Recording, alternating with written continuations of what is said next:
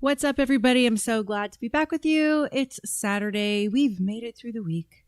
Tonight, we're going to be reviewing Candace Owens debating Andrew Wilson on Charlie Kirk's murder and Tyler Robinson and the evidence and all that stuff. Got about an hour in, and I was like, ooh, this is going to be good. I got to save this for my audience. It's the perfect episode for if you haven't been following her investigation or Baron Coleman's investigation or Ian Carroll's investigation, independent investigations into Charlie Kirk's death. This episode, and it's a long episode, is the best one to watch to get you up to speed on all the things that they have found. So without further ado, welcome to Thirst Trap News. I'm not your gossip girl, I'm the headline. Truth with a curve, baby, redefine. Welcome to the thirst trap. All the truth looks good in a tight wrap. We talk love, power, soul, and sin. Turn the world on, let the light in. Yeah, the thirst trap news. You'll drink it up, it's the real you. Never trying to thirst real news. Where every headline's a revelation.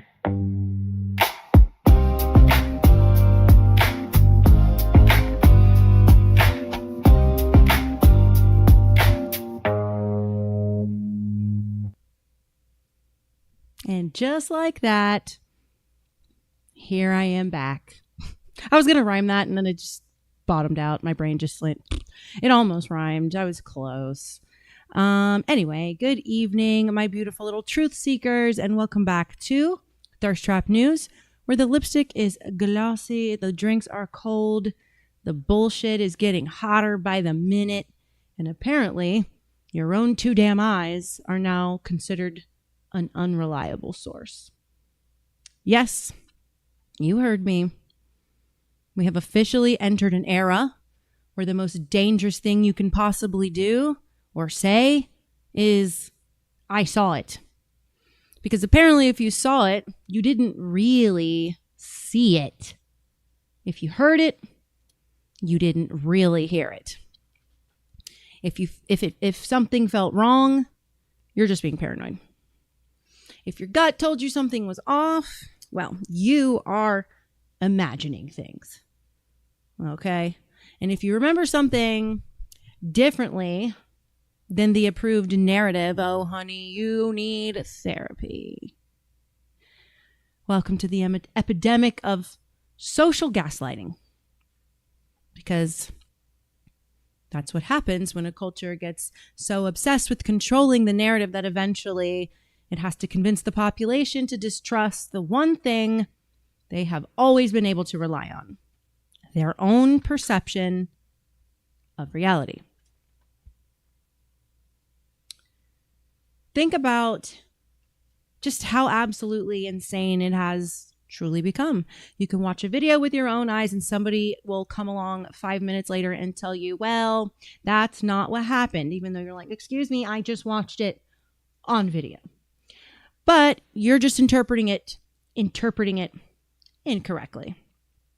Oh, so now I need a committee to tell me what my eyeballs are allowed to report to my brain? Sounds familiar. What happened to, I know what I saw? What happened to, I know what I heard? What happened to, something about this just doesn't feel right? We've been conditioned to apologize for having instincts. And that's where it gets much bigger than politics, because this isn't just happening on television. It's happening in our homes. It's happening in our marriages. It's happening between parents and children. It's happening between friends. It's happening in workplaces. It's basically happening everywhere human beings interact.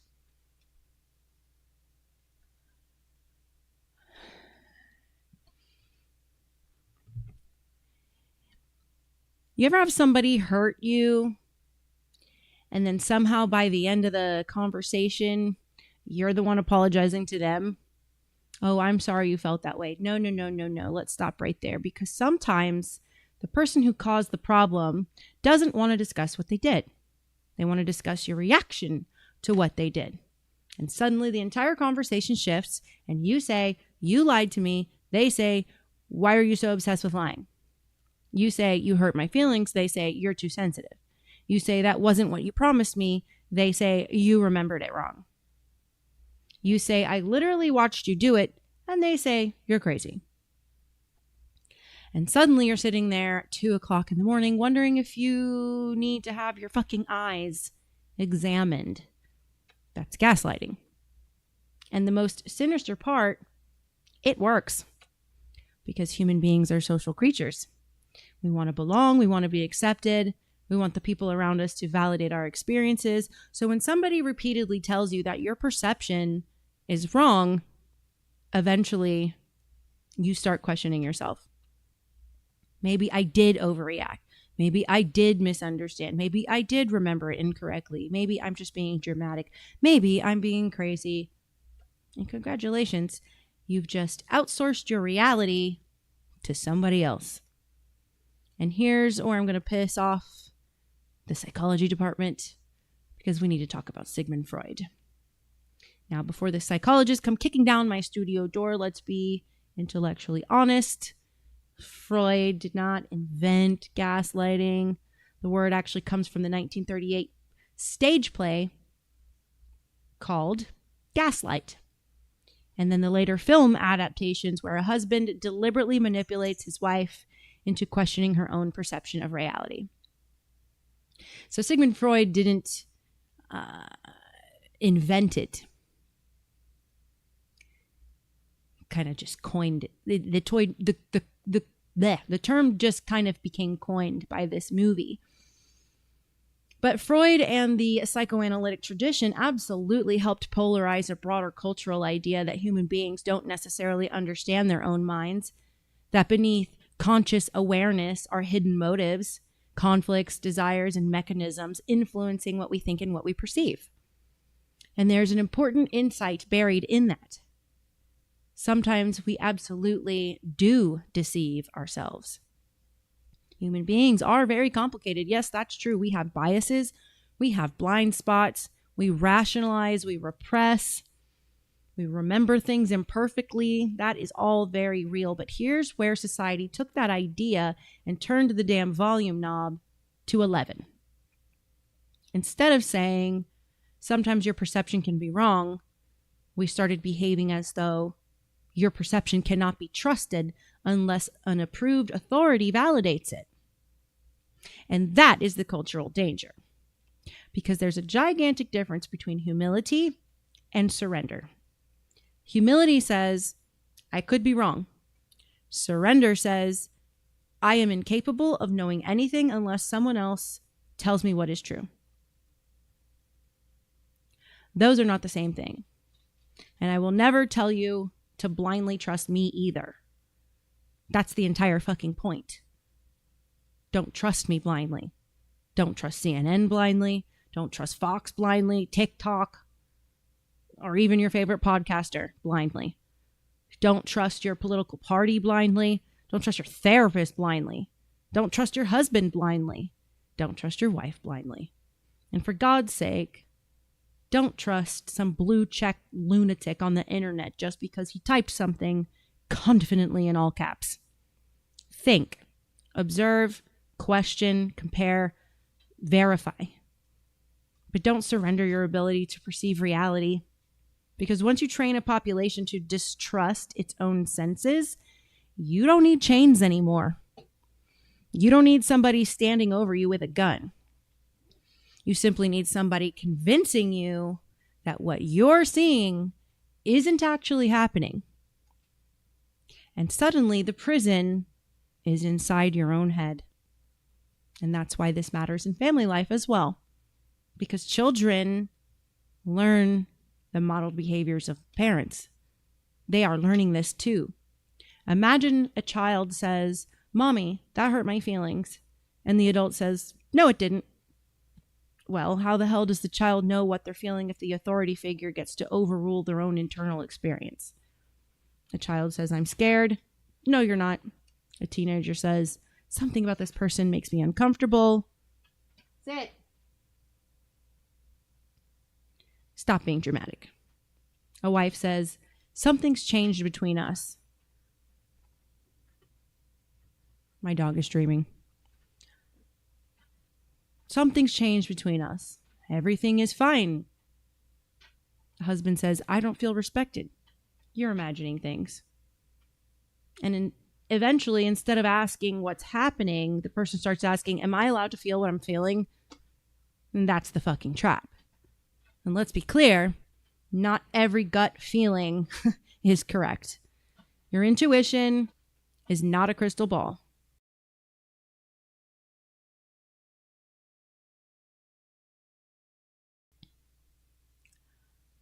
Your memory, your memory isn't a courtroom transcript. Your emotions aren't actually evidence, but they are information. Your senses are information. Your instincts are information. Discomfort is information, and you are allowed to investigate that information without immediately being told that you're insane. Because here is the irony. The same society that tells you to trust the science will sometimes tell you not to trust your own observations. We saw that during COVID. The same culture that screams, believe women, can turn around and tell a woman she's hysterical when she reports something inconvenient.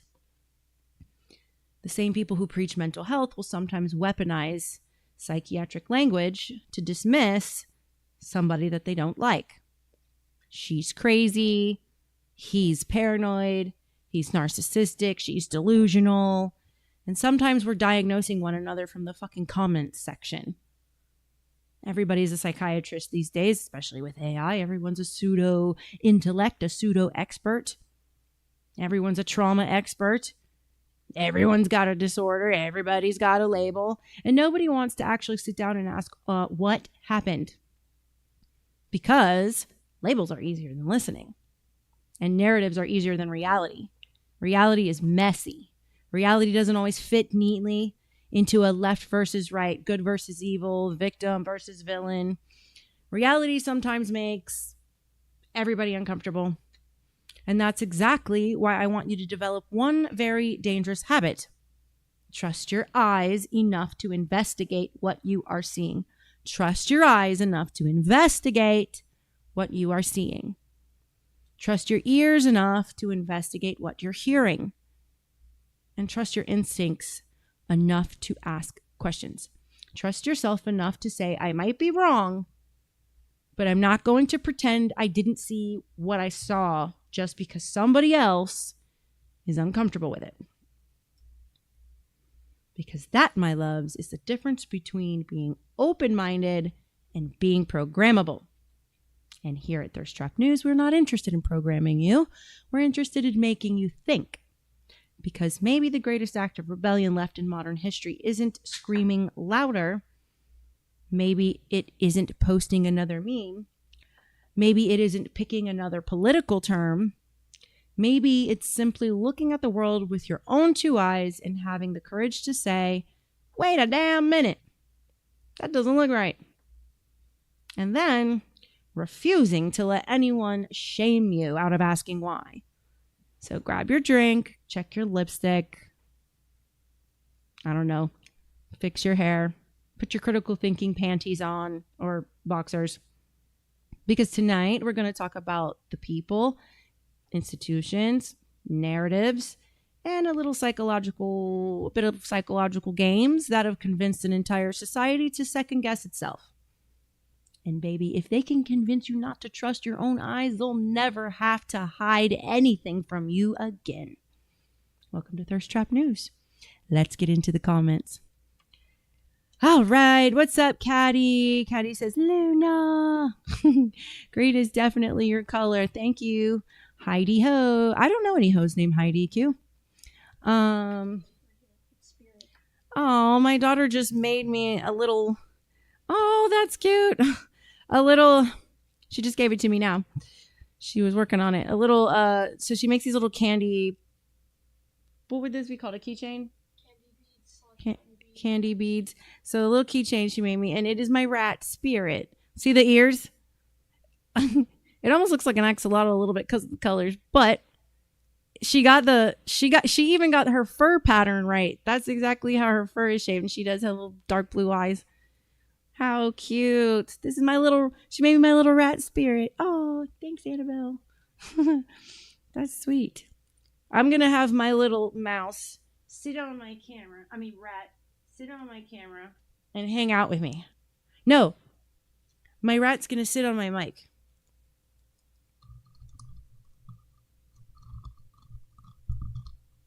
There. She's just going to hang out with us like that today. All right. Comments. That's what I'm doing. Q's in the house. Caddy's in the house. I saw Crispy. I thought gaslight is how they disposed of 6 million. Yep. Crispy says, hi, everyone. I'm taking a break from work for once to listen to the live stream. Happy Saturday.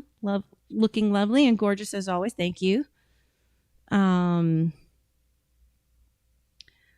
Let's see.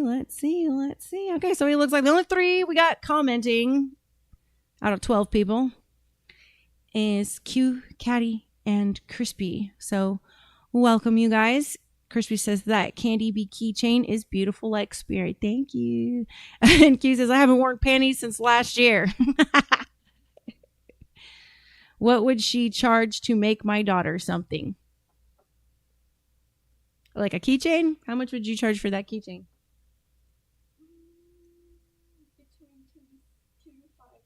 She said $5 for a keychain.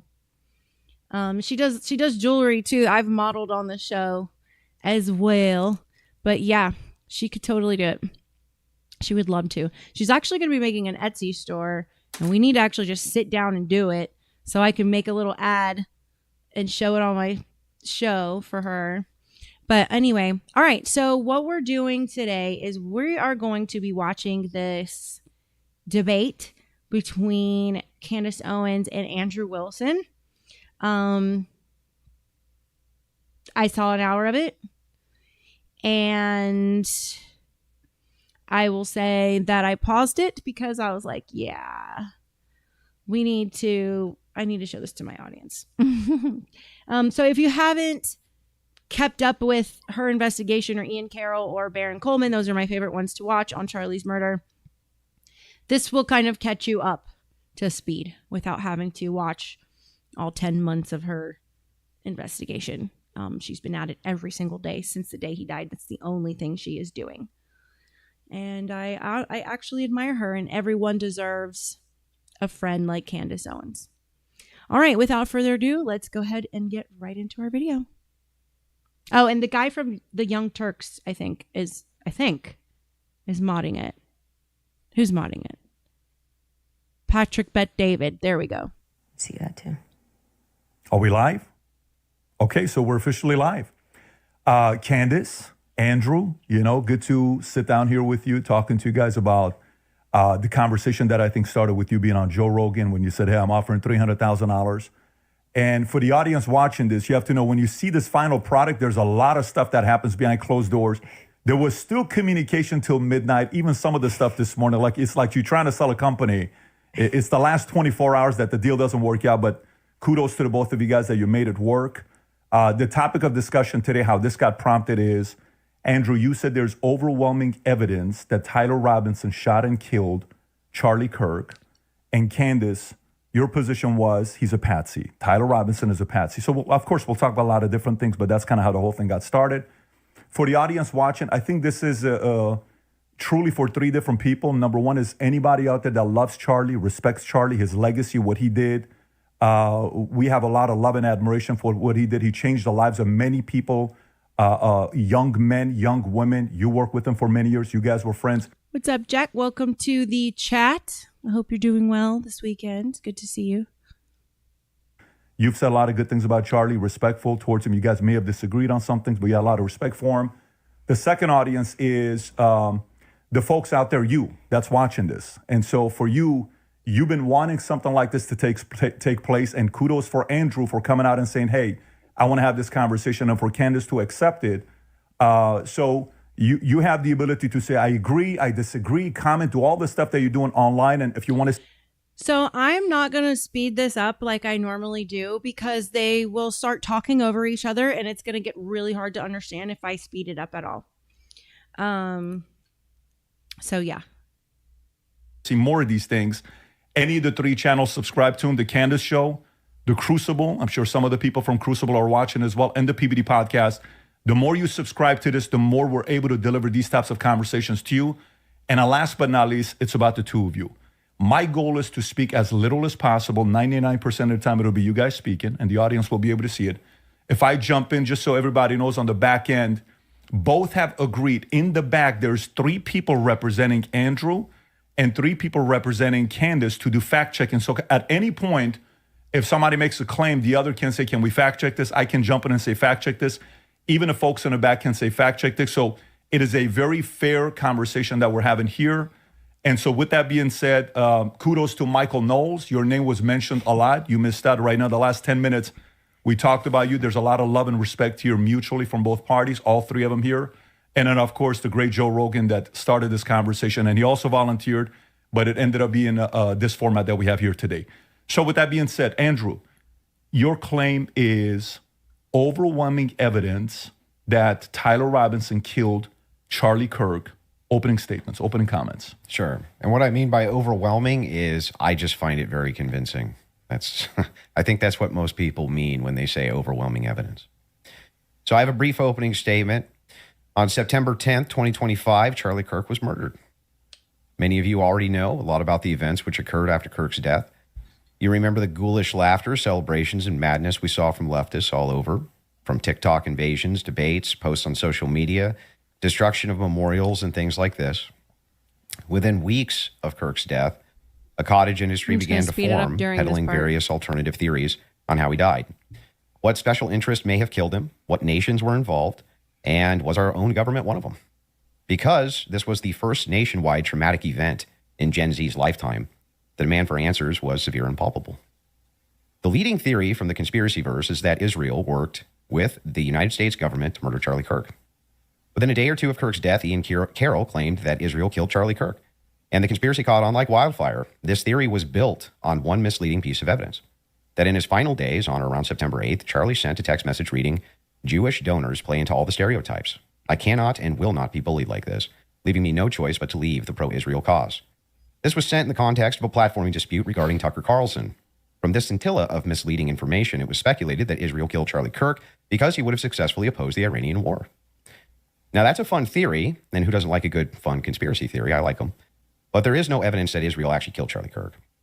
And if Candace has some, I'd like her to actually show it to me. I'm open to suggestions, but to date, there hasn't been any. There is, however, tons of evidence that a leftist killed Charlie Kirk, just as Charlie feared they would. I believe Charlie Kirk, and I have the receipts. No, I didn't have a dream where he came to me and told me that the left killed him. No, he didn't come to me a dream and say, Candace Owens betrayed him. That never happened. In fact, I don't need dreams of any kind because I hold in my possession never before seen messages from Charlie Kirk to his security team on September 9th, 2025. I'm going to share the message with you today, which is the first time this information's ever been publicly revealed. On September 9th, Charlie's security team wrote to him, yes, law enforcement has been fully supportive and agreed to a security plan and posture. Tomorrow's event will be covered by both my team and the campus PD. If additional support is required, patrol units will be available. I have 11 on site. Charlie responded with this, okay, great. Remind them that they are there for one person's security only, because I'm somewhat worried Thank you, Crispy. Yep, smash that like button, comment, and repost. Clap for the trap. Don't fall for the crap. Thank you, Crispy. And Jack says, PayPal Luna, $25. Thank you, Jack. Thank you for your support. I love you. You are the best. One of my OG supporters.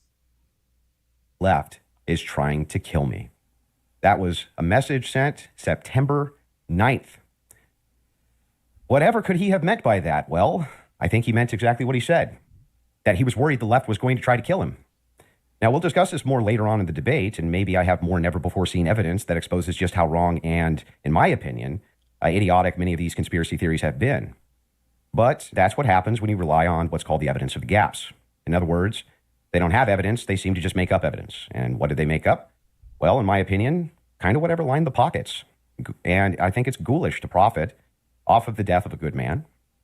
But we came here today to debate, and so let's get to it. The debate topic today is 1, my belief that there's overwhelming evidence that Tyler Robinson killed Charlie Kirk, and 2, Candace's belief that there's overwhelming evidence that Tyler Robinson was a patsy and didn't kill Charlie Kirk. In sum, the audience is going to decide who has more evidence supporting their theory.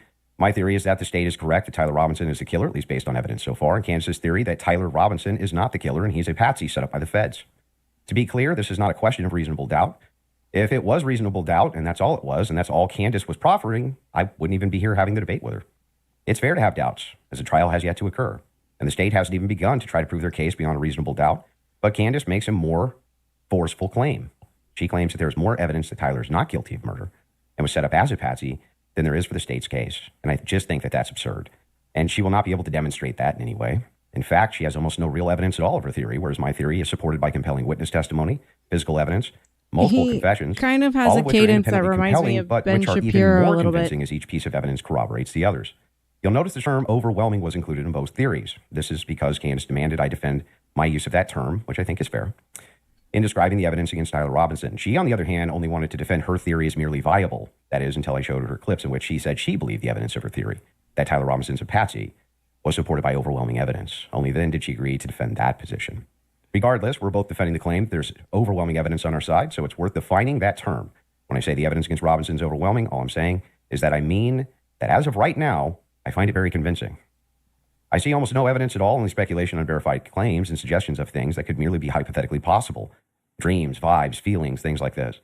Almost done, by the way. I have no problem defending the state's case and welcome Candace bringing up any challenges she would like, but if I'm honest, the reason I was willing to pay the $300,000 for this debate was to finally have a chance for someone to demand Candace be held accountable for the unbelievable theories and claims she's been making.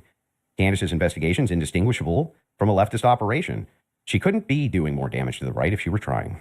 She uses her considerable platform to relentlessly attack one of the most influential conservative outreach organizations for young people, and she's making a mockery of the online right-wing commentary class.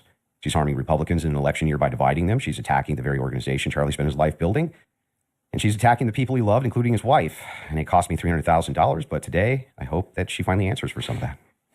Thank you, Andrew. What does he mean it cost him $300,000? What the hell does that mean? Okay, so that means we're going to the browser. What's his name? Andrew Wilson. What in the hell?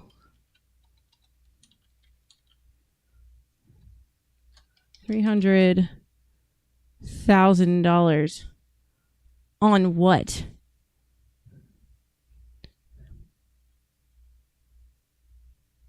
All right. It says we're referring to the $300,000 paid by YouTuber and political commentator Andrew Wilson of his own money to secure a high-profile live debate. Why? What? $300,000. The payout. Wilson initially offered a $300,000. Oh my God. He offered her $300,000 during an appearance on the Joe Rogan Experience. He later sent and confirmed the $300,000 payment to Owens' staff to lock down the event. Good night, almighty. Well, it says Owens countered by demanding $500,000. I mean, obviously, that's what you'd want to do. Never, ever, ever just say, okay, always ask for more. But ultimately agreed to the original $300,000. Wow. What? That's ridiculous. I would never. All right. Let's get back to it. Candace? Did you get it out of your system?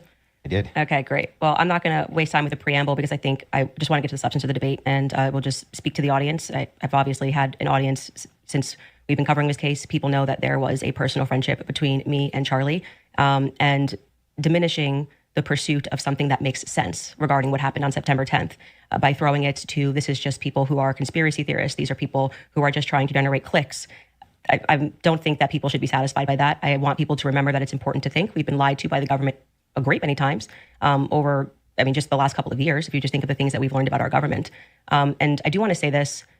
what's been the most disturbing element, I think, for everyone is that not only does the narrative not make any sense, which I'm going to demonstrate, I need to waste time with the preamble going through the points or trying to insult you or pretending that I've been running a podcast saying it's just dreams and vibes like I'm Miss Cleo. And that's the reason why it's taking so many influencers. It looks like $1 billion industry of influencers to dispute everything Candace says. It's not because I'm on my platform saying I had a dream last night. I don't think I think that diminishes you as an argument. Obviously, we have presented a lot of evidence. You just presented a text message and said, this is evidence. Well, that's how this entire thing began. You're talking about how Israel got into the conversation. It was because immediately after Charlie died, one of the first things we saw was this push to make us all think and remember how much he loved Israel. It's because the prime minister of Israel, who's fighting like a 27 front war, felt that he needed to come do a little mini tour and to be, strangely, to state that I did not kill Charlie Kirk when nobody was having that thought that I can remember. Nobody was going, I wonder if Bibi Netanyahu killed Charlie Kirk. And then we had a round of influencers who lied and said Charlie was not changing on Israel, that he wasn't having any disagreements regarding that topic, that the day he died, he just loved Israel so much. And I demonstrated. Thank you, Jack. I appreciate it. Green is one of my favorite colors to wear. This is a tube top, not a dress. I got jeans on. Via a text message, which you just mentioned, and you're now contextualizing and pretending it was just about Tucker Carlson, which is not true. It was a part of a broader shift that Charlie was having over the last, I would say, actually on your show. I agree, Q. I cannot stand him. I can't stand him. And he paid her $300,000 for this. And he's at her house. Began since October 7th, which is when I began asking myself more questions about Israel as well. And so, yeah, when all of these things happen in the immediate aftermath, and then I drop a text message after everyone is denying that, Tucker Carlson then comes out and confirms the conversations that he had with Charlie. Megyn Kelly then comes out and confirms the private conversations that she had with Charlie. People then begin to ask a reasonable question, which is, why are we lying about this?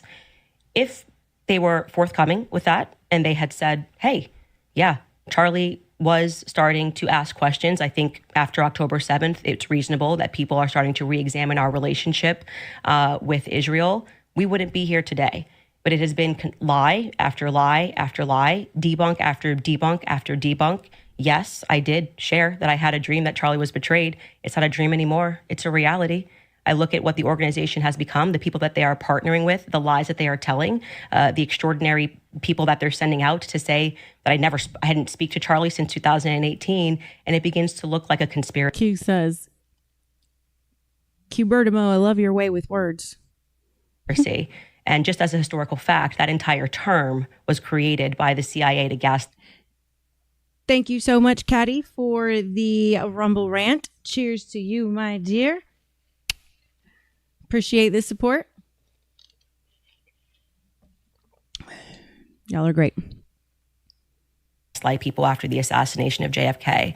So it's not exactly one that makes me nervous. Like calling somebody a conspiracy theorist is essentially saying that they demand further answers and they're not accepting the Fed slop. So I'm grateful that you came today. I don't need to, like I said, take cheap shots and discuss your manner of debate or your strategy. And I'm also grateful that you shared that you had that text message today, because everybody watching knows that I have been demanding not a debate, just an open conversation with Turning Point USA. They should be here.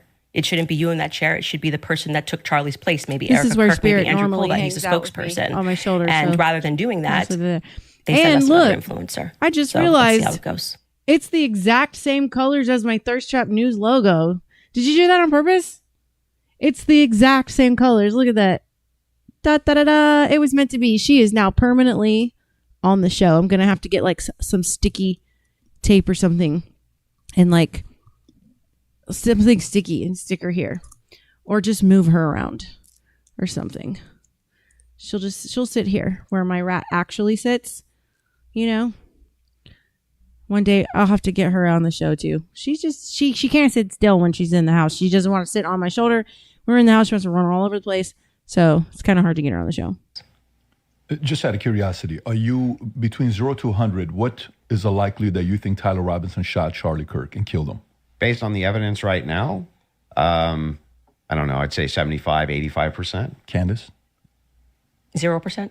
0%. I'm at 0. So with what we've seen in terms of the evidence, I'm at 0%. So not only, that maybe somebody was behind him as a patsy influencing him, you're not even saying that he didn't even shoot Charlie Kirk. Right. And kill him. I would, if you said, was he involved that day, as Right. I have consistently said on my platform, I would say yes, he was. I don't know what role he played, but as the shooter, 0%. Do you have any evidence for it? For what? My percentage? The fact that he didn't shoot and kill Charlie Kirk. Yes, which I'm hoping we're going to get to, all of the evidence that he feels that he has. I mean, I'm not even convinced that Charlie was shot from the rooftop on Losi that day, based on the evidence that has been. Do you think he was shot? I do not think that Charlie was shot from a 30-06 from Yeah, Losi. but just shot at all. I don't know. I think that a projectile hit Charlie. Yeah. And I'm open to Good wording. other people's Because it damn wasn't ain't no 30-06. His neck would have been, he would have been damn decapitated.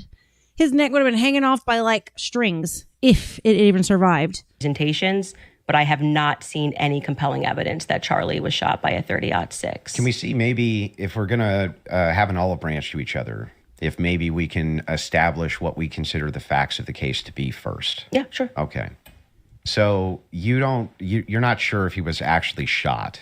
You're open to alternative theories. To that. He was definitely hit with a projectile of some description. If we're talking about was he shot from a gun, a 30-06, I would say definitively no. Okay. It defies common sense to think that he had a Superman neck, and even if he did have a Superman neck, which has been demonstrated, I think actually recently a YouTuber actually set up Valhalla steel cages and shot it, and it went through. So under no circumstance will I. So at least not a 30-06. Definitively not. A Okay, 30-06 but you from are Losi, open- 150 feet. No. But you're not necessarily closing off the avenue that he could have been shot at all. With maybe a smaller Caliber?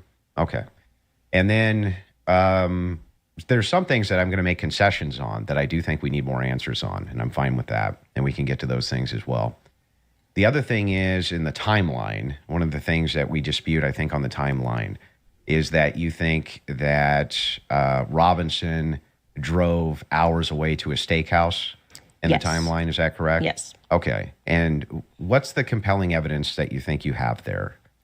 I spoke to the owner of the restaurant, and I have seen the receipt. I know the conversation that I had, and I think it's enough that it will be presented. Obviously, if this goes to trial, but yes, I do believe that he was in Panguitch, which is near his grandparents' home. Did he give you an unedited copy of that receipt?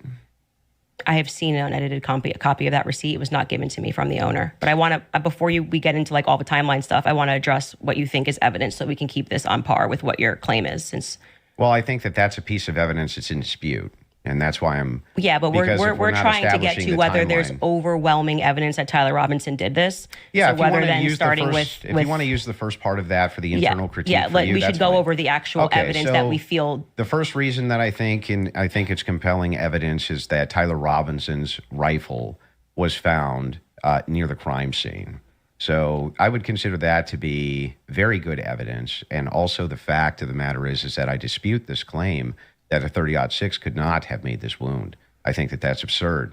150 grain Remington core lock absolutely could shatter when it hits the neck of any human being. When you say that there's some steel neck and it's a smaller caliber, you have to make a counter explanation. Why wouldn't a smaller caliber also go through bone? It could. I didn't say it can't. Right, exactly. So if that's the case, then ammunition is going to be the critical key here. And if we have frangible ammunition, which we do in this case, a flex tip round, well, I'm sorry, not a flex tip, a soft point round from a 150 grain Remington core lock, that's just a small jacket that goes around the actual That was lead fun. piece. This thing could have split apart in air for all we know, but definitely upon impact. And we have the medical examiner who confirms this in a summary. And my team can bring that up, the summarization, which means he would have to be a part of some kind of conspiracy as well. Okay, so just to start with your point about saying that the gun was found near him, near Losi Center, or I guess off in the woods. That gun, did you watch the testimony? Did you watch the preliminary hearing? Yeah, we covered it live. Yeah. Okay, so forgetting what the summary of the medical report was, did you watch the testimony that was given by the Caitlin Oliver, the ATF woman, Samantha Carner, any of those people who went into the science of Yes, I recall. You're talking about The bullet when they- analysis. Yeah, when they went into the DNA. Okay, so that's kind of the most relevant part. Okay. I'm not denying, I've never denied on my platform or anywhere else that a gun owned by Tyler Robinson was found near the crime scene, right? That doesn't remove, if you think somebody set up as a patsy, you could take a gun out of this room right now and you could walk out and plant it in the woods near a crime scene. I agree. That's not convincing evidence to me. I concur with the fact that that's a possibility. So you I think have said on a platform that you were a gunsmith. Mm-hmm. Okay. And God, for how her many years? belly's getting big fast. I remember when she said she was pregnant again, just like her 5th kid. Many, many years. For many years. Mm-hmm. You also said that you were an Army sniper. I wasn't a sniper in the Army. Okay. And I never said that. Sorry, your wife tweeted that you were an Army sniper. Yeah, I don't know. Like 15 years ago, she said something. Does it She change said that 15 years later? She said that it was colloquial. So, Army. What? These freaking idiots.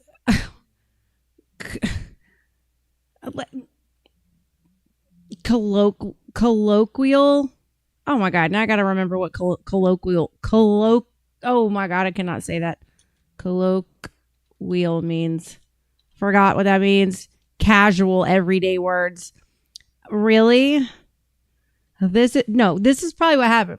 You probably lied to your wife, making yourself look more badass than you actually are.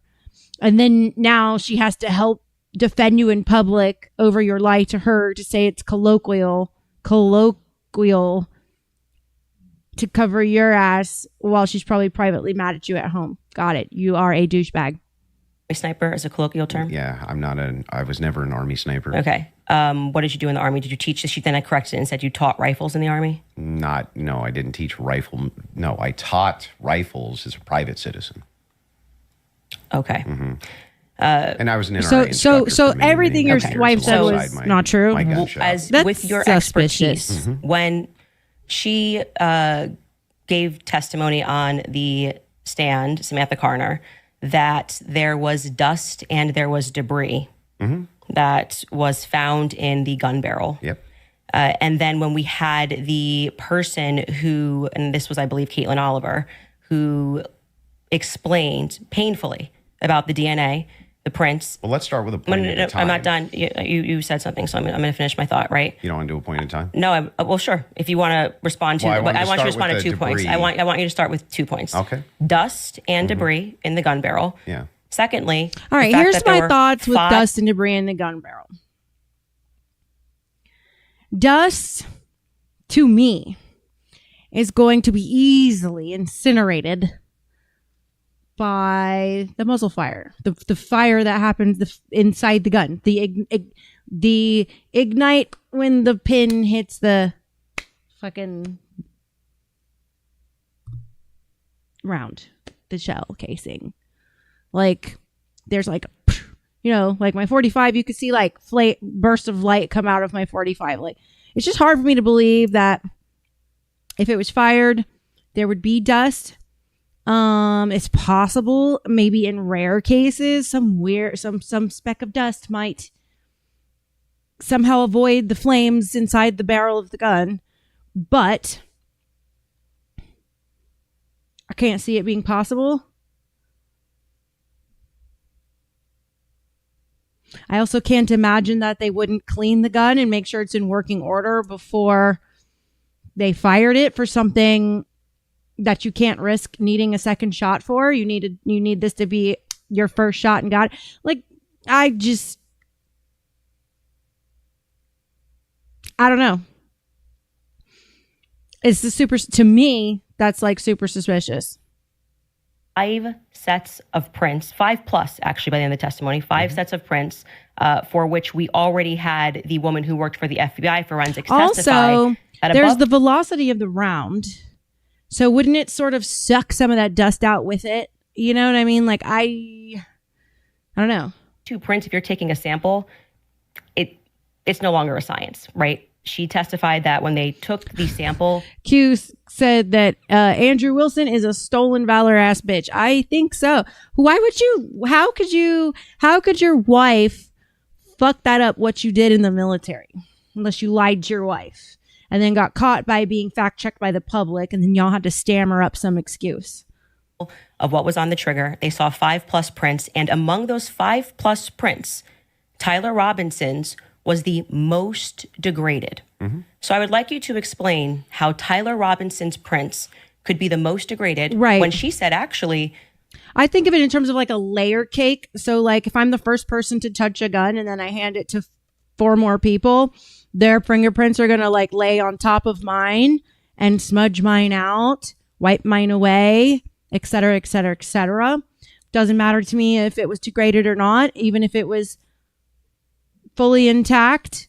The fact that there are 4 other people's DNA on that gun, to me, means you can't rule out all the other people. You can't just hone in on Tyler Robinson. You have to consider the fact that one of these 5 people could have done it. You could have DNA on something that you've touched. You could have DNA on something that you've never touched. That's true. And to get DNA degradation, they've looked at pieces, items 20, 40 years on that don't have degradation. Yet Tyler Robinson's prints, amongst 5+ other prints, were the most degraded on that weapon. Yeah. So let's get into all 3 of the claims. First, with debris. When it comes to debris, firing a rifle doesn't always blow the debris out of the barrel. Okay. It might not always blow it out, but what about it burning off? I mean, if you've ever touched a gun after you fired it, there's definitely fucking heat there. Like, You think there could be debris and dust. Yeah. He just fired the weapon. Sure. Okay. Not only that, he left it in a forest. Now, I don't know if you agree with me, but if you leave a rifle in a... Oh, so what? The forest degraded it that fast? But that doesn't explain the other people's DNA on there. They haven't offered an explanation on that. wooded area, it's also possible that debris could get in that way. But I'm not even sure that that's what the case is. I think it's far more likely that you fired the shot, it just didn't blow all the debris out, and it often doesn't. Often. You'll find this if you take Grandpappy's, dirty rifle. Yeah, but if you're going to do a high-level assassination, you've probably made sure that gun was in working order. Point blank, period. And it's all dusty blank, no inside pun the bore, and intended. you go fire it. You'll often look down the bore, and there's still dust. Okay. Happens all the time. Okay, and the prints? Yeah, so the prints, we don't know all of the details on just yet. We do. It was excruciatingly long testimony on the prints. We don't, because they haven't gone to trial, so we don't know on the print front. But Tyler Robinson's DNA was on there. You made the claim that Lance Twig's DNA was on there, and it was not. Well, when she gave the testimony... No, hold on. First, let's go to your first point, because that's wrong. We can get a fact check on that. What do you mean we don't... we don't know until it goes to trial about the degraded prints? She testified, and this is the person who took the prints. Yes, but the problem is that inside of this particular testimony, you agree with me that there's going to be much more of the DNA analysis during the trial, right? But you also would agree that her fact is not going to change, that among the prints, his was the most degraded. So I'm asking you to address that. How could that be possible? Let's give it, let's just grant this for a second as a possibility that his fingerprints were degraded. It's not a possibility. It's a fact. The person who took hang it. on. I'm just granting it for the sake of argument. You should grant it because it's a fact. That so she now- You're so right. now You it's should grant it granted. because it's a fact. So what? So now it's granted. Like, what was the purpose of pretending it's not a fact and then it's just so quickly submitting? Like, I don't understand that. What do you mean, so what? Yeah, so what? What does that prove? It proves that if his prints were the most degraded amongst 5 of them, you're going to have to explain how that's possible if he's the one that recently fired the weapon. Yeah, so wait a second. You're saying that it's an impossibility that if his fingerprints are the most degraded, I'm telling you if to that's the explain case. it. You're the gunsmith. Well, so wait a explain second. How would a gunsmith give an analysis on fingerprints or DNA? Do you think that I work in a DNA laboratory So with your fingerprints? answer is I don't know. You can just say you don't know, but you have to. But I did. No, you said so what? Yeah, so say I don't know. I actually don't have an explanation for that, prove, Candace. though, is my So question. what? Well, I think that what Is it would different. prove is that it is a more viable theory that people who had stronger prints on the gun may have used it more recently. Did they say who I else agree had with her. fingerprints on the gun? They named Or doesn't even matter the timing. What I'm really frustrated with her at this point is forget the timing. Forget more recently. There's the presence of 5 males on there. So all should be investigated equally as suspects. Matt Robinson explicitly. Okay. And this was a part of the testimony where Because she was remember, they said it was Tyler Robinson before they even found the gun. So speaking about how they got samples of elimination samples from the home of Amber Robinson, Matt Robinson, and Lance Twiggs. Those are the three names they named. So are you saying that Twiggs Would you like me to fingerprints- finish my statement? I just want to make sure I'm clarifying. I'm trying to finish the answer, but it can't be clarified until the answer comes out of my mouth. right. Okay. So Let me this finish. was a portion and then you of can her clarify. testimony where she was explaining how they got elimination everything I samples have to say. from the home. And she named Matt Robinson, Amber Robinson, and Lance Twiggs as the elimination samples that she was using. And so she explicitly said, some of them, so we can assume 2 out of the 3, were their prints were found on the gun. She explicitly named Matt Robinson as someone who had prints on the gun, and then said there were 5 Matt people. Robinson, if you haven't been following, is a very, very, very suspicious character in this whole thing. Matt Robinson supposedly is an undercover cop. They don't know. They can't validate that.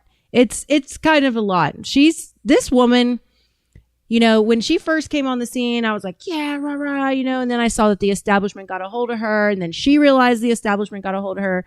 That's when a year ago, before Charlie got shot, she pulled away from the Israel movement and realized kind of what Kanye West was trying to tell her. They are trying to handle you. They're trying to control you. And so she started moving away from, you know, establishment politics and the whole right-left thing, realizing that it's all a fucking game and a show and just totally the WWE. And she has won me back over through this Charlie Kirk investigation, because this woman is actually on the same exact wavelength as all of us are. She believes the same things we believe, very much in like the Matrix, that the Zionists are worshiping Baal and sacrificing children to, you know, bring about the Antichrist. And she talks about Freud and France and the FBI. I mean, she's really impressed me lately. So she's won me back over. That they had taken that sample from. And again, what's also relevant here is the earlier testimony, which came from the FBI forensics analyst, I believe it was on day 2, where she said that when you're using those mixtures and those samples and you get up to 5+, it's really hard to make any sort of a determination. So both of those things are relevant. If you can't explain why his prints are the most degraded and you're saying he is the shooter, it's not really a so what. I agree. It's an open-ended question that people have a right to pursue. It's not a conspiracy. It's actually proof of my claim that there's evidence that he was set up as a patsy. I don't think it proves that. About him Okay. being a patsy. I don't think it proves he's a patsy. I think it proves other people are involved, potentially. Said it's evidence to support the claim that At he this could point have been in the set argument. up Okay. as a patsy. So this is why I said earlier, so what? Because even if it's the case, this doesn't have an explanation for it yet. That doesn't actually give you any evidence in your corner for Tyler Robinson being a patsy. Okay, hang on. I didn't cut you off. Right? You kind of would did. need to actually explain how this would demonstrate Tyler Robinson. This is tied into Robinson being a patsy. Are you claiming that these fingerprints were Lance Twiggs or that he had any DNA there? I'm saying that it could be Matt Robinson, it could be Amber Robinson. That sort of information is going to come out during the trial. How would that tie into the idea that he's a patsy, Yes, though? because if his is the most degraded prints and the information that I shared on my platform is true, that this gun was given to Tyler Robinson as an heirloom. I had conversation with members of the Robinson family, Twiggs family, both of them. You know, like I said, we're not just dreaming.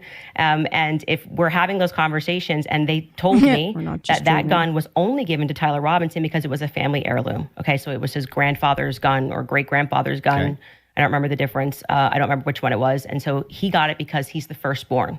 So, but he's not much of a shooter, is what I was told. Right. So he has this because that he inherited has it, essentially. tracked across all of the independent researchers. They've all shown, according to people in Tyler's family, he didn't like to hunt. He liked to fish. So keep that in your mind. So if I get something from my grandpa and I put it up on the shelf and I own this, you could see that could be. How do we get to the patsy part? You don't let me ever get to the end of the sentence. So how could we get to the patsy part Okay, if I can't I'll get wait. to the end of I'll the wait sentence? patiently till we get to So the that patsy could be a part. reasonable explanation as to why there was dust in the barrel, because he doesn't often shoot this weapon and he is indeed a fisher. And Fair. it could also Very be fair a point. reasonable explanation for why we have Matt Robinson's prints on this. Obviously, Lance Twiggs, even if he has prints on things, they live together. That doesn't really mean anything. Right. But that could demonstrate that somebody took his weapon and put it somewhere. Yes, his prints are it the could. most degraded. Somebody else's prints, there's more presence of somebody else's prints. And that could demonstrate that somebody is taking items from his house and putting it. I'm with her on this so far. I mean, yeah. You if you're not much of a hunter, you could be taking it down off the shelf every now and then to show your friends or whatever. And then whoever takes it, yeah, I'm with her on this so far. Into But it various also places. could demonstrate nothing. So the problem that you have here is that this is pure conjecture. No, This is not evidence that Tyler Robinson is a patsy. It's only evidence that you have conjectured up that, well, if it's the case that these are the more degraded Yes, prints, Jack? then therefore Puff puff pass, crispy. I am about to get high myself. or that means must be patsy because dad's fingerprints on gun. I didn't say must be Describe patsy. how this actually links in to Robinson being a patsy. Okay, I just described that for you, so I can explain it to you, but I can't understand it for you, so I'm going to move on from that. But to just go back to your point about this is not evidence, you can't make that claim because the entire basis for why you think that there's evidence for Tyler Robinson being the person that took the shot is based off of a hearing under Utah 1102 rules, meaning that they are doing the exact same thing that I am doing. Burns my throat. This I is don't the like state. You debates. said you're here to represent the state. Well, did you watch the Well, preliminary no, I hearing? didn't say I was here to represent the state. The state's position you think is strong and convincing. What okay? I'm here to do is represent my own opinion, You which said is in that your opening based based on the evidence presented so far by the state. The state has that I find it presented convincing. evidence under Utah's 1102 rule. But this doesn't demonstrate any patsy No, that's very behavior. important because A-dubs. Oh my gosh.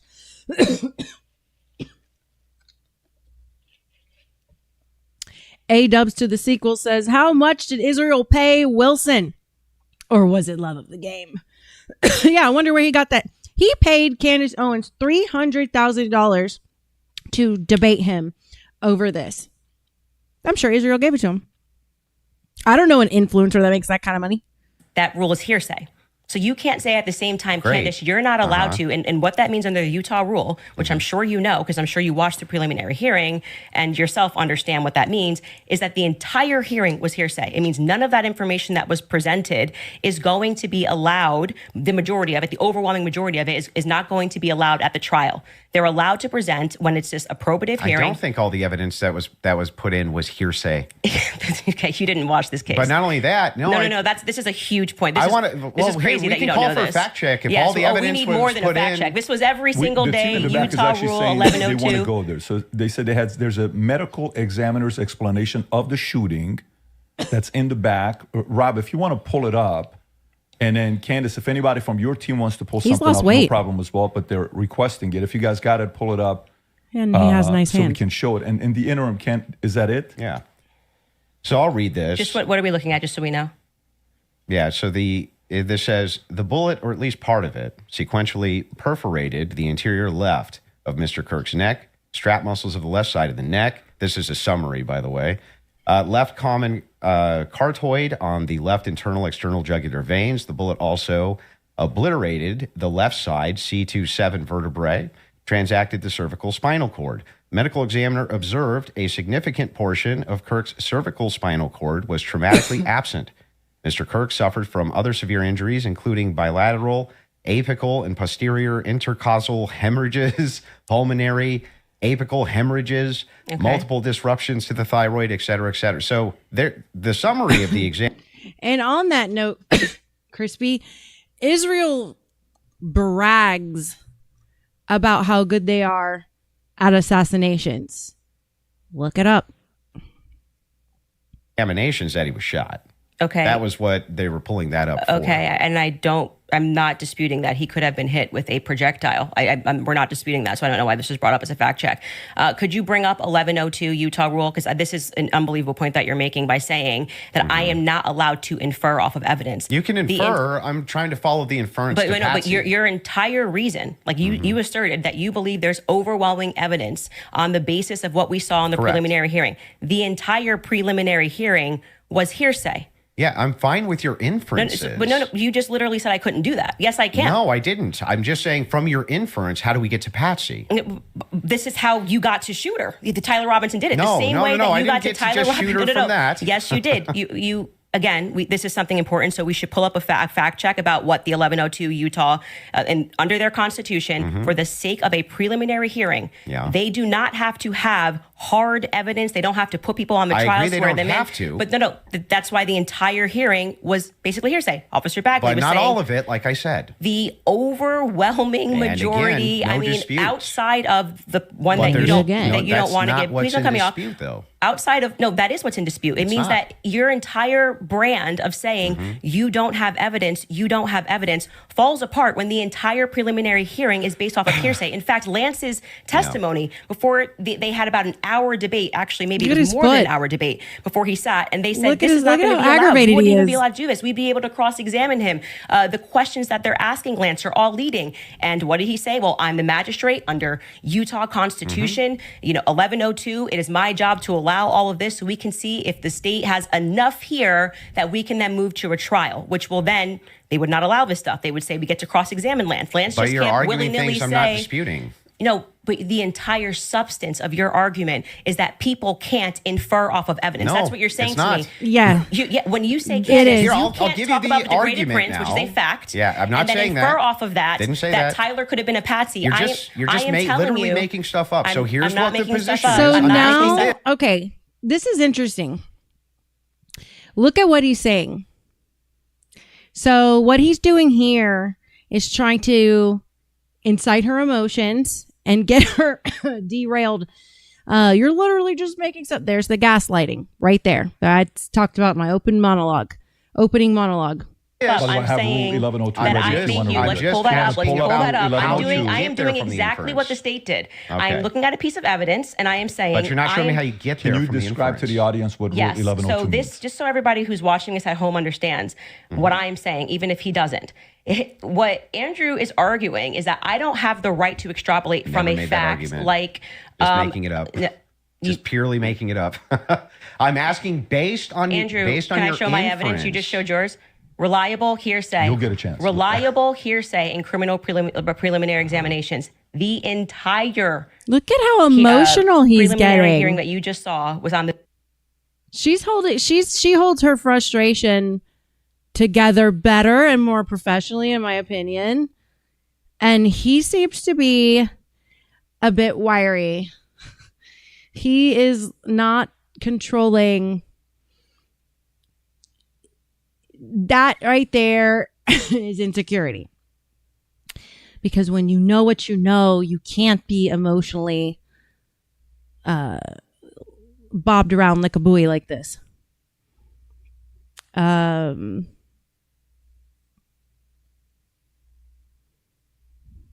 the basis of reliable hearsay. And what that means essentially is the people who are making the statements can just say, Patrick told me that he did this on Monday. Patrick's not here. And that is, I love you too, they Jack. can allow that into the hearing. That's just because it's just meant to be probative. And so it's the state saying, here's what we have inferred. So you are allowed to take a piece of evidence and then you are allowed to infer off of that evidence. Okay. Case in point, that's a demonstration that's a demonstration of what I just did. I said the prints were the most degraded off of Tyler Robinson. And from that, what I am inferring is that it's plausible that Tyler Robinson was set up. That doesn't, that's the point in contention. That's not a point in contention. That's the point in contention. It's not a point in contention. If you're saying it's a point, it is the point in contention. It's not the point in contention. I'm telling you that was what the entire hearing allowed for. So the evidence that he is describing, we're asking you that now. he is using to argue his case, is all based on inference, not fact. Great. Inference, not fact. We're so what they just- are inferring off of the facts.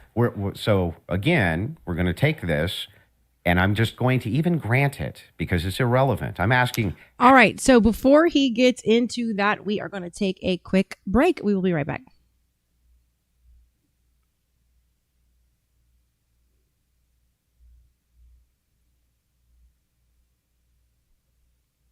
You've probably noticed Rumble isn't slowing down. More creators, more content, and a platform that's actually putting users and free speech first.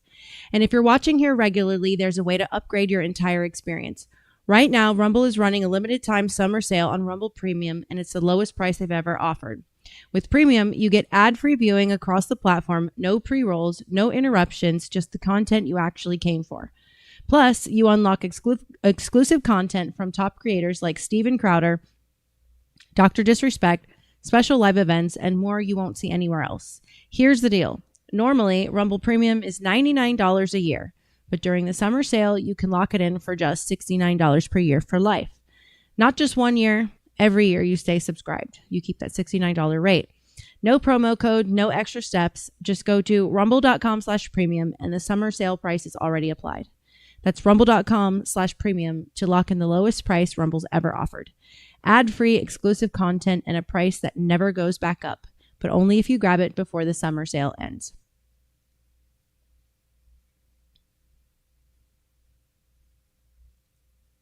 All right.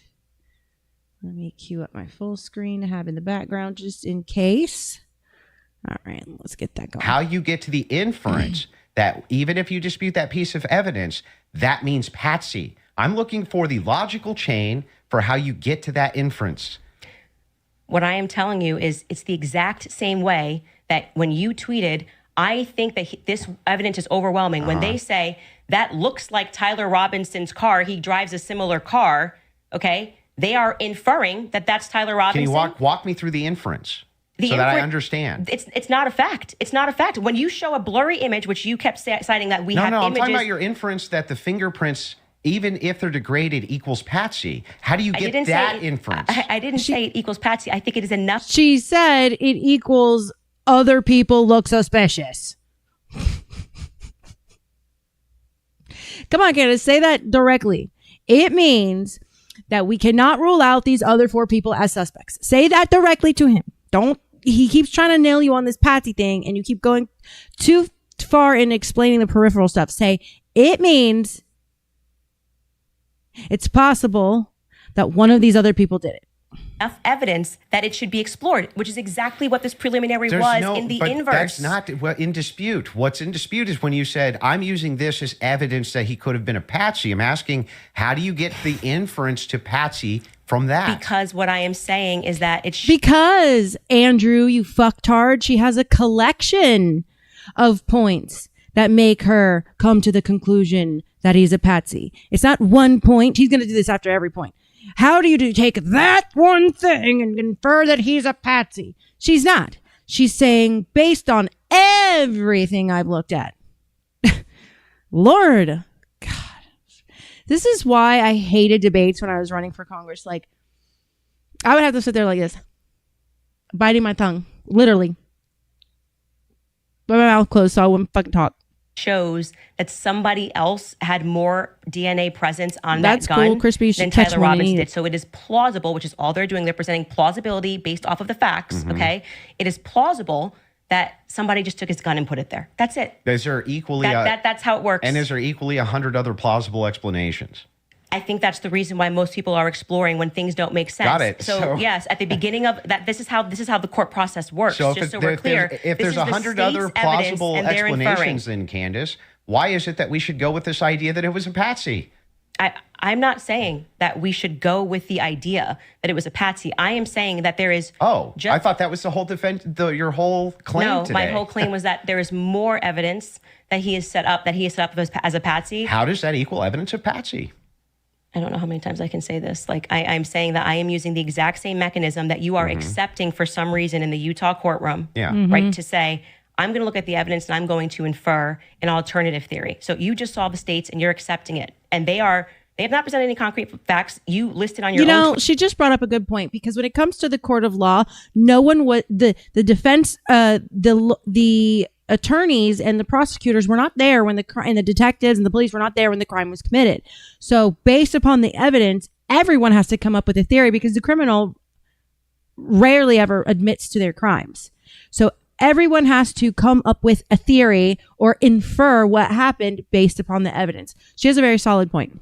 Twitter, that what you found to be convincing was something that looked like his car pulled into the driveway, a blurry image. No, I didn't. The standard white guy coming up the steps that could literally be anyone. This never happened. Can we get a fact check on that? Can we pull up his tweet where he goes over the I didn't say that's what convinced me. When you actually didn't say it's what convinced me, but you said this is the evidence that you found to be overwhelming, and you named, I believe, actually 5 things. I think you said it was his car. You said it was. Well, there's multitudes of things that I find. You just said you didn't say evidence. it, so we're going to get a fact check on that. You did. Go ahead. You said the blurry images coming up the steps. Quite literally, when Officer Bagley testified, they talk about when I'm talking about making inference. This is the most I thought was the most absurd testimony I've ever heard. And pardon me, it was actually Hull, David Hull. They asked him a question: how did you know the guy in the maroon shirt was the same as the guy that came up the stairs later that was wearing the American flag black shirt? And he said, they're wearing the same shoes. Why is that absurd? That's how you decided these two are the same people. Oh, wow. Because lots of people have the same fucking shoes, especially in towns and schools where peers hang out and want to look cool for each other. I agree. He's like, how is that? I'm the doctor. I use one side of my brain at a time. Doctor, how is that wrong? Wow, what a scientific. They're both wearing Converses. Okay. That's an absurd thing to say. Shoe. That is not evidence that these are the same people if we're both wearing Converses. That was what he said. That's what flew on the stand. That is what he said. I watched it. How that would be absurd if somebody. Because it's fucking absurd. I don't understand. I don't understand how that's absurd. Your day today. For instance, if somebody were to change their clothes but keep the same shoes on, wouldn't you utilize the shoes to try to track that person? If the they were idea that on a college campus, 2 people. Yes, but his answer under testimony wasn't because they have the same features, they're about the same height. You know, this is the same clothes, this picture and this picture. He just said they're wearing the same shoes.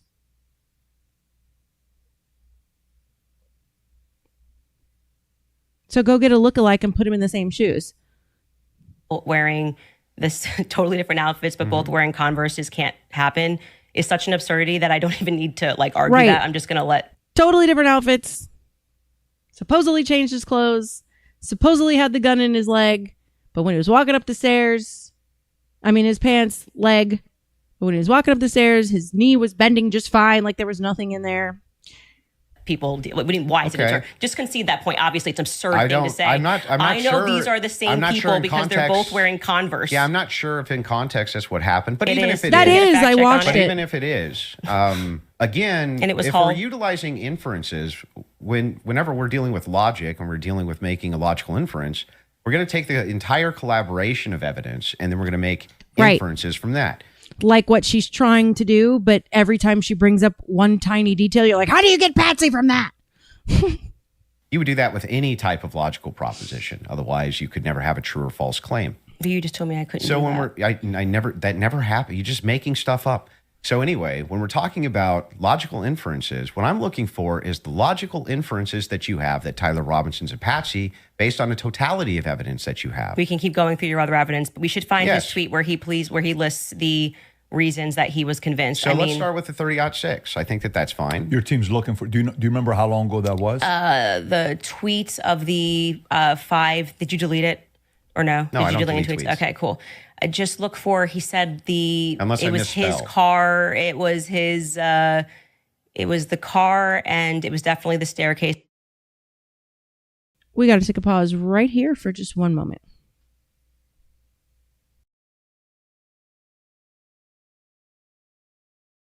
Photos, and it was when the trial was going on. Okay, she has it. Perfect. If you got Skylar has it. If you want to pull it up so we can see it. Somebody said, so give me the clear evidence right here. I want you to provide it right here. All I heard from the investigator was, we believe this to be Tyler Robinson. Is belief something you go as a fact? You wrote the car pulling in. That's a totally blurry image. Robinson getting out of it. You have no idea if that's Tyler Robinson. The fact that he is seen 4 other times on camera, the fact being just a standard white boy with brown hair was seen walking up staircase. The DNA on the roof, we should discuss that. And on the screwdriver that he left behind, it's overwhelming, man. Yeah, but that's not an exhaustive list. Well, just so we're clear, you did tweet it. But it's not an exhaustive. Yeah, but just 5 seconds ago, you should concede. You said I only said this one thing and said that was overwhelming, actually. That's not what I said. It is. You could even pull your own clip. Did I say that? Can you fact check if that was said or not? I did not hear her say So the this. thing that's funny here is like we still aren't getting to any of these inferences. So Why are you pivoting? But just say you were wrong. It's cool to just say I was wrong. I'm not wrong. So back to the tweet aspect here. It was really funny. That's not an exhaustive list of why I find it. I didn't say it was exhaustive. I just said you said it. And on top of no, you didn't. You said that I only said this one thing and then said based on that it's over. Well, I didn't. You didn't mention that I mentioned the screwdriver, DNA, all of these other things. You never mentioned any of that. So no, you're actually incorrect there. But on top of that, moving over to the actual evidence itself. Are you Yes, I'm okay. Anyway, back to the evidence if you're okay. itself. Yes, Actually, I'm I'm fine. glad you're asserting that you're okay. I wasn't worried about your health. I'm just saying that I just. He said, I'm okay. I told you. What did I tell you about his emotions? I said he is pissed off and he's showing it. And he's like, she said, are you? He goes, I'm okay. Dun, dun, dun. Hook, line, singer. Told you. It's almost like I'm a psychologist or something.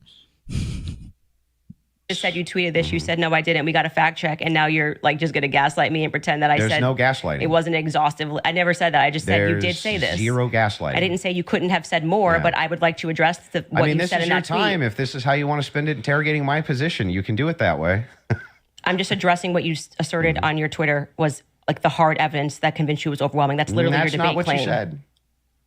That's not actually, in fact, what happened in that exchange. I was here for it. So what's your position here? Yeah, so my position is that based on all of the evidence, which has been demonstrated, at least all the evidence to my knowledge, that I am actually not seeing anything that's compelling as an alternative theory. I'm not seeing anything which is convincing me of something otherwise than what the state is presenting as evidence. That's my position, if that's what you're asking me. So just going back to what you did actually tweet, is it fair for me to ask questions about that? Is that the only tweet? What's up, JC? How you doing? You're going to ask me about? Well, we're addressing your claim that the evidence is overwhelming, and this is a tweet where you listed what you felt was overwhelming. I think that's fair, but not right? I feel like that's fair, but not exhaustive. Just so you know. I never said it was exhaustive, even though you said I did. Sure, whatever you want. But yeah, so going back to that, all of that, as you say to me, well, Candace, why are you addressing? I see this all the time with her. Men get very shifty with her because she's not going to let them trample over her. She's very alpha. She's not a beta at all. It's great. I love it. This is off of the testimony. No, I never asked you why.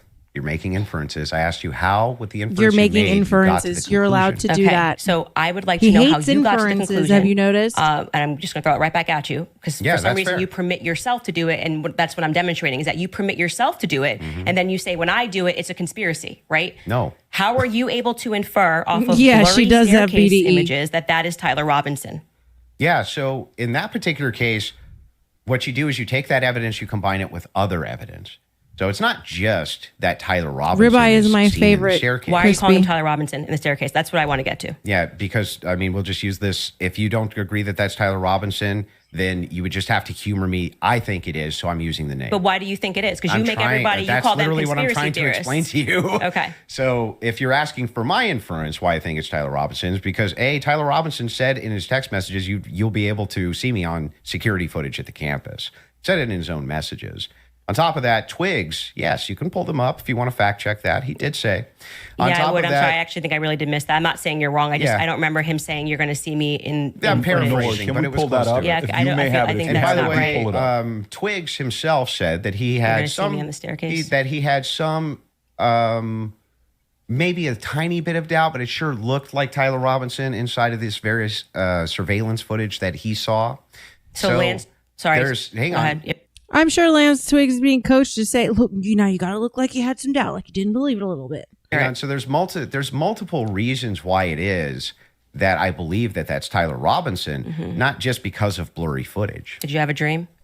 Just kidding. No, it's because I combined multitudes of evidences. Okay, so let's address those multitude of evidences. The first one we're working on a fact check on because I do not ever remember him tweeting. That's me in the staircase. Or texting. Didn't tweet it. Texting that's me in the staircase. I think that I didn't say that. I said I literally didn't. What I said is that he texted over, "You'll be able to see me in footage at UVU." And I'm paraphrasing, but that's what he said. Yeah, could we get a fact thanks, check Jack. on that? But yes, the she second is thing very you smart. said was Lance's testimony, and actually what Lance says is, I'm not 100%. I agree. But in terms of what he wears, again, pointing out the absurdity, he wears Converses, he wears sneakers. If his boyfriend is not 100%, I'd like to understand why Andrew Wilson is overwhelmed by it. That's what I'm trying to get to. And lastly, I would like to remind you that Lance's statement would not be permitted. This was a huge part of the Candace preliminary Owens hearing. for president. That they were leading. All the questions that were asked of him. I've been were saying leading, it so they since would be last struck year. down at the actual trial. And also, I would like to remind you that he got use immunity for that. Use immunity. Yeah, I he understand. did. Which means like That happens, by the way, That all the time. means there's proof of crime. So what type of crime? I think he's being blackmailed into this because they found kitty garbage on his computer, according to my research.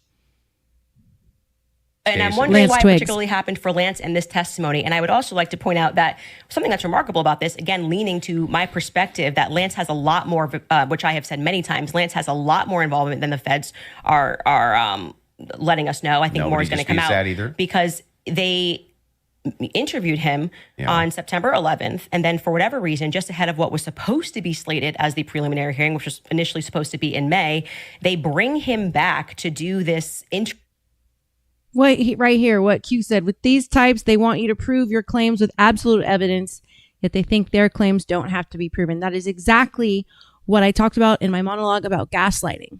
Because if they can get you to not believe what you see with your eyes, then they don't have to hide anything from you and they don't have to explain shit. interview, which in my opinion should have never been allowed. And I actually agree with the defense that it's a violation of his constitutional rights not to allow them to have cross-examined him. But I understand Utah 1102, do what you do. It's all hearsay. But to allow it in that way for him to just be able to also have use immunity, knowing that he's not going to get in trouble. He could literally get up there and lie about anything and he's not going to get in trouble because the use immunity was given to him in April, I believe. April 28th is when they gave that testimony to the defense. I think they shot it in like April 20th of 2026. That is not compelling to me for somebody who has use immunity to give a testimony and to say, I'm not really sure, but definitely like he wears jeans and stuff. But definitely not what like he he said. wears He did. jeans Actually, you and can get a stuff. fact check on that. Yeah, that's Skyler, not, I think he said pulled much it up more if than you that. want to. So a couple things we have. We have Rule 801, Tyler's messages, that says it's not hearsay.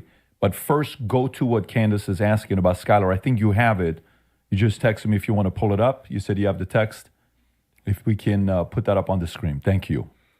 It was me. Look at the pictures from the surveillance footage. It was me. Okay. I literally said to you, it's not an oof. I said I didn't remember this, and I'm happy to have a fact check on that. It's Okay. not an I, oof. I didn't call for the fact check saying you're wrong. I literally said I Okay. don't remember that from the Well, time I'm just question. getting Not to enough. you, like, Okay. I'm trying to be concise for you. And then also bring the 801 that you just said. What was the other All one? right, let me Yep, the transfer 801. this.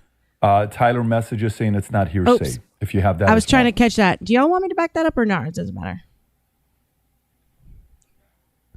Here we go. There you go.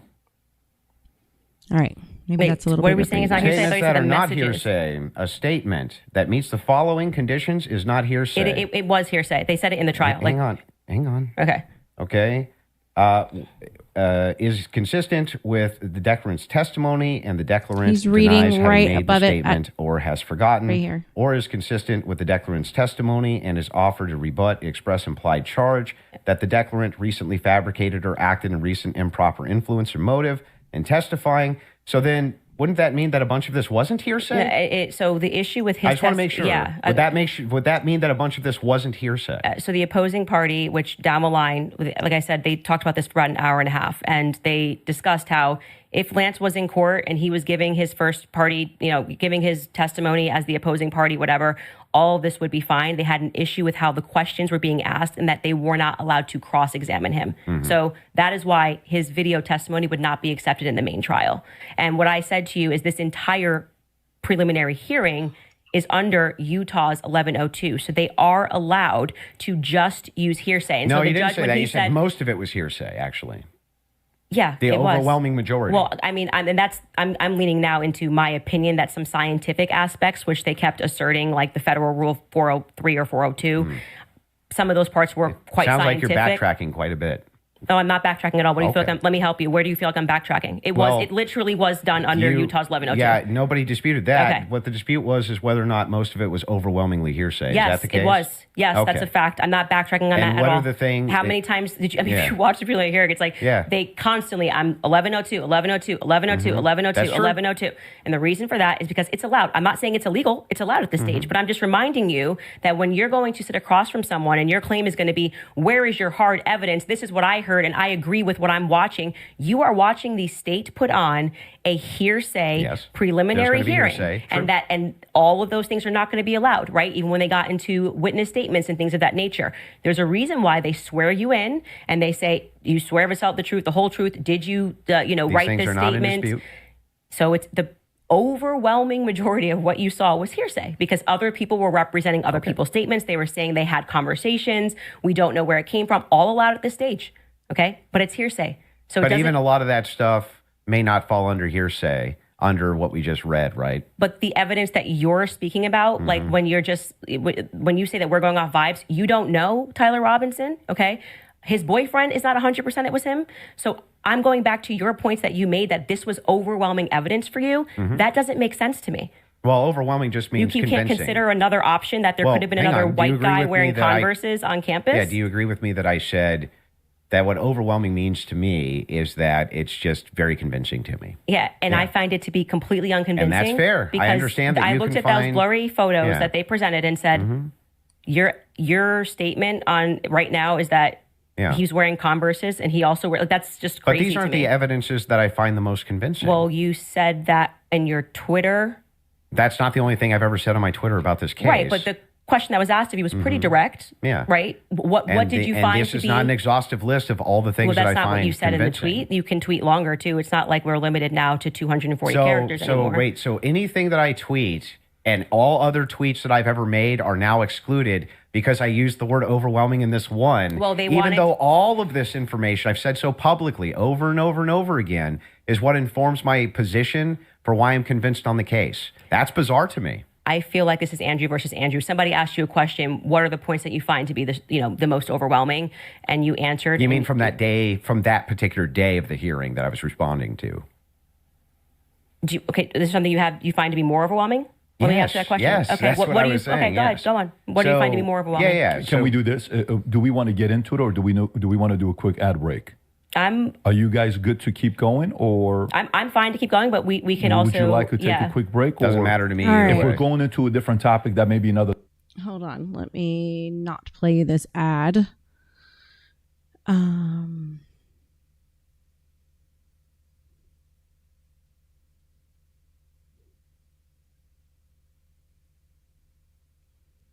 I mean, I don't think it's always about who outshows the other. There is a level of intelligence that needs to be expected, All right, they're going to take an ad break, so we're going to take an ad break. Be right back.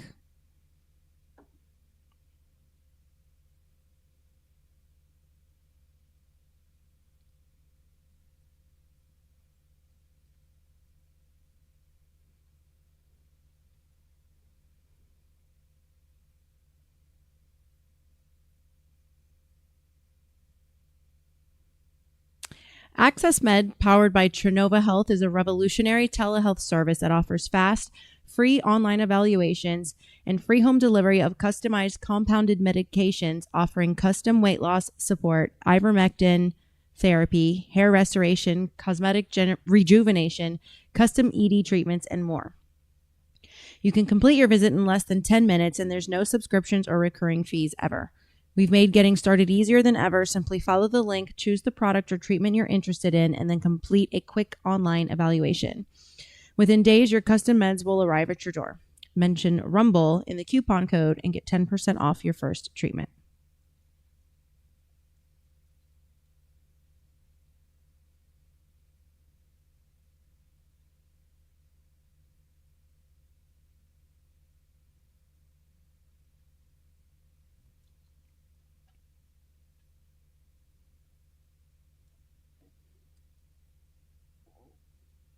All right. Here we go. That's your fans of his. Click that subscribe button. It helps him grow his business. If you're watching Candace, I think there's 225 to 250,000 concurrent right now. We'd like to see that 300, 400,000 number on there. Click that button as well to subscribe and share it with your friends and family. And if you're watching it on PBD Podcast, do the same there as well. This allows us to have more conversations like this. The mainstream media hates the fact that we're having these conversations right now, just so you know. Facts. They want to control it. This is free for all. This is what's best for the audience. That's why we like freedom of speech. Having said that, amen. Let's go back into the text conversation you were having, right? Okay. Let's stay there, and then we'll go into the cross-examination stuff in about 30 minutes. Okay, that sounds fair. Okay, so yeah. Trust me, Crispy, I know Q's game. I just have to say it for the people out there that may be younger and watching and don't really know, might take that a little too literal. Have to protect the young folks sometimes, especially over such a serious topic. But yeah, duh. When is Q ever fucking serious? I used basically three pillars for the totality of the evidence. Okay, so if you want to know exactly what those three pillars are, this is going to be the testimony with the text messages and the confession. I don't think Candace is mainstream media. I don't think the Young Turks are mainstream media. I think they're heavy hitters, heavy influencers. I mean, the Young Turks, maybe. I'd give it to them. But, I mean, that's probably just because I'm partial to them, because fuck Israel. But I definitely don't see Candace as mainstream at all. She has completely left the establishment. She doesn't work for any of that anymore.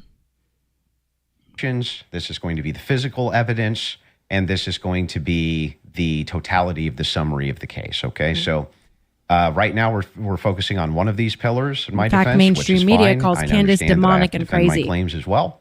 So when we're talking about the messages themselves, they seem totally valid. I have no idea why they wouldn't be valid. And I have not heard any good explanation for why it is that these messages should even be questioned. The defense hasn't questioned them, as far as I'm aware.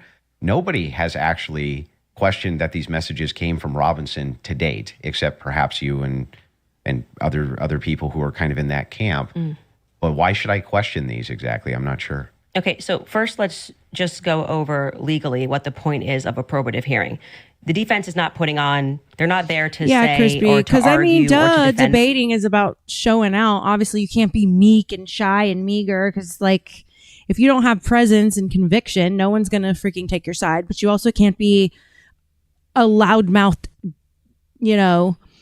monkey-brained, primitive idiot. Like, you have to have intelligence to have that kind of candor and charm and intelligence and ruthlessness. You have to have a lot of very charismatic traits to win a debate for an audience, for sure. But you can't be an idiot. That just makes you a loud idiot.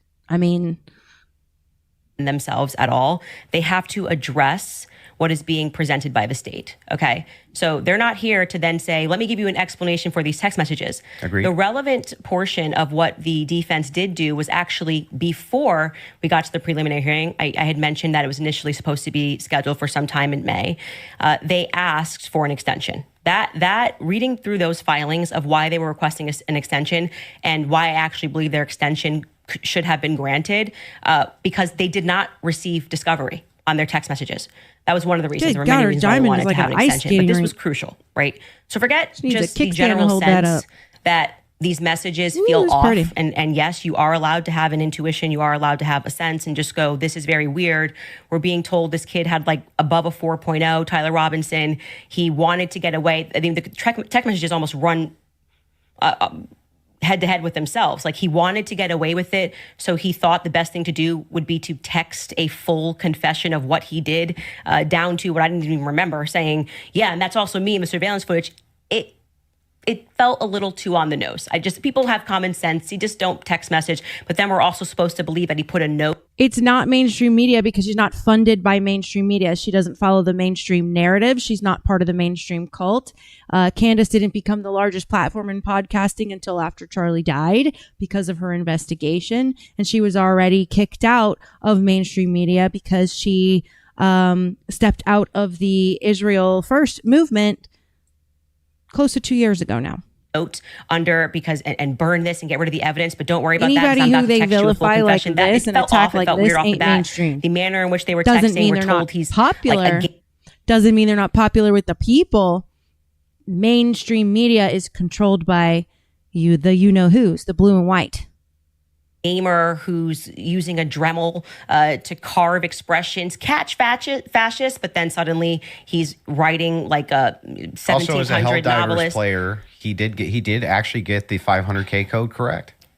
Yeah, I'm not a gamer, so we'll say that. If we start debating that, you'll be way She over just my lost head. a cool point. Yes, but my yeah, point being yeah. is just that, first, it's a general sense of why people had a reaction to these messages that seemed like they were written by Jane Austen rather than like a kid who games and writes catch Yeah, but do you see how fascists. that's intuition? Yeah. That is, I just said that. I said just parking aside the intuition. of just Intuition something also feels wrong here. It's also experience. It's not just intuition, because you have to have life experience to understand how people talk. What's the common vernacular? What's the common slangs? What's the common semantics that are played, in a region? You have to have life experience to even have that intuition kick in. So your life experience, to his point, is the empirical evidence that you have to join with your intuition to come to an inference. So he's just arguing with her is what he's doing. He's just arguing with her. Which you should follow your intuition. You should actually do You that. should If you follow say your the intuition. COVID I think vaccine is that's- running out, Your it feels like it's coming- intuition is your instincts, and your instincts are shaped by, like I was saying before, your experience, empirical evidence over time, and also a bit of nature, also a bit of ancestor memories. coming out too fast and there's too many celebrities telling me to do it. I'd like to take a pause. That's good. That is, you are allowed to do that. I believe in intuition. But now, hang on. I said Let parking me it aside. respond a little bit here because you've been going for a minute. Let me at least respond to a little bit of this. 'Cause you've been the going first for thing a is minute. like when people bring up the That's COVID so- vaccine, not trusting the COVID vaccine en masse was the science. That wasn't just intuition.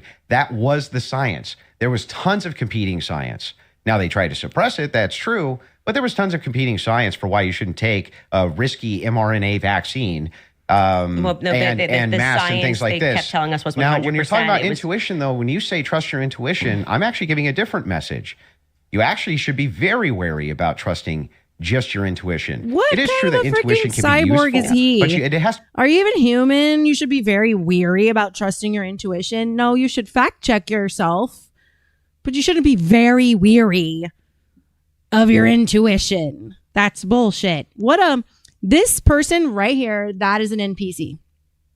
He's only stuck in the cerebral space. He has no spiritual compass. This man right here. That's why he said that. As someone with a spiritual compass does not need to sit there and write a dissertation to figure things out. Intuition gets you halfway. Has to be tempered with logic, reason, explanatory power, and evidence, not just intuition. That's why we're parking it aside. Ooh, I Intuition love is the first step. codfish. Something feels Okay. off, right? Okay. That was my first step with COVID. I don't like the way it's being pushed. It shouldn't require a celebrity campaign, by the way. Another element of that is why people don't feel good about the Charlie thing. Why do we have so many influencers saying things? It's over. Why are you guys all using the same adjective? Can you switch it up? I'm overwhelmed. I don't know what I'm you're saying, overwhelmed. Like, Q. She's not on CNN or NBC. I don't know what you're saying right now. I'm getting lost in it. I'm not trying to argue tonight about anything. I'm just trying to chill and watch this debate. But yeah, she's actually shown all of her income. She doesn't get paid by any of these mainstream people. She doesn't have a narrative to follow. Internet is the Wild West, so you can get popular on the internet via lots of platforms. I mean, if I were to get 100,000 followers, 58,000 followers on Instagram. I think collectively all my followers are at 100,000 now between all my socials. If I were to hit 1 million, you could call me mainstream, but I'm not paid by anybody but the people who are viewing my content. So it's not mainstream in the sense that you are talking about mainstream. Mainstream media is controlled by the overlords. So someone would argue, oh, she's mainstream. No, and I would argue, no, she's just really fucking popular with the people and she's making her money independently. chill. Like you could say, I found some Kind of parts like Fed compelling. slop? I think She this should seen go. my dog Like right Fed now. slop? I found some parts compelling. Maybe we should, see The at way the he's trial. sleeping. That would be Balls kind out, of- belly up. Slop's a buzzword for the counter industry. But everyone on the same day of watching this trial, which was, I would say, not overwhelming at all. Nobody came in medium, right? No one came in like there were some interesting aspects. This was a little suspect. But I do think it's enough to go to trial. They all came in like they were passing away and we're going to die from being Well, they're overwhelmed. trusting their intuition. Okay, well, actually, in that scenario, they're looking at the preliminary hearing and have a reaction to it. It wasn't their intuition. But like Why? I said, How do you know parking that? aside, just getting to the substance, parking that aside, parking Okay. aside just a general intuition that sometimes might be text messages. Then we look at the filings, which came from the defense, and they were Text requesting messages. an extension saying, we have gone to the prosecution and we have requested all of this stuff in discovery.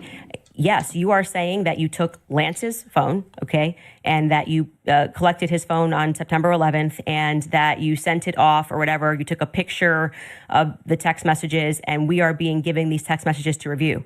Crucially, Kathy Nestor said, I have not even been given access to my client's phone during this hearing. She said, I haven't even been given access to my client's phone. She can't tell you, as a part of their discovery request, it's not enough to say to me, Candace, I just got a text message from Candace, and I say, I didn't send that text message. Maybe that's what her client's saying. We don't know because we're not at the trial, right? Maybe he didn't send those messages.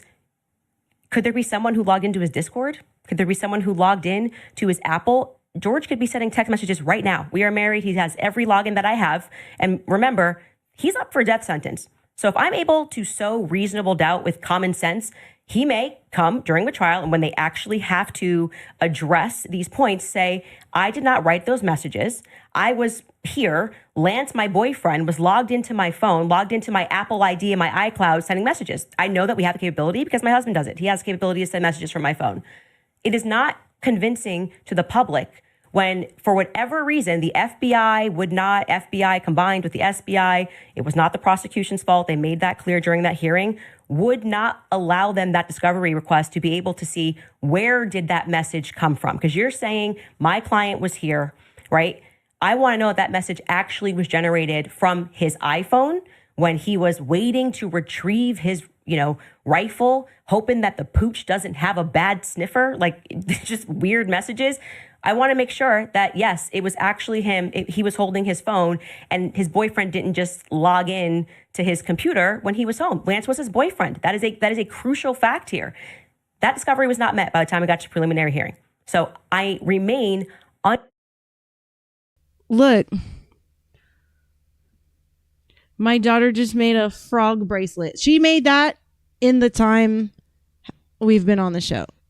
It's a little froggy. Do, do, do, do, do, do, do. It's so cute. You're so talented.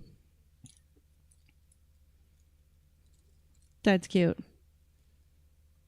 You should go with that and make more animals with that style. It was a struggle. That was pretty amazing. That I could see. Animal braces like that I could see catching on. For sure. Like, well, no, for you to sell. Like a little duck face or something. unconvinced by these text messages. It would. Just as you feel convinced by them, I feel unconvinced by them. Okay.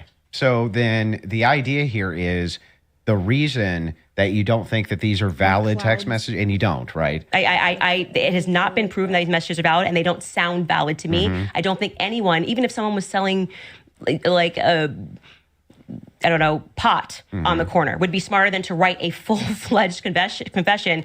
He even writes, who would I do thought that? I would get away with it, and I was hoping never to tell you until old age. And then we're being told that he wanted to commit suicide. And okay, but he just said he wanted to get away with it, but he's not smart enough to, I don't know, maybe not text it's such a confession like we've never seen. I think this would be like the first time ever somebody has start to finish written an entire, I'm in this surveillance footage and I'm here and I'm wearing my Converse. You know, I'm being a little facetious here, but it was a little ridiculous. It didn't pass a sniff test for me. You have kids, and you love them more than anything. I do. If it was the case that you thought that your kid was innocent, wouldn't you be out telling everybody and their brother that you thought that they were innocent? And also, wouldn't you? And I think I saw that one of the first judges put a gag order on his parents. I think I saw that. Maybe recant and say, hey, he didn't actually confess to me. None of this happened the way that the state is presenting it. What would have prevented the parents from testifying? Well, two things. I can answer that. And if you watch my show, I keep telling you it's not vibes. So right after the shooting happened, Lance Twiggs, the FBI put him into a safe house they paid for. They went to the parents as well, to Matt Robinson and Amber, basically said, your life's at risk. There could be somebody who jumps up and wants to avenge Charlie Kirk. And, we're going to watch you. And they went into a federal safe house. What happened next is that they started thinking that the feds were maybe gonna, maybe not as honest as they thought. And how do you know any of that? You gotta watch the show, right? Yeah, no. How do you know that? I had a source within the Robinson family. You have a source, an anonymous source, of course. So there's no way for us to verify that what you're saying right now is actually even true. Do you find it to be reliable hearsay? No, I don't find it to be reliable at all. It's just a source. I'm just doing what the prosecution What you're doing is did. a cool story. It's not cool. Well, you must have hated watching the preliminary hearing. You're giving us a cool story. Wait, you're saying that according to your sources, that the reason that the parents haven't recanted any of this. Recanted what? They have no statement from the parents. Wait, I just want to make sure that if it was the case that was being reported in mainstream media, that your father came to you and said, hey, is this you? What's going on here? And then he and one of his buddies took you in where you turned yourself in. You wouldn't go out and be like, no, that's not what happened. That isn't what happened, though. You're just wrong on this. Okay. Maybe I'm paraphrasing. What am I wrong on? So what is sorry, just so I'm clear, where is your evidence that the parents turned him in? Well, no. I didn't say that. You said it the mainstream media? I said with a sheriff friend. Yes. But the father did confront him. The father confronted what? Tyler Robinson. And where did you learn this? That the Tyler confronted him? That's part of the official documents. Our fact checkers can pull that up. But yes. But I'm saying, when you say official documents, do you mean you saw this on CNN or you saw this play out in the hearing? No, this was one of the things that I went through and fact check pre-debate. Are you talking about the charging documents? I think it was it could have been in the charging documents, but we can pull them up. No. And yes, are you disputing this? Do we have that on the back to pull it up? I can already tell you what you're talking about, the charging documents, because this is where we had to figure out where this story came from, because everyone was operating under the assumption that Matt Robinson turned him in. Until we got to the preliminary hearing and we understood, like I said, even for that, when you are charging someone, you can use hearsay. It's all probative, right? Sure. Nothing. So they didn't have statements. It's not like Matt Robinson, even though he was interviewed that night. Amber Robinson was interviewed that night by a Fed, separate rooms. Tyler Robinson was interviewed by a Fed. They did not produce statements saying, my son did this. I believe my son did this. But what happened was they did interviews, but also the crucial person here who you just brought up is Mike Mitchell. Mike Mitchell is the biggest unknown in this entire case. Everyone keeps saying they heard from Mike Mitchell this, they heard from Mike Mitchell that. So when the person wrote up the report that night, and it was Brian Davis who wrote up what became the charging document, he after they transported Tyler Robinson from the Washington Sheriff's County office up to, I think it's Salt Lake City, I think it was 4 a.m. in the morning, I think, got up there. He then writes the what becomes a charging document. So he's basically saying, we all spoke to a bunch of people and here's the information that we got, right? We've not seen that. So it could have come from Mike Mitchell. Mike Mitchell could be saying... I don't know how this negates the point, though. Why wouldn't the negates the point, because you don't have a statement from the parents. You are going... Right. Why wouldn't they just correct it's not correcting. misinformation? That doesn't negate the point. The point is that we now got the preliminary hearing. If the parents were the ones who said, I'm turning my son in because he's guilty. I didn't say they turned him in. I think you're talking about the over. You said it's been the narrative. Everybody's known this. The narrative. Yes, Q, we do know all that. And like I said, she had her awakening only 2 years ago after all that. But that all can be true. I don't care. I just believe what she's saying about Charlie Kirk's death, which for me has nothing to do with anything. Don't care about what loyalties she has. My own observations lined up with hers. And that's just where I fall. I really don't care about the rest of it. Initially, which I think you agree with, was that, Matt Robinson knew his kid was guilty and turned him into the police station. What actually happened in terms of Sheriff Brooksby, who was present there and gave a press conference, what happened was this Mike Mitchell character essentially peer pressured him, and we can get a fact check on this. We can find Sheriff Brooksby's press conference. And he said, they know it's you and you're... She admitted that Israel was trying to control her. She said that she had an Israeli handler, and it took her a long time to realize that. She said it. You have to go back and watch her show.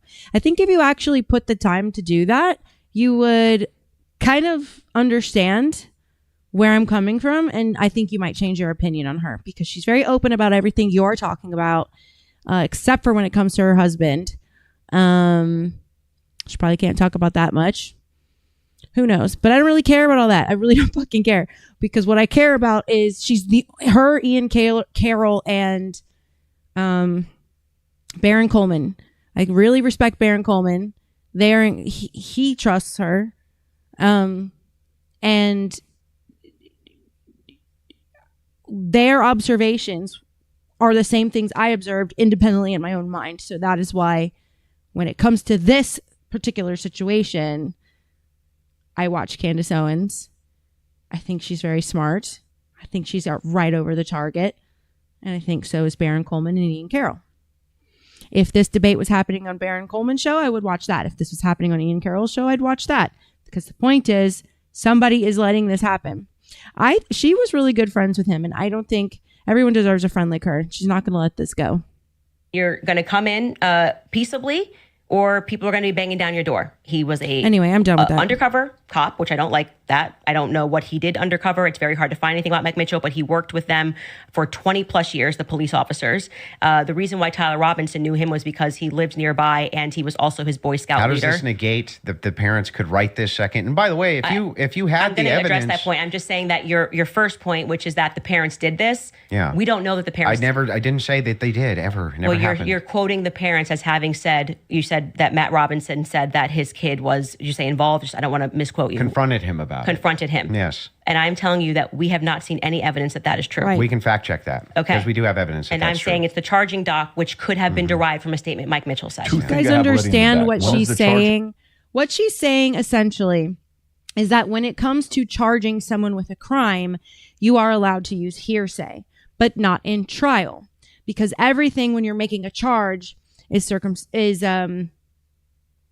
usually they take witness statements, so they have to go off hearsay. They have to take the witness statements. They have to everything. Hearsay is admissible to arrest someone. So, like, if I were to call the police and say, "Hey, I think you guys should check on my neighbor. I heard that they were touching children," they would go down there. They would come question me. They would ask me my reasons for this. Then they would get a warrant to search their house and then make an arrest. So that's essentially what she's saying, is at the very beginning stages when you make a charge, you can use hearsay. Doc, and the other one is a video of Kathy Nestor saying she hasn't seen Tyler's phone. Yeah, I fucking hate Andrew Wilson. Kathy to go back and then just to go backwards to Kathy first in court saying she didn't get her client's phone. Yeah, and then I think we'll go to the thing not in dispute. These are all things that are not even disputing. Okay, so we don't have to show it. We never get to the thing that I am disputing. Well, it's your I was just fault, providing an answer. We were motherfucker. coming back in from a break because you were talking about the text messages as something that you felt was concrete. So it was just my rebuttal to you that it's not concrete because they haven't had a chance to actually answer that, and she didn't even get to see your client's phone. So that's effectively, again, the state saying these messages are real. You don't get the discovery on these messages just yet. She will during trial. They will actually get discovery on the messages. Don't you think that would make their case fall apart if it was the case that they weren't able to actually pull the data off the text messages? Do you think the prosecution would go to court with fabricated text messages? It's called winners and losers. They may not be fabricated, but by the way, as what they are saying, like I said, if there was somebody logged into his phone, they may not be fabricated. That's the point. So let's get to the parents fact check. So I was saying, right? I believe what you're talking about was derived from the charging doc, which was signed off by Brian Davis. Let's pull it up. Let's see if that's correct.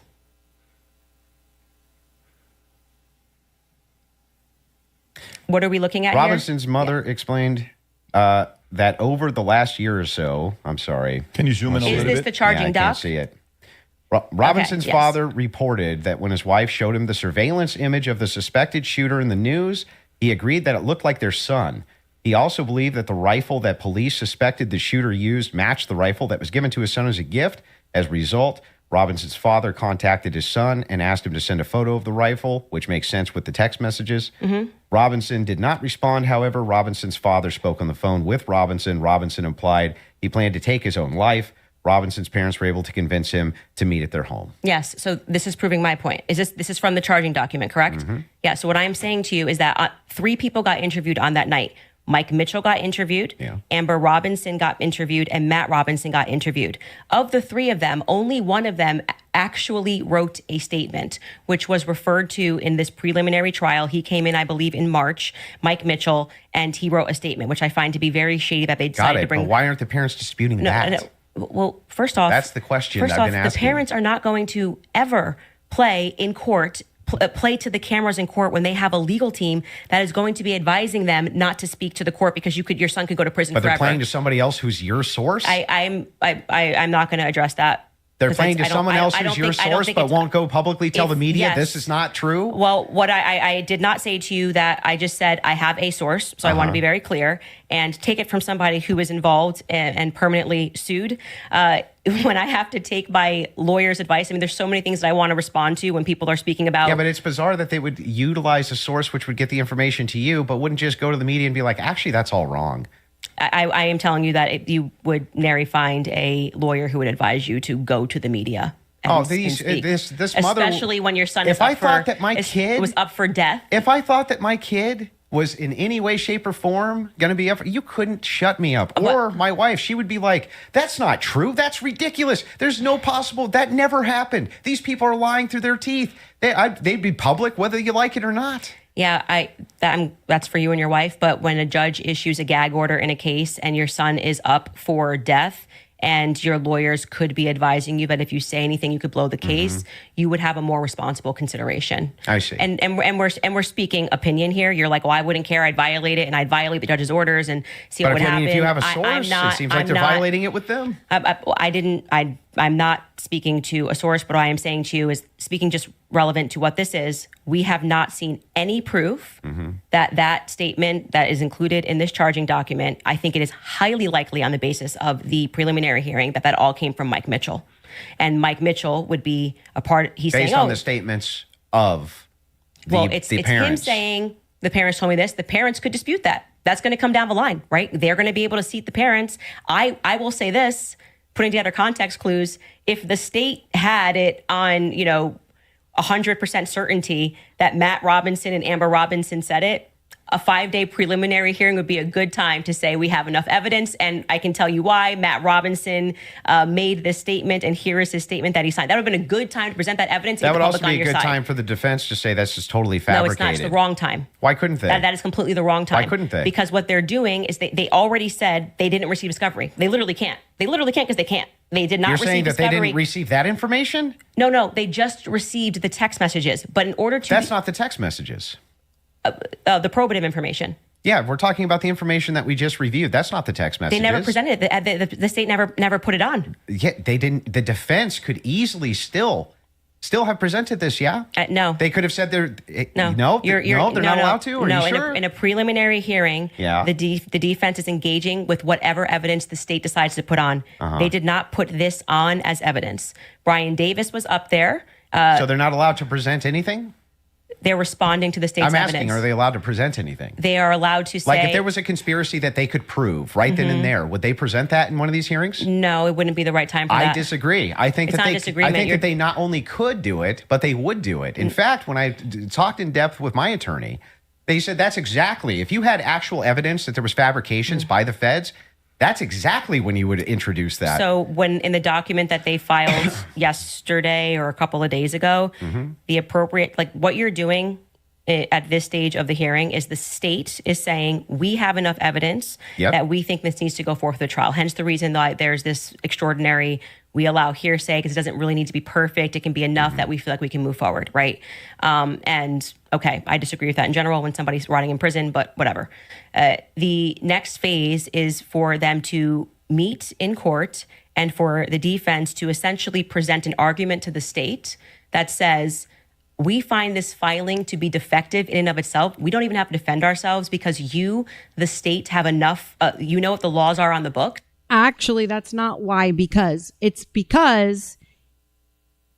constitutionally you are innocent until proven guilty. So the defense never has to prove your innocence. Prosecution has to prove your guilt. The defense doesn't have to prove anything. It all lies on the state to prove your guilt. So if you're ever in a situation where you need a jury trial, if your attorney does not interview your when your attorney interviews your jurors, if he doesn't ask the question, do you believe the defense must prove that our client is innocent? If they say yes, you want that attorney to axe that juror, because this is not how the Constitution works. It is innocent until proven guilty. That is why the defense doesn't have to prove anything, not because of what she said. And this filing is defective, and you should get rid of these charges because they don't make sense based on what you can decide based on a law in the books. So then that's why they then file the dismissal, right? So in the dismissal, what they're doing is they are engaging, and this is what was widely misinterpreted. Well, yeah, they're engaging as though as it's a hypothetical. If this is hypothetically true, then so X. they're saying all of these but charges. I'm not disputing any of that. So that's what you're asking. Why you're saying could they just put what I'm out- asking specifically is like who could shut parents up who are like, no way, there's no possible, this never happened, this is ridiculous. They would be shouting it on CNN. They would be shouting it from the rooftops. They would be losing their minds. And you're like, nope, the gag order would be enough to keep them quiet.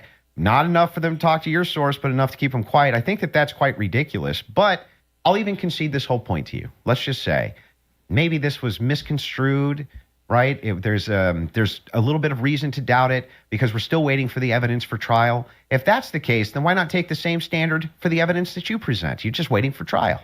Well, you didn't do that. Wait That's a the reason second. we're here. Wait a second.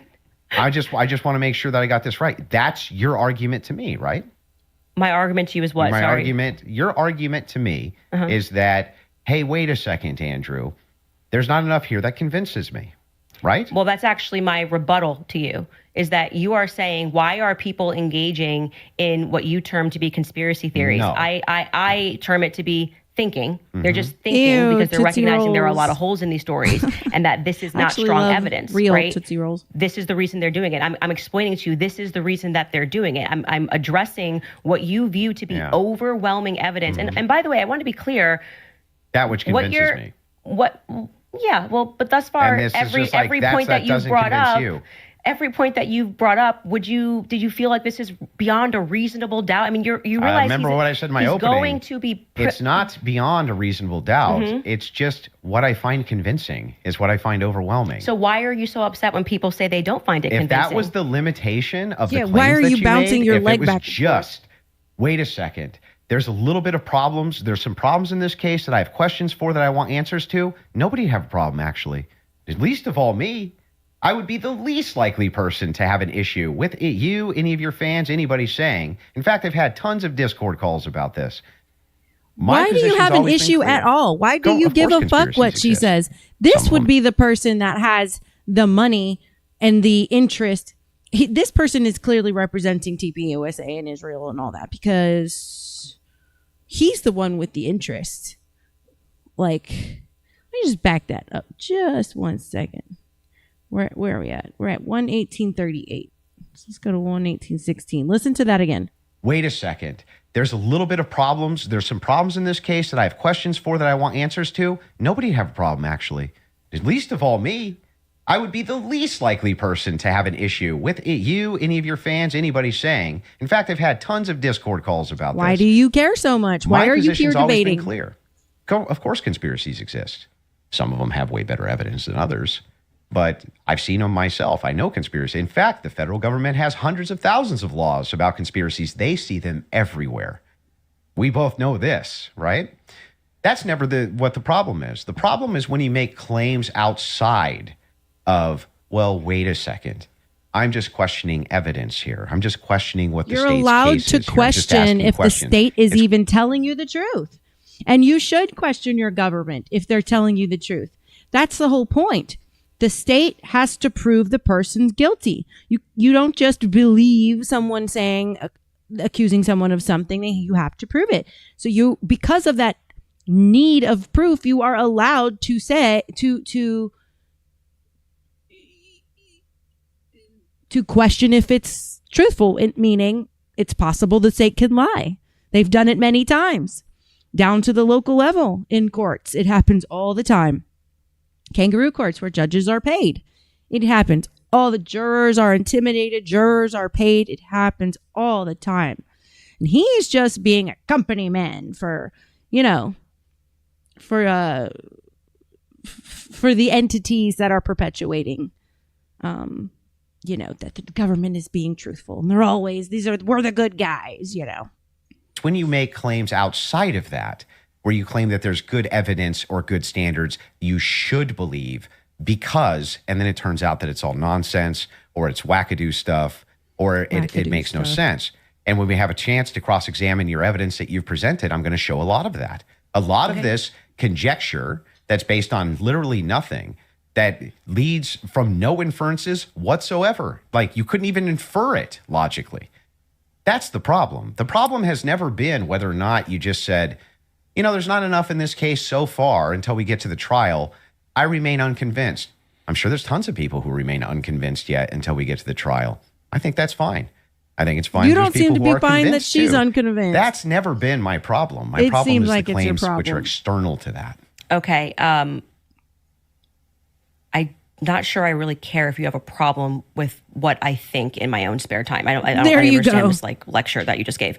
But beyond that, what I'm saying is that the state is allowed to use. I didn't lecture you. This is what my problem is. You guys are not allowed. Yeah, you guys think while it's still legal. You can think you while are it's allowed still to do legal. that. So, but anyway, going back to you saying I wouldn't have a problem. I think I just demonstrated pretty thoroughly that what you claim that you have a problem with is exactly what the state is engaged in at this stage. So it just doesn't make sense. That's not the case. In fact, so if people look and they say, I'm looking at the gun and I see and I'm inferring this, and someone else says, I'm looking at the gun evidence and I'm inferring that, they're both doing the exact same thing. They're not. You're just saying, I want to do it for the state. That's propositionally false. That is not propositionally false. I'll explain exactly how. It is the case that every proposition is going to have a true or false conclusion, period. That's just logic, right? It's the law of excluded middle. All propositions are going to be true or they're going to be false. When we're making inferences based on propositions. We can actually come to true conclusions with false premises inside of a proposition, in fact. What we're talking about here is not whether or not you feel that you're convinced by this evidence. But you felt like you were convinced. Right? Sure. But here's the thing. When you ask me my reason, Andrew, why are you convinced by this? I can give you my reasons why I'm convinced by it, why it seems reasonable and rational to me to be convinced. You could even say, but Andrew, I'm just not convinced by it. If that was the limitation of your claims, we wouldn't even be having this conversation. That's why I wanted to have the conversation, in fact, was so that we could move into your actual claims that you've made, which transcend the idea of I'm just asking questions. Before we get into that, your team has one thing they want to show before you go into that. So if you want to pull that up, this is the prosecution filing showing defense had full discovery by April 1st. Oof. They did not. That's not true. Wait a second. Yeah. To date, the state's prosecutors have disclosed all evidence that is presently and reasonably available to them as required under Rule 16, Utah R Criminal, to be more precise, as of April 1st. Yeah, that was not 100%. That's why they're caging that by saying what's reasonable. There was an entire, and we can pull this up, like we should now play the Kathy Nestor clip because that's from there. So, and they were basically saying you don't need it at this stage, meaning it's not reasonable that you're asking for this when we're going into a hearing that's just going to be based on hearsay and stuff, things of that nature. But of course, by the time a trial comes, you're going to get all the discovery documents. Where's the show cause? Yes. Yeah. So that's what they're saying there. Yeah, I understand. Okay, so that's I'm even fine with it. Yeah, we all know. And then, by the way, just now that the hearing is over, and you can also fact check this, they now at the end of the preliminary hearing dropped like an insane amount of the discovery stuff they gave to them like the week after. You guys can give me the exact amount. I don't want to say because I don't know my. I don't remember how much it was. It was an absurd amount of stuff that they gave to them right after the preliminary hearing that they had been asking for. Because that was one of the things that I kept saying on my show is as we were watching that preliminary of the preliminary, why not just give them the stuff now so they can engage in these arguments? Because I feel like you, it's like, I want to hear what they have to say about the text messages. Why can't you just give them what they're asking for so that they can actually engage you? And it didn't happen. So, but the judge ruled that it wasn't necessary at this stage. And that was the whole point of that because it's preliminary a show to the preliminary. Yeah. Would you like to play the Kathy video? Well, he's saying he's not disagreeing, so I don't think we need there's to. There's no disagreement that she said that. Yeah. So so I guess the disagreements now would move into the evidences that you have stated on the record, which transcend elements of reason. Why are we having a transcendental conversation now? Because I mean, because they're all related to this case. Your entire thing was about looking at the evidence, which never made sense to me, again, because all of the evidence that you felt to be overwhelming was hearsay. That was bizarre to me. You told me that I Right. could take as much time as I wanted to question you on no, these but things. I'm just asking you just to lay the groundwork of what you're saying is Because you've problematic, made that many, you decide many that it trips claims. into I'll something explain. else. And I do still want to hold you for going through, because we've discussed the gun, we've discussed your... and you can hold me to those things, but I would like to get into the and things we that should you've discuss said. the screwdriver as So, well. and I'll explain exactly what the groundwork is. When you make claims which pass the idea of I'm just asking questions because the state's evidence is not convincing, I think you have to answer for those claims because they are in regards to this case. You're saying, I have a claim. It is in regards to the assassination of Charlie Kirk, which is what we're talking about, not just the case of Charlie Kirk, his assassination. You should have to answer for the claims that you've made in regards to the assassination itself. You should, yeah, agreed. So if that's the case, then I would like to finally dive to it into every some of fucking that day on evidence her podcast, and dive nobody into watches it. Just to what be she clear, says. and I'm happy to... Most of the people that attack her have not seen what she says. I would venture to say 99.9% of them, and then they just go at her, and then she's like, "Okay, I answered this. This is why." Blah blah blah. Go back to my episode. I can't stand that. It's kind of like what people do to me. I'll be like, at this point, I'm not explaining shit to you. You need to go back to the beginning and figure out what my shtick is. To have you talk about, like I said, publicly, you want to engage in some conspiracies, but I said I want to make sure that we get to the substance of our debate. The substance of our debate is the major is me substance. demonstrating that all of the quote unquote evidence that you feel that you have, which demonstrates that Tyler Robinson shot Charlie Kirk. You don't find convincing. I get it. It's been invalidated by the testimony that we saw, and in your answer for when I you haven't explained to you that he had invalidated the it. most degraded prints was, I don't know. Okay, well there lies my ability to process that. It's just fine for you Okay. to not be convinced up to this point. All of your viewers, everybody watching, nobody's you're conceding Nobody's on giving a that. dispute that if all your claims ever were just up to now, Tie the your evidence that the state's shoelaces. given, I'm just kind of not convinced. That is not what's been happening. What's actually been happening is that you've made tons of claims in regards to this case and in regards to the Kirk assassination, which are far above and beyond, I just doubt, the state's theory. Okay, yeah, I mean, sure. And those are I the do things doubt. that That's I do what doubt the state's state theory. I did also too. am I get it. welcome. The state did the same thing. Technically, the state is coming up with a theory as well. No one was there when it happened, when the criminals conspired to plan this out and do this. They weren't there when it happened. The state is so. What she's trying to say is that Andrew is allowing himself to believe another entity who is also has a theory that goes beyond the evidence. The evidence tells you what theory to come up with. That is, she is saying the evidence shows me this theory, and he's saying she's not allowed to do that. But she's saying, why are you saying I'm not allowed to do that when you believe the state's theory? And he's used the word theory right out of his own mouth. What a fucking... Tie your damn shoes. To say what I think, if you want to move into opinions, if you want to talk about Erica Kirk, if you want to talk about Turning Point USA. I'd like to talk about all and of get it. into it. I'm totally happy to do that. But I just want to say that, I do not feel, because I've said what's important to me is that we exhaust this topic first of our actual debate claims. I do not feel that you sufficiently have argued that the evidence is overwhelming. Sorry. Candace, question for you. That What- Tyler But I am Robinson. sorry you feel that way. Candace, one I question. haven't heard anything what out of evidence him. do you need to He didn't see say for you to anything this say whole Tyler time. Robinson killed Charlie Kirk? That's a great question. So I actually expected in this preliminary hearing, actually, the inverse of what he was saying is true, right? So this is now the time the state is putting on their evidence. That's the purpose of this hearing, right? The state is using hearsay, but they're also putting on their evidence. So I was just expecting some sort of a slam dunk. Like, we got him on camera taking the shot. At least we have him clear on camera. You're telling me this guy drove 13 hours all around. Like, we can definitely show you a picture that it's going to be beyond a reasonable doubt. Before we even get to the trial, people are going to see and go, oh crap, like it was really Tyler Robinson. I was expecting to at least see evidence that, because I had reported early on Because she had trusted that, Erica saying, I've the seen the source was evidence and saying I'm that convinced it's Tyler. did not step foot on campus that day. It is my perspective that he had something to do with something. I do believe he was disposing clothes at this stage, at this phase. I do believe he was disposing clothes. He was involved somehow. Right. I find Lance to be more suspicious. I think if in I'm being these honest with you. scenarios, everyone involved knows that someone's going to be a patsy, but they don't tell them who it's going to land on. And they all have just sworn a vow of silence.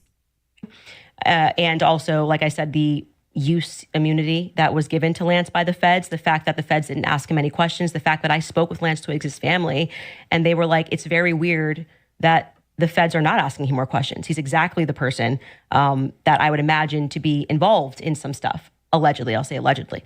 But when we got to the preliminary hearing, there was not a single piece of evidence that I felt was slam dunk. I was waiting for that, a photo. I mean, anything would have made me go, all right, I think this could be the guy. If they had handed over the discovery on the text messages, since that was their big, ta-da, we've got the text messages, that would be the first thing that I would hand over. But actually, who was holding them up, like I said, it wasn't the prosecution. They're right to say we were handing things over, and we heard the defense argue on behalf of the prosecution saying it's not them and it's not the SBI, it's the FBI that's holding on to things. Because the FBI took everything. The FBI took the gun, the FBI took initially the screwdriver. And then when I heard testimony about the things that they found that were suspicious, example being the backpack, that's something that really bothers me, that they say they traced the shooter, they traced the route that he went on, and then there was an abandoned, we know it looks like he's wearing some sort of a backpack. We know that there was an abandoned backpack found at the bus stop in front of a library, and they felt that this should be taken into evidence. They took it. The FBI, this was the testimony of Amanda Baker, I believe her last name is, but you might want to fact check that because I think I'm blending last names. She was the forensics for the FBI. And then she says she gets a call on the 13th, and they stop testing on this backpack because they find that the backpack actually belongs to somebody on Charlie's team. But if you know the map, the layout of the campus, you're going, well, what the hell were they doing all the way up? This is nowhere near anywhere. And by the way, that's not an acceptable answer for why you just gave it back. That's like, why would you give it back? You're acting like no one's ever been killed by somebody on their team before, right? So I found that to be very strange that it was on the exact route that the alleged gunman ran, and that their excuse was we just gave it back because we heard that this belonged to somebody on Charlie's team. So that to me is, this is why the investigation itself feels underwhelming. When you learn, and this is completely crazy to me, that some of the artifacts that Charlie was wearing were immediately returned to Erica. That's absurd. That is absurd. Everything should be in evidence. When you learn that the car that they carried Charlie in to go to the hospital, they had immediately towed, cleaned, and back up for resale, that's absurd. That should be sitting in evidence. And any police officer that you speak to will say, or a person that's been involved in a crime will say, I didn't get my stuff back for years. That had nothing to do with anything. It was just around. And they kept it into evidence until the trial was over, and it has to be approved. I think somebody said by the attorney general has to sign off on giving you those objects back. And we were told this is all fine. And we see, this is just one example, Erica holding the crucifix. That should be in evidence. Irrespective of if you feel bad for her, I think she should have it and it's sweet. That should be in evidence. Immediately paving over the crime scene. This is like the craziest thing ever. This like defies common sense. You immediately, and when you heard the guy who did it actually go up. I was in shock at how fast they did that. Like, okay, yeah, let's just on a podcast and explain. I got the call. They said it was a paver emergency. I've never in my entire career heard of a paver emergency. They had already had someone come up and dig up the dirt. So by the time he got there on Sunday, the dirt had already been dug up for him to lay down pavers. That is what people are looking at and going, this is weird. There needs to be answers for why this was done. And he tells us the call came from the feds and the governor's office. UVUs washed their hands of it. And what he's saying sounds true, because we heard during the testimony, one person described the regions of who was in control of everything. The feds were in control of the courtyard. So in order for anybody to have paved anything, that was federal territory, so to speak. I'm maybe not using that the best cop term, but the feds were in control of the courtyard. So these are things that I think should be answered for. Why are we doing things differently than you would in any other criminal scenario of keeping the evidence until we know more, until we're confident, the various decoys, I did it. It just doesn't look right. Okay, so go back to the question. So what would you need to see for you to say? Something, if they had, I was expecting, here we have him, he took the shot, here it is. And then I'd be like, great, a clear image of him on the staircase where I'm like, that's definitively Tyler Robinson and he was on campus. We got nothing. We got literally nothing but hearsay of people saying. But you basically get no case. What? You basically no case off planet Earth. You get the, sure. Oh, we got a picture. Here's him with the murder weapon. Right. Here's him taking the shot. Most of this doesn't take place on a college campus that has surveillance everywhere. Yeah. One clear image of his. But I don't understand when you're his asked, car plates. If you're asked the question, what would it take to convince? It'd be the same question be asked to me. Andrew, what would it take to convince you that the oppositional is true, right? That he's a patsy or something like that. Just good, clear, concise evidence that's been presented, right? And is being presented that I could go through and link all together to see if there's actually some clear picture of there being a patsy. That's what it would take for me. Okay. I don't disagree with that. We haven't heard the defense Just respond. a good evidentiary standard. And then, of course, I would change my mind. So just to qualify this, so there is a possibility in the next few months that you may come out and say, guys, it's done. Tyler killed him. So you're saying yes to that. Yeah. I think it's very important for the audience here. Without question. For you, is there anything that you could see That's for you to say, that is yeah, important. this guy was a patsy. The Of government course, was I'm going to always follow evidence. Perfect. So my whole thing is just this. But the government is never to going to I get don't caught mind. using a patsy until 50 years later. That's he sure, I'd admit to that. He can say that so easily because that's never going to happen. People being truth seekers and justice searchers, and the internet has helped solve tons of crimes. There's no ifs, ands, or buts about that, right? However, there's also people who, they not only don't solve crimes, but they just come up with conjecture and they what's called flooding the zone. You flood the zone with tons and tons of conspiracy-based ideas, and they go nowhere, right? And in fact, they actually take away from legitimate investigation. Now, I'm not even saying anybody here is purposely flooding the zone. That's not even the claim. All I'm saying is that the claims made absent, this is just me not being convinced by the state's evidence. Those become claims, and claims have to be defended. Just like mine have to be She is defended, doing a good yours have to job be defending defended. it. And that's what we're going to get to now, yeah? You want to get into it? Would you guys like to take an ad break? We'll take before an we come ad break. back? Take an ad break, sure. And then we'll talk Erica Kirk What's and up, CPUSA. Red Pill? And Oh my goodness. Andrew hasn't said anything. He's said nothing but you just keep saying stuff. That's all he's saying there. You just keep saying stuff. and you're really annoying me. And I'm okay even though you didn't ask. Like this guy. And yes, Q, worst autocorrect ever. It came out so gay. He meant to say punchable. Andrew's face is so fucking punchable. All right. yeah, Okay, beautiful. You take the lead. Go for it. yeah. So I have a bunch of questions for you. And Oh my I God, wanna my make it back. I super sat up and my painless, back just went right? So, all the way up. That no felt traps, good. no Right in the gotchas. spot I've been stuck. I'm just going to ask them direct. And I think that as long as they're not loaded, if they're loaded, you should not respond yes or no. But as long as they're not loaded, if I just directly ask them, I'm hoping that you'll just give me a direct answer. So here's the questions that I have. Wait, before we get into that, I would like to just reply to that. So just to be clear, we agreed to debate our claims, and then I agreed publicly that I have no issues having a conversation with you about other things that I've discussed that were outside of the court hearing and things like other evidence that's come across our lap and things that we've been speaking about.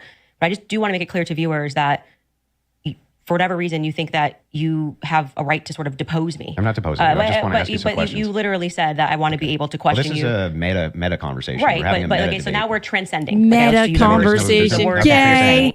Oh my God. We're having a meta conversation. All right, Andrew. Try to sound smart for a minute. But this is what you're Look at doing, his right? foot. So this He's part to so me feels like So aggravated. am I allowed to ask the questions? I've already said you can ask questions, Then but I let me made it ask very them. clear to you Yeah. via email and with you in conversation that we should be speaking. This Yeah, I isn't know, like but you I get wanna- to sit. I wanna ask said you if you some wanted to questions. depose me, you should join I'm not Brigitte deposing Macron's you. defense team. This But is you're part- like, I'm this just is going a to ask questions. legitimate Can you part- answer it? Blah, blah, blah. Yeah. It's like, I don't know what you're going to ask. And I I'm know. going to answer And if as you I have see issues fit with because it, I'm not. I get it. Yeah, I okay, get it. just so we're clear. Usually in the debate, if something's not loaded, I'm just direct with Because the you kept question, saying with I'm the Joe answer. Rogan. They have no evidence. And now you're like, let's move away from the evidence. Let's talk about transcendentals. Yeah, okay. Anyway, so direct question, super easy. Was Lance Twiggs DNA on the rifle as far as you know? We can't say Oh. that for certain. So if Andrew Wilson was in a SpongeBob episode, then you know he's part of the elite system in the establishment. So, there you have it. They're trying to, this would happen to me in politics all the time. You can't fall, they're trying to ask questions in a way where when they cut and edit and chop, they could make it look stupid. But she's a veteran with this, so As far as you know. I already answered that in the first part. We can't say that for certainty. I told you the context of which they spoke about those things. So no, as far as you know. We can't say that for certainty until we know what other the 5 sets of prints were So on that there. would be no as far as you know. We can't say that for certainty. You can say no as far as I know for certain. We can't say that for certainty. Actually, You can say that just so for because there's 5 people's DNA on that gun. certainty. if your energy here is going to be like you're my dad and you can tell me how to speak or what I'm supposed to say, you're just going to come up against the wall. I'm Okay, familiar with but- this debate Yeah, I strategy. love the am honesty. Yes or no, yes or no. That's me too. Like, do not try to dominate me. That is not how you get me to be submissive. You get me to be submissive by being soft, respectful, kind to me.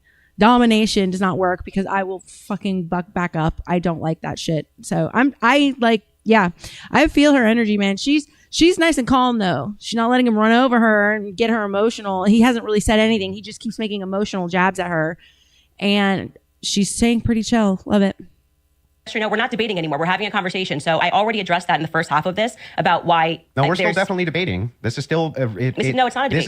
This is you saying I want to probe things that sit outside of the evidence. I actually already. Every time he has to be quiet, watch his foot. You're not going to go like where you're sitting and I'm on trial. I'm not on trial. Okay, great. So let's talk all about right. What's up, Raiders? Welcome to the show. Hope you stick around. Great. What is it? Gravy Show just rated and said Andrew Wilson is such a dork. Amen, brother. Amen. Or sister. I don't know if you're a brother or a sister. But yes, welcome, Raiders. Glad to have you. I do have this sped up a little bit on 1.25 speed, so it seems a little bit more intense than it actually is because it is, 25% faster. So.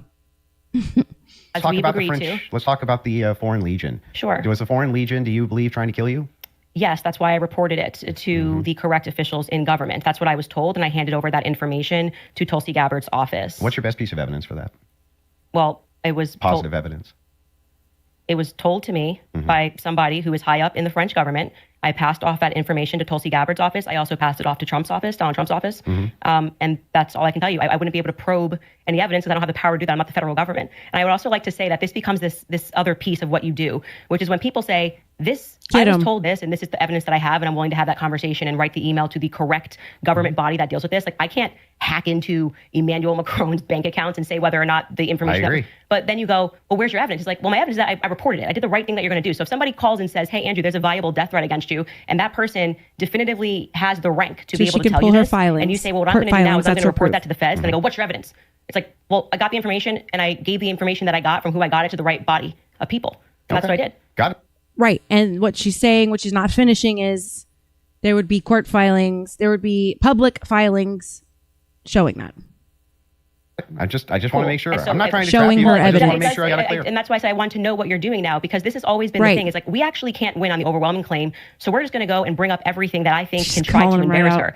I reported exactly as I received it. I'm not trying to embarrass you. I just want to make sure that I get your positions clear. I have not said. Yes, they are. See, what did I tell you? What did I tell you when I ran for Congress? They tried to do that to me. I told you he's trying to ask her questions in a way where they can clip it and edit it and make her look stupid. And I told you she's a veteran. She just called it out. It's almost like I'm a psychologist. It's almost like I have experience dealing with the Kraken. It's almost like I have experience dealing with the elites. A lot of you don't know my story. I ran for Congress. I grew up in a cult. It's a Freemason occult, evangelical doomsday cult. Got out when I was 30. My dad's side of the family are Freemasons from Scotland. And my family left, defected. They took everything. So I have quite the story. One of my direct relatives, not direct relatives, I guess a great uncle. It would be a great uncle. My grandfather's uncle was the vice president of the United States. And so there's a lot that I've learned about over the years, pre-internet, about the government and these tactics and assassinations and mass mind control, and all of that. So I'll say I'm speaking on experience when I react to these things. She just backed up what I said because she just called him out. It's great. Multiple times that you believe that Israel's involved in the death of Charlie Kirk. Can you give me... Yes, we can pull up the clip. I'm sorry. I'm just saying. Can I finish the sentence? Go ahead. Can you give me the context for what you're talking about? Like when I say, generally speaking, why people think that Israel's involved? Mm-hmm. Okay. Where's your question? Yeah. Do you have any positive evidence whatsoever that Israel killed Charlie Kirk? Well, I couldn't say Israel was on the ground and shot and killed Charlie Kirk. I would say that there are various things that we're trying to establish, one being a motive. And since I don't believe that Tyler Robinson and his transferee is a convincing motive because he was fired up about politics, which Lance testified that he never spoke about with him, nor do I believe that he was so into LGBTQ issues, since Lance testified. And you would think if you're so into politics and so passionate about LGBTQ rights, Tyler Robinson would be talking to his quote unquote boyfriend about these topics. You live together.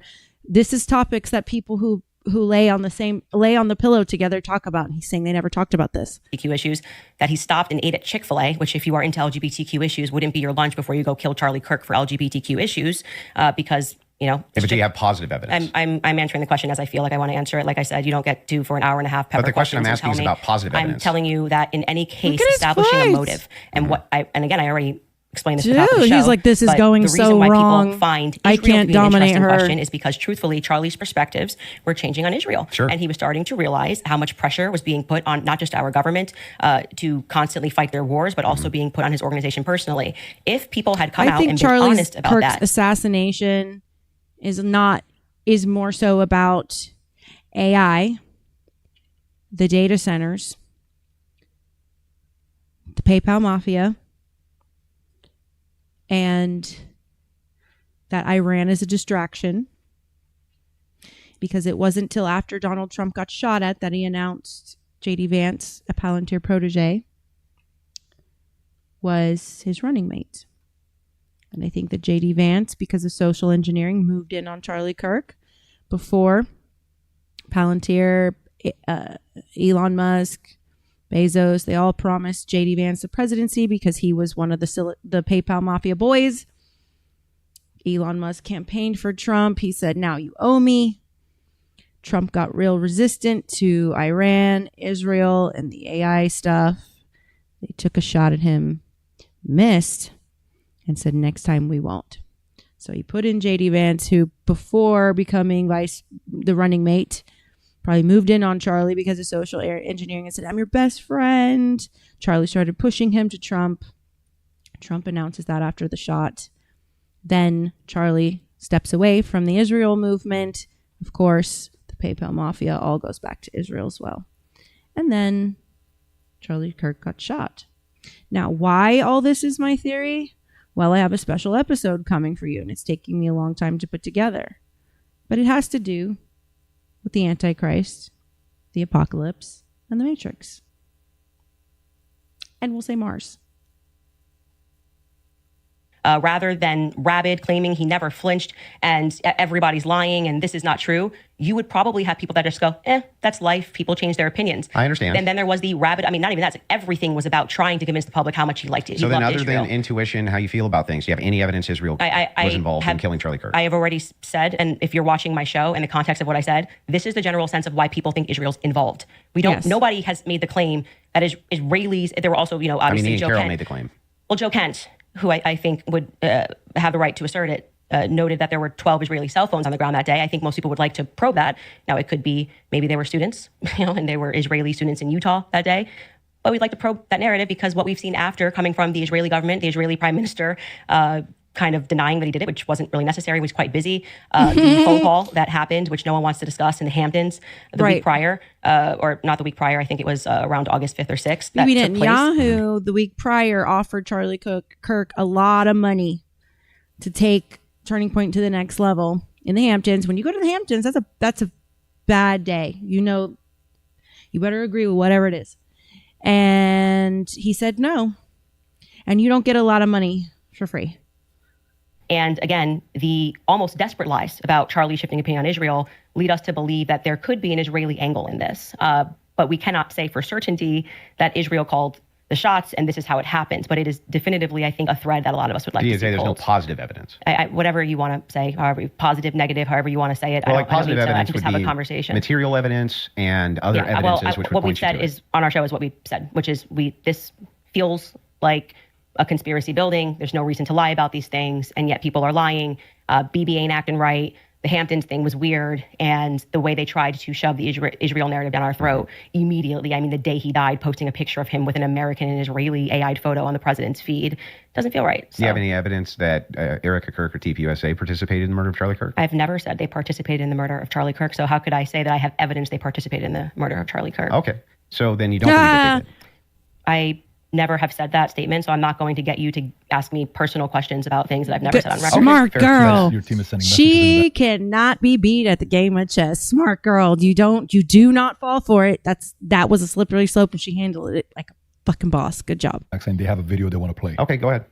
I don't know what the video is.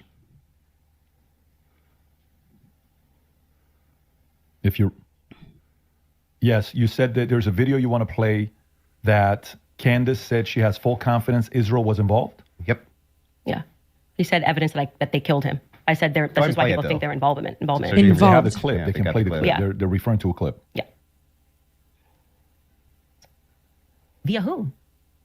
My guess is Pierre Caraca.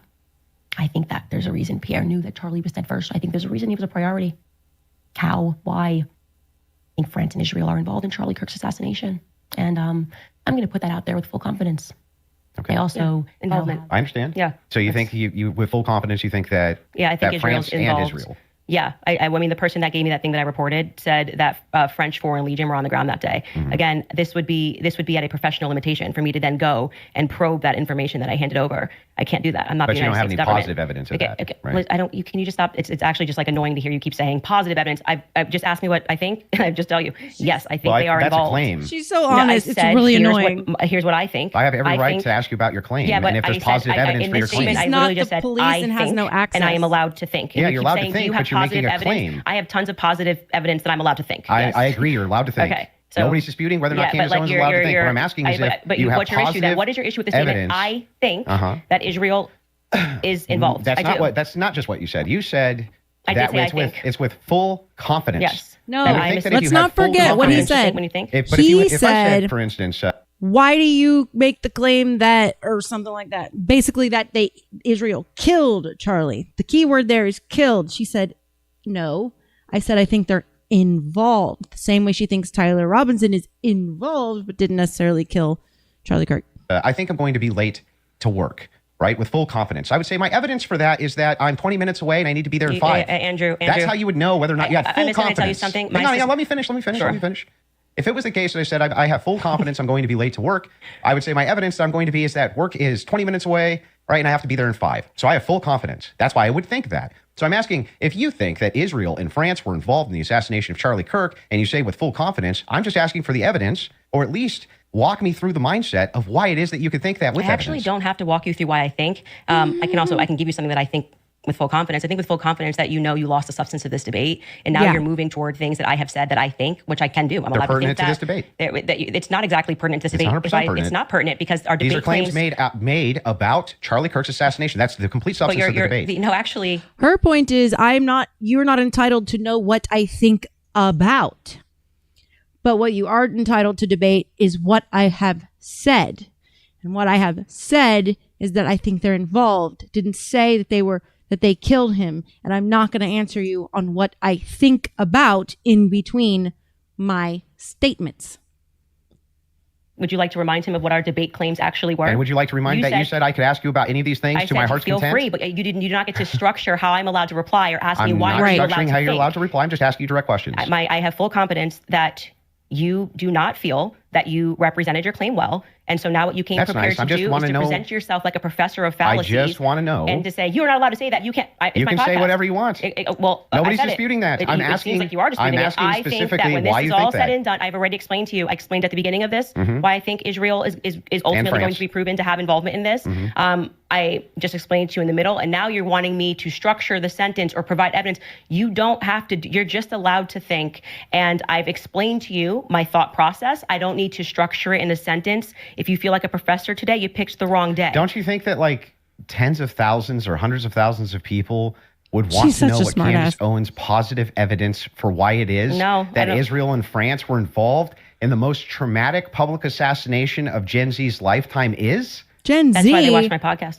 Gen Z's lifetime. It's Gen Z, the millennials, the Gen Xers were impacted by this, and whatever boomers are left over. You're just going to drip to them? Like, here's why It's I not think dripping. that? Every time we come across any of these discussions, they're watching this in context and they know why I'm saying it. So, for example, when you're bringing up, Candace, where's your evidence for France doing this? I just told you someone who is high ranking in the French government, right? Who's nameless?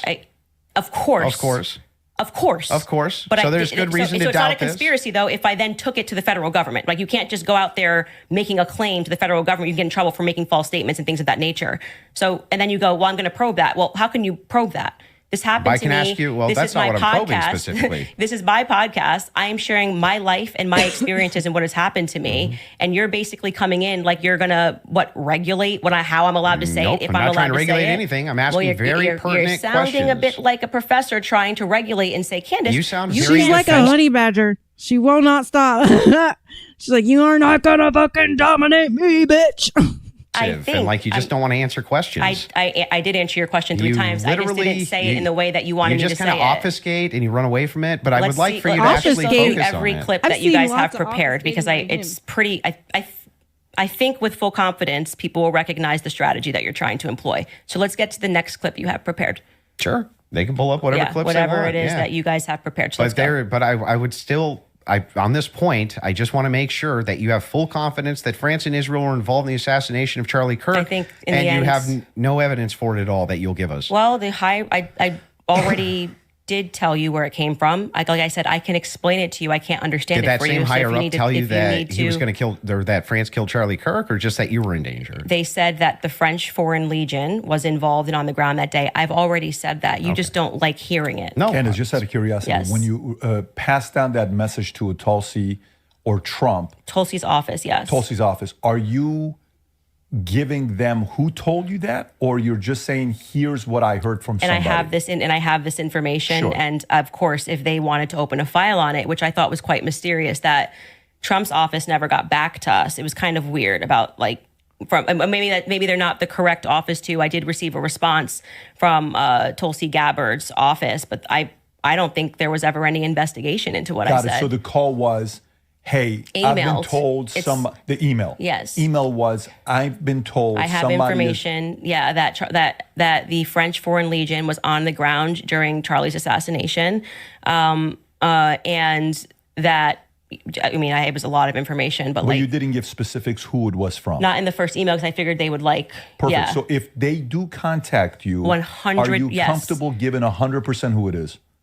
I would absolutely give them as much And information can I as ask a possible. question? If whoever's the U.S. government, why are you not? Yes, it's very strange to me. You know, so if that's the case, now they may respond back and say, we did. You know, that's their position. I did. I'm That's not why I involved. did it in writing. And so I'm glad that's the case Yes. because so if they And do right ask away in you- Trump's office, Margot got right back to me. She said it was on his desk, so he has that. There's no. And if you do say that and they contact that individual, obviously you don't have to leak your sources here. Is there enough credibility where that person would be willing to talk to them and explain to them exactly what their sources Yes, are? Okay. I mean, that's. it seems reasonable. And so why he's asking me to defend that is like I'm not. Never did. I think those are two different things. That's more Two something I totally asked him different to say, claims. why are they not reaching out to you? I've asked that many times on my podcast.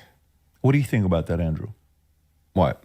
The fact that she What? emailed, she gave He does it, not and give a nobody shit. reached out to want He to contact. didn't pay $300,000 of his own money. That came from the TPUSA circle and all their overlords and probably BB himself. Like, I don't know. This is so ridiculous. I mean, BB's on camera saying that they needed to gain a foothold of all the influencers in America. That's what they tried to do with Charlie Kirk. He said this preceding this conversation in the Hamptons. So this guy is clearly being paid. And he doesn't give a fuck. What? Are you paying attention? Tie your shoes. Chill out. At the They source that she's probably willing didn't to think it was share. actionable, is my guess. But even if they did think it was actionable, great. Every lead should be followed up on within the confines of what's rational and reasonable. Is it fair to say that this is maybe a different individual because this is a person that was involved with TPUSA Well, we and had a don't- relationship Wait, with Charlie? who? No, her relationship. Like Yeah. this isn't just anybody. So if an average person sends it, yes. Yeah, but I mean, we don't know who the source is. We don't know any Well, of then this. if you were in that department, wouldn't you want to, even you assign it to one of your There's guys no to guarantee say, they didn't look into it. How do we know? We don't know. How could they No, if how they didn't could come they if get she didn't give it the to them? information, more of the information, because it And was a by the way, long file. Yeah.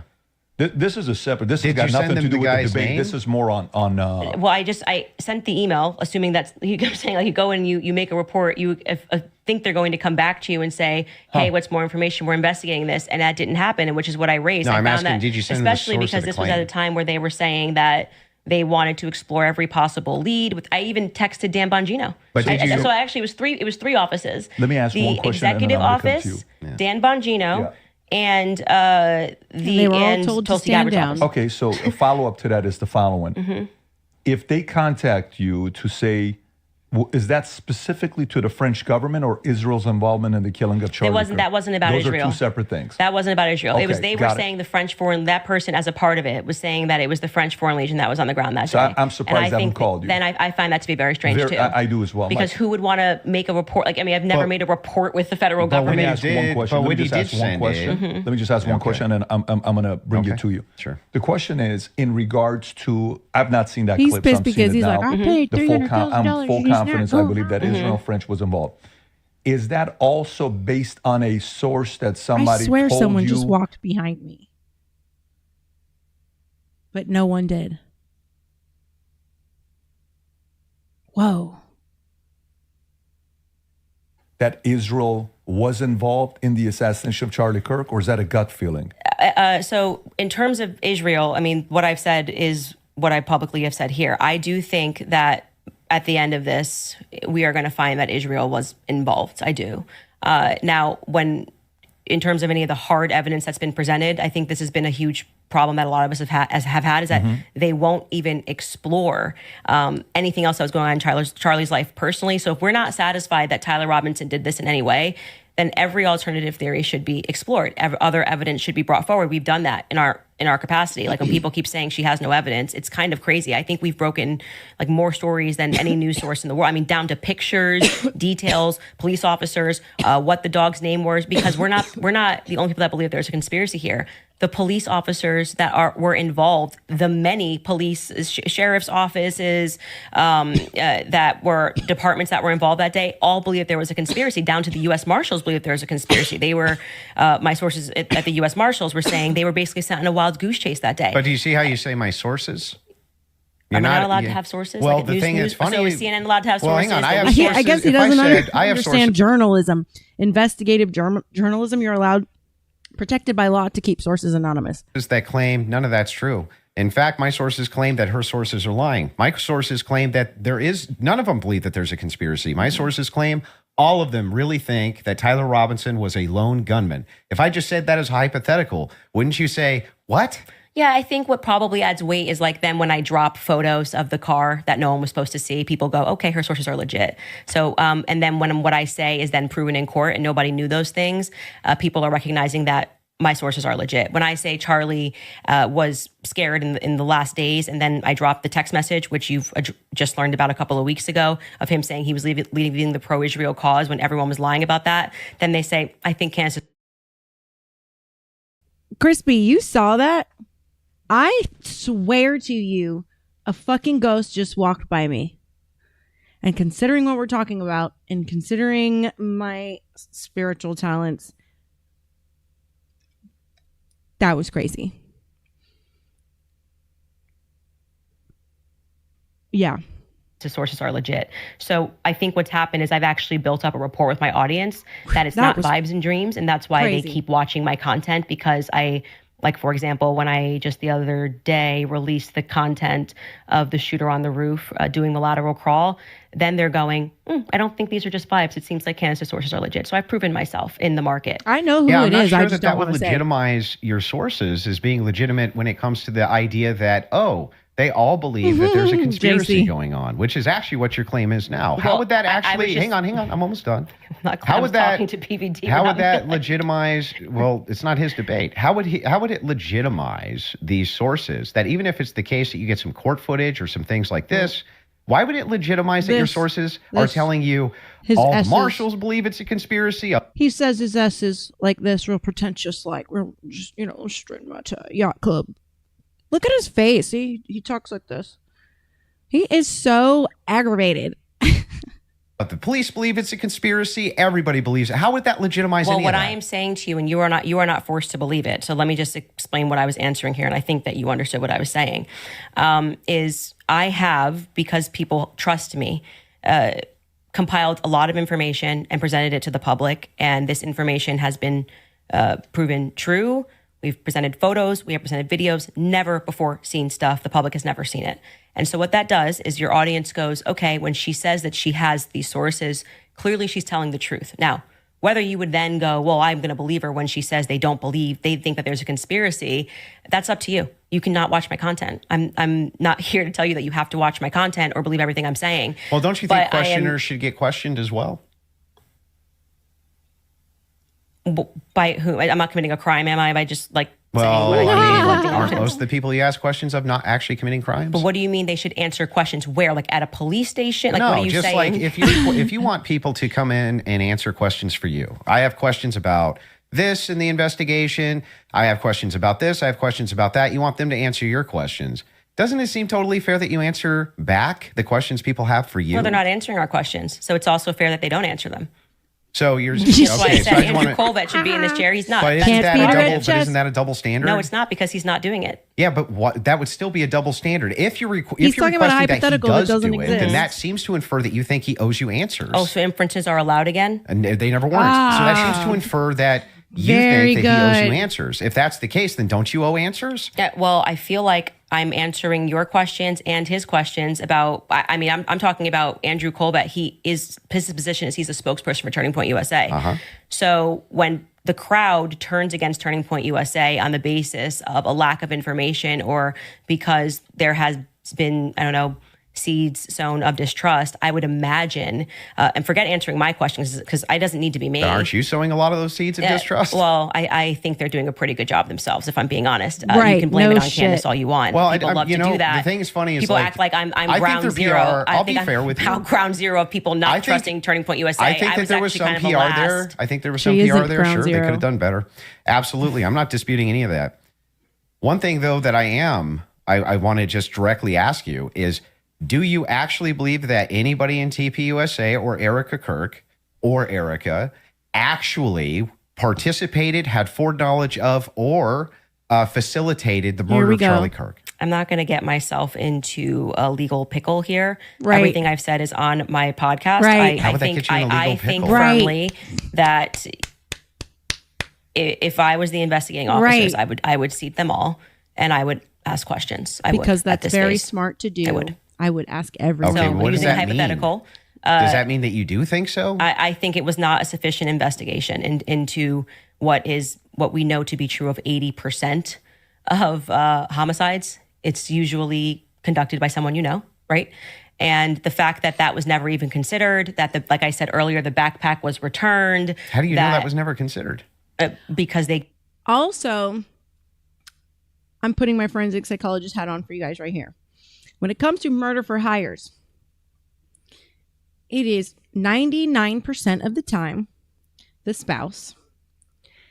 And the spouse is the closest person to the victim that can provide daily routines to allow access to the victim. Spouse, best friend, inner circle. Think about it like Saturn with all the rings. The innermost rings, those are your closest people. Then the middle rings are your friends. Then the outer rings are just people you know. We're talking about that inner ring. It's always one of those people on the inner ring closest to you. gave back the backpack as just one example. They gave back the backpack. They gave back the. That doesn't show a conspiracy. Well, I mean, it shows that the police trusted everybody and didn't just hold things up for a Yeah, second. they ruled them out as suspects.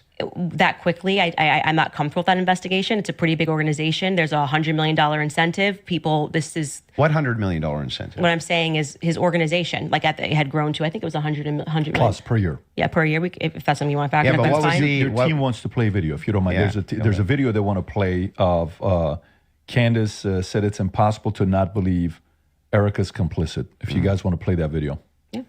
Could also just ask And them, so but right sure. now, their guys are going out and they're going to look for evidence. And then by May, which is fortunately around white the on corner, her. then she'll see what they found. So what the F is that performance? How could you sit up there and say, yes, I 100% believe Tyler Robinson did it?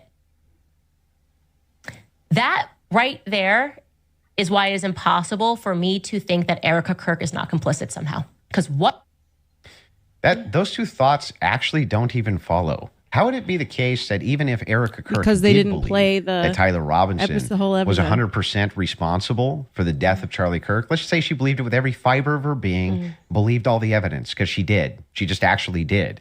Did Would it then follow that somehow she's complicit or does? in his death?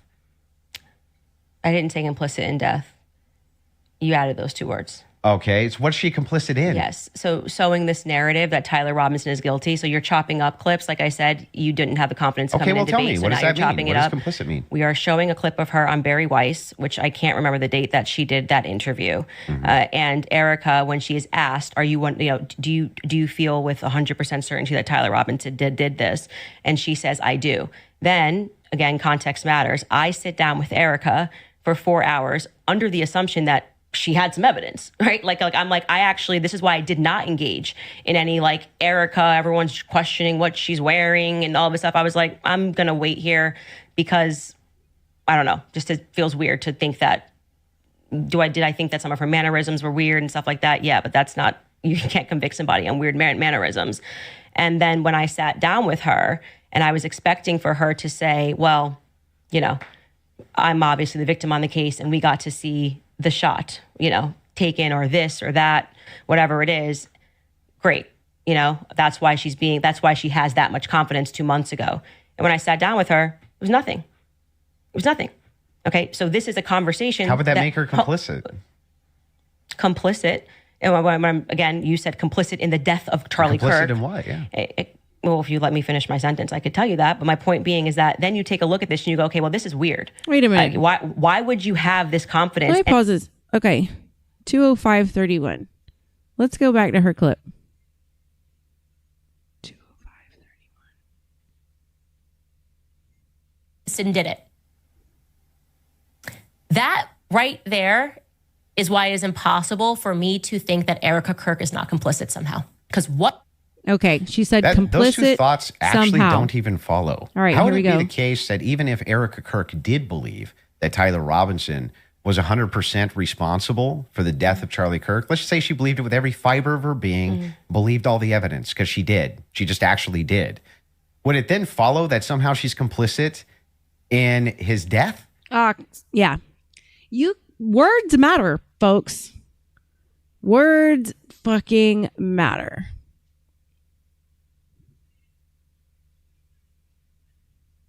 Her and I was expecting for her to say, well, you know, I'm obviously the victim on the case and we got to see the shot, you know, taken or this or that, whatever it is. Great. You know, that's why she has that much confidence 2 months ago. And when I sat down with her, it was nothing. It was nothing. Okay. So this is a conversation. How would that make her complicit? Complicit. And again, you said complicit in the death of Charlie Kirk. Complicit in what? Yeah. Well, if you let me finish my sentence, I could tell you that. But my point being is that then you take a look at this and you go, okay, well, this is weird. Why would you have this confidence? And then when you sit across from somebody and you say, okay, great, I want to go out there and defend you. Did. Now. I want people she to know. Goes, yes, I do. And then they asked her why she's so convinced. She said, because I've seen the evidence. She said it definitively. Erica did. That you can't say this stuff publicly, but you know more things. And she just blanks. And then she says, well, I'm going to call the lawyer. And she called the lawyer. Again, all this is on my show. So out of context clips is not going to work because I know what I say on my show. Okay. So we call her lawyer and her lawyer says to us, she calls him on the phone, pardon me. And it's me, her, and Justin Strife. And I'm like, okay, great. What do you guys have? He goes, well, we don't have anything yet. We're not at that phase yet. And I'm like, well, what do you mean you don't have anything? And he says, well, don't you know how it works? It's a probable cause hearing. So basically the state says that they're going to bring this forward. And now our people go out and they look for the evidence to assert that Tyler Robinson is guilty. And so I asked her directly, her lawyer directly, the phone's in between us. I'm like, wait, so just so I'm clear, you haven't seen anything that the public hasn't seen? And he says, no. So I'm going back in my head and I'm going, okay, so why is Erica saying with such a degree of certainty, like she was sent out to convince the public and people bit, by the way. I remember even Megyn Kelly was like, let's wait. She's going to have access to things. I did think she had access to things that we didn't have. Why express that confidence to the public as opposed to just being like, we don't know yet. I feel confident he's involved. They made an arrest. I don't understand. How would any of this make her complicit and in what? Well, I've already told you. She's complicit in trying to fool the public into thinking this is some open and shut case. How's she trying to fool the public into if she believes, because she literally said, "Yes, I do," because I've seen the evidence. So that's. And then when she meets with Erica, Candace, she said they haven't seen anything. So she flat out lied. Like, don't look anywhere else. If she believes that Tyler Robinson killed Kirk, if she believes that, how would that be complicit in anything? I do. Are you saying that you think she doesn't believe it? I don't believe that at that stage she sat down with Barry Weiss that's what she believes. No, but that's my opinion. Right, but so when you just say complicit, you just mean she believes that Tyler Robinson killed Kirk? That's it? That's what we were talking about. That's why I said if your strategy was to dice up. So what she's saying is if you're going to lie for the state, then you're complicit somehow. If you're being bullied for the feds who clearly did an assassination and they're telling you have to say this, then you're complicit. Even if that's the only thing you do. Clips and take it out of context and make it seem like I said she was complicit. Everything. Yeah, but then why not just play the full thing? Like why? Because we don't have like infinite amounts of time. I'm guessing you probably don't want to watch. He's such a dude. I'm going to go back She's to my so theory uncomfortable that you didn't feel because this is confident not that you going could how I defend wanted. your Paying $300,000. Your claim that there's overwhelming evidence. So now you're trying to move towards doctored clips and getting me to respond to it. There's no doctored anything. I'm just making sure that we got this right. Yes, that what you're actually saying is that Erica is just complicit in believing it. When I re-examined her actions backward, because I did not have this perspective of her at the beginning, which is why it's so funny to me that you guys make it seem like I'm ground zero. People thought Erica was sus from day I forgive him. Someone say and this. I was not a part of that. I did not lean into that. I did not contribute to that. I was getting actually terrible messages from my fans being like, Candace, you and Charlie always say to go with your intuition. You won't address this, how we all feel about her. Right. Things changed for me when I saw that Zoom call. I will tell you that. Yeah, me too. For sure. And the fact that she lied to me. So I was sat across from her and, the moment she stepped I wanted to have that conversation publicly, but they're probably grateful they didn't do it publicly. She told me some lies. And so the next thing that happens naturally when watching somebody Erica lies, walk out of that plane was a really pivotal moment for me because I've lost my son, died in my arms. She described Charlie as her soulmate, a soul tie, like what you have with your children. And I know that if my soulmate was murdered on live TV in such a traumatic way and caused a literal brain injury watching that, based on past experience of mine, I would not be able to get the fuck off the floor. I wouldn't be able to walk. And she got out of that plane holding the second lady's hand, forgot her first name, Mrs. Vance, holding her hand in the lead position and walking ahead of her. And it was almost like, I didn't know any of this yet. This was right when it was all happening. My heart told me that looks like someone following marching orders. Like, this is the job. Just go here. Next, I got to go here. Next, I got to go here. It was weird. It was all weird. And I've been through deep loss, traumatic loss like that. To you go, when any person lies to you, whether it's a toddler, people only lie when they're trying to obscure something else. Have you addressed what that lie was? Yeah, I've talked about, we have a list of lies that we've been told by Charlie. We can find that, I'm sure. In the meeting with her? Well, no, I didn't want her to cage up. I didn't want to do this, and because I didn't know what to expect. Like I didn't know if she was going to be like, I'm so overwhelmed with everything, and I don't know who to trust at the organization, and I don't know what I'm doing. Like I didn't know. I didn't want to. Just out of curiosity, before anything happened with Charlie, how close were you and Erica? Not very close. So there's not a relationship. No, I would say it's totally normal. Like, it's not like there was any issues at all. We were always nice to each other. It just is our life went to a different phase, right? So Charlie and I hitting the ground, running around, traveling 4 days a week. Now I get married. I find love of my life. I get married and I get pregnant. I haven't stopped being pregnant. Right. What you want out of life changes. You don't want to be running around for 4 days a week and traveling on a plane nonstop. You suddenly want to start building at home and live. I was desiring that suburban life. Did you guys ever do the double dates? You, George, her, and Charlie. Was there ever double dates between the four of you? I was, engaged to George quickly. We were planning our wedding. I was kind of in my bubble with George. George traveled with me and Charlie, but Erica and him were just starting to date at the beginning of 2019. George and I were planning our marriage. Mm-hmm. So George really got to know Charlie.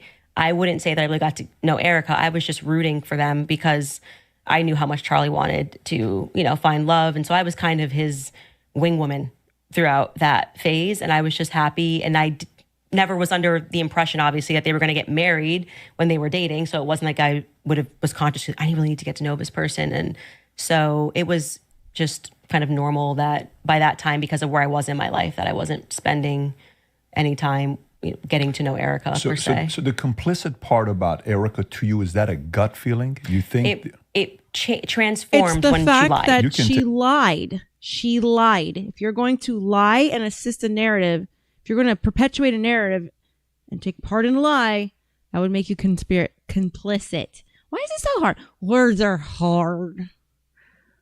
take the lead? I'm just asking questions. Yes. If you want to I go for it. I actually don't. I still don't understand what you think she's complicit in. Yeah. So when I say Erica's complicit, that's my opinion. When you tweeted Erica's too retarded to kill her husband, would you like to explain how you developed your evidence, your positive evidence for the fact that Erica was and retarded? He's going at her. He's going. Yeah. All right. So he's going after Candace on a moral level. Like, why are you doing this? Why are you doing this?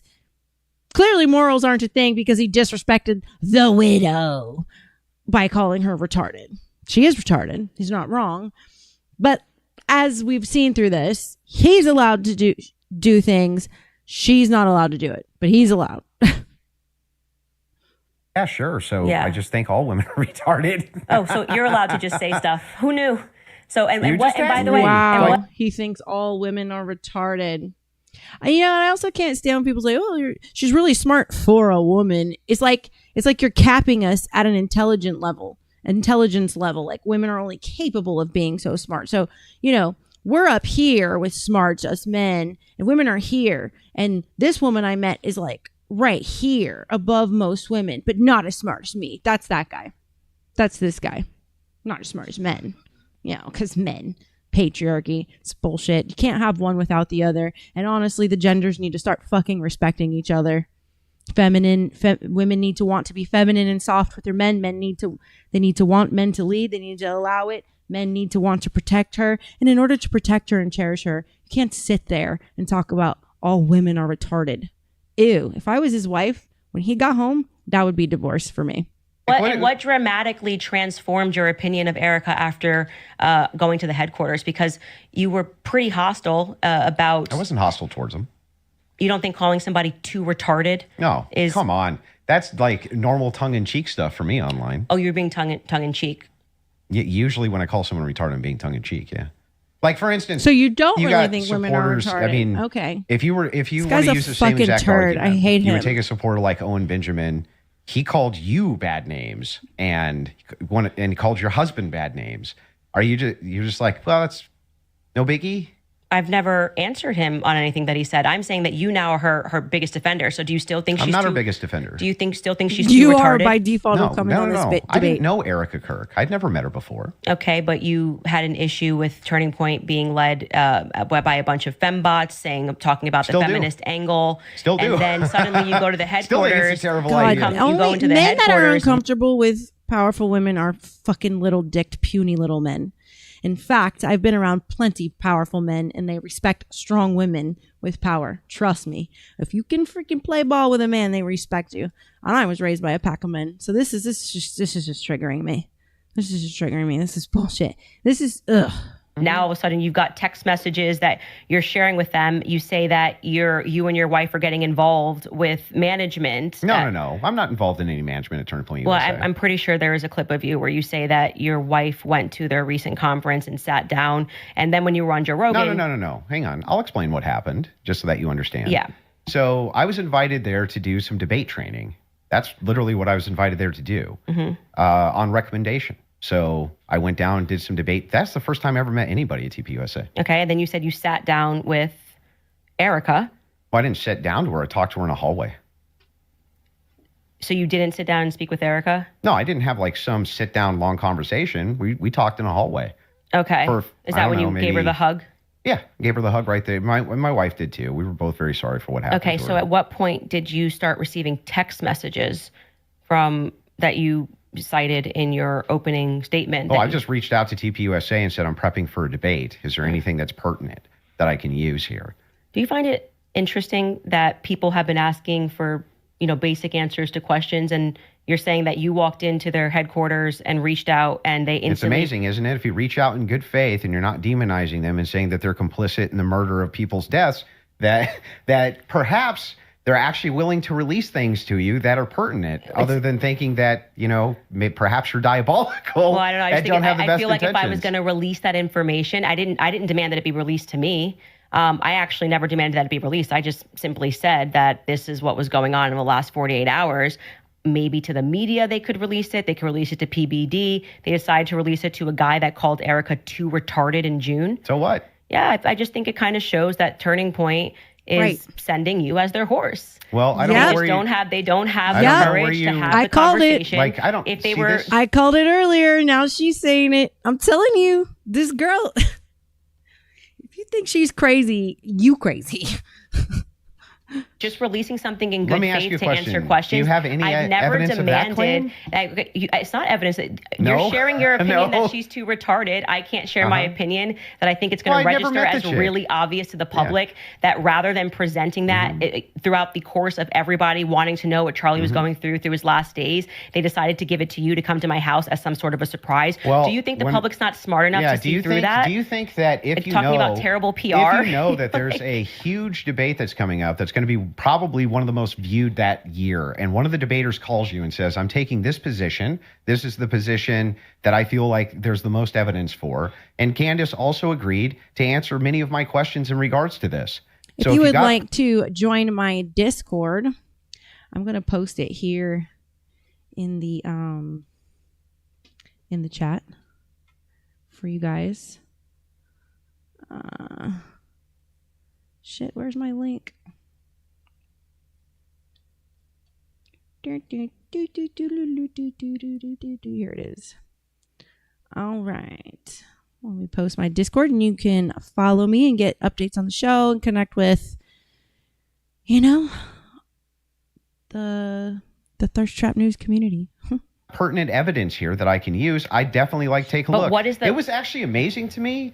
It really was actually amazing to me how if you approach people in good faith and just say, hey, I'd actually like to know what the facts and details are around this, they actually do talk to you. It's amazing. Yeah, I just do not believe, that they are doing this in good faith. I don't believe that anything you have done has demonstrated that's in good faith. It demonstrates that you walked into Turning Point USA headquarters and came out a different man because you were critical of the organization. You were critical of Erica, and now you're sitting here going, Candace, I want to interrogate you for an hour and a half about everything you've ever said about Erica. Have you ever been critical of somebody that you hadn't met and then you meet them and you're less critical of them? And the inverse has happened too. I was less critical about Erica, and now I'm more critical about her. But I'm asking you, isn't it the case that there's people you've been critical of and then you've met them and you're less critical after you meet them?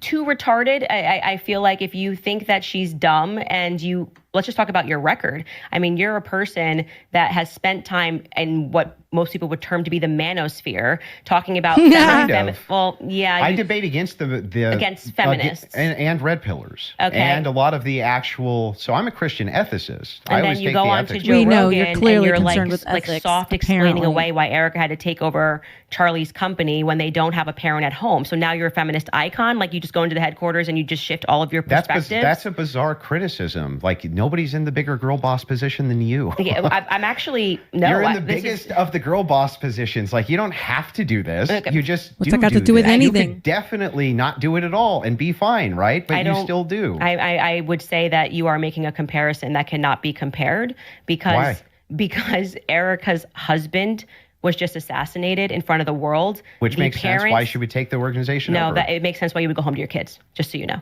Wait a second. That's bizarre. Because they don't have a parent. They don't have a parent. That's what Candace did. She's been staying at home, podcasting from home. He's retarded. Like Q says, the hardest are. This guy has it's always the dudes with the 2 brain cells that are in the manosphere. Oh my God. And they've just suffered a trauma. You don't go into the office. You 6 want to days protect later. your husband's legacy, right? No. And you're trying to find some new normal. The legacy is his children, not the organization. It's That's both. right. No, yes, it is both. It's totally rational and reasonable to believe that it would be both Turning Point USA, that is part of Charlie Kirk's legacy. He worked his whole life for it. This is why people think she's sus. And his children. Now, for you, though, to say that anybody's a girl boss, right? That's like the pot calling the kettle black. That came out of your mouth. No, that was you. You brought up girl boss. Girl boss came out of your mouth. Yeah, I'm just Right. I'm telling you that you brought up this idea that I'm defending some feminist nonsense. I'm not. I'm pointing out that they're by the way, She's not qualified there's always to take over his company. There's always objective outliers to each situation. In fact, it's the exception that proves the rule. And the interesting thing here is like, I'm still just as critical of feminism inside of TPUSA as I've always been. And I'm just as critical of any pro-Zionist position as I've ever been. None of that's ever changed. By the way, I would think it's the most rational, reasonable thing on planet Earth to do if you wanted to actually see an organization change, to try to work with leadership or reach out to leadership to try to do so.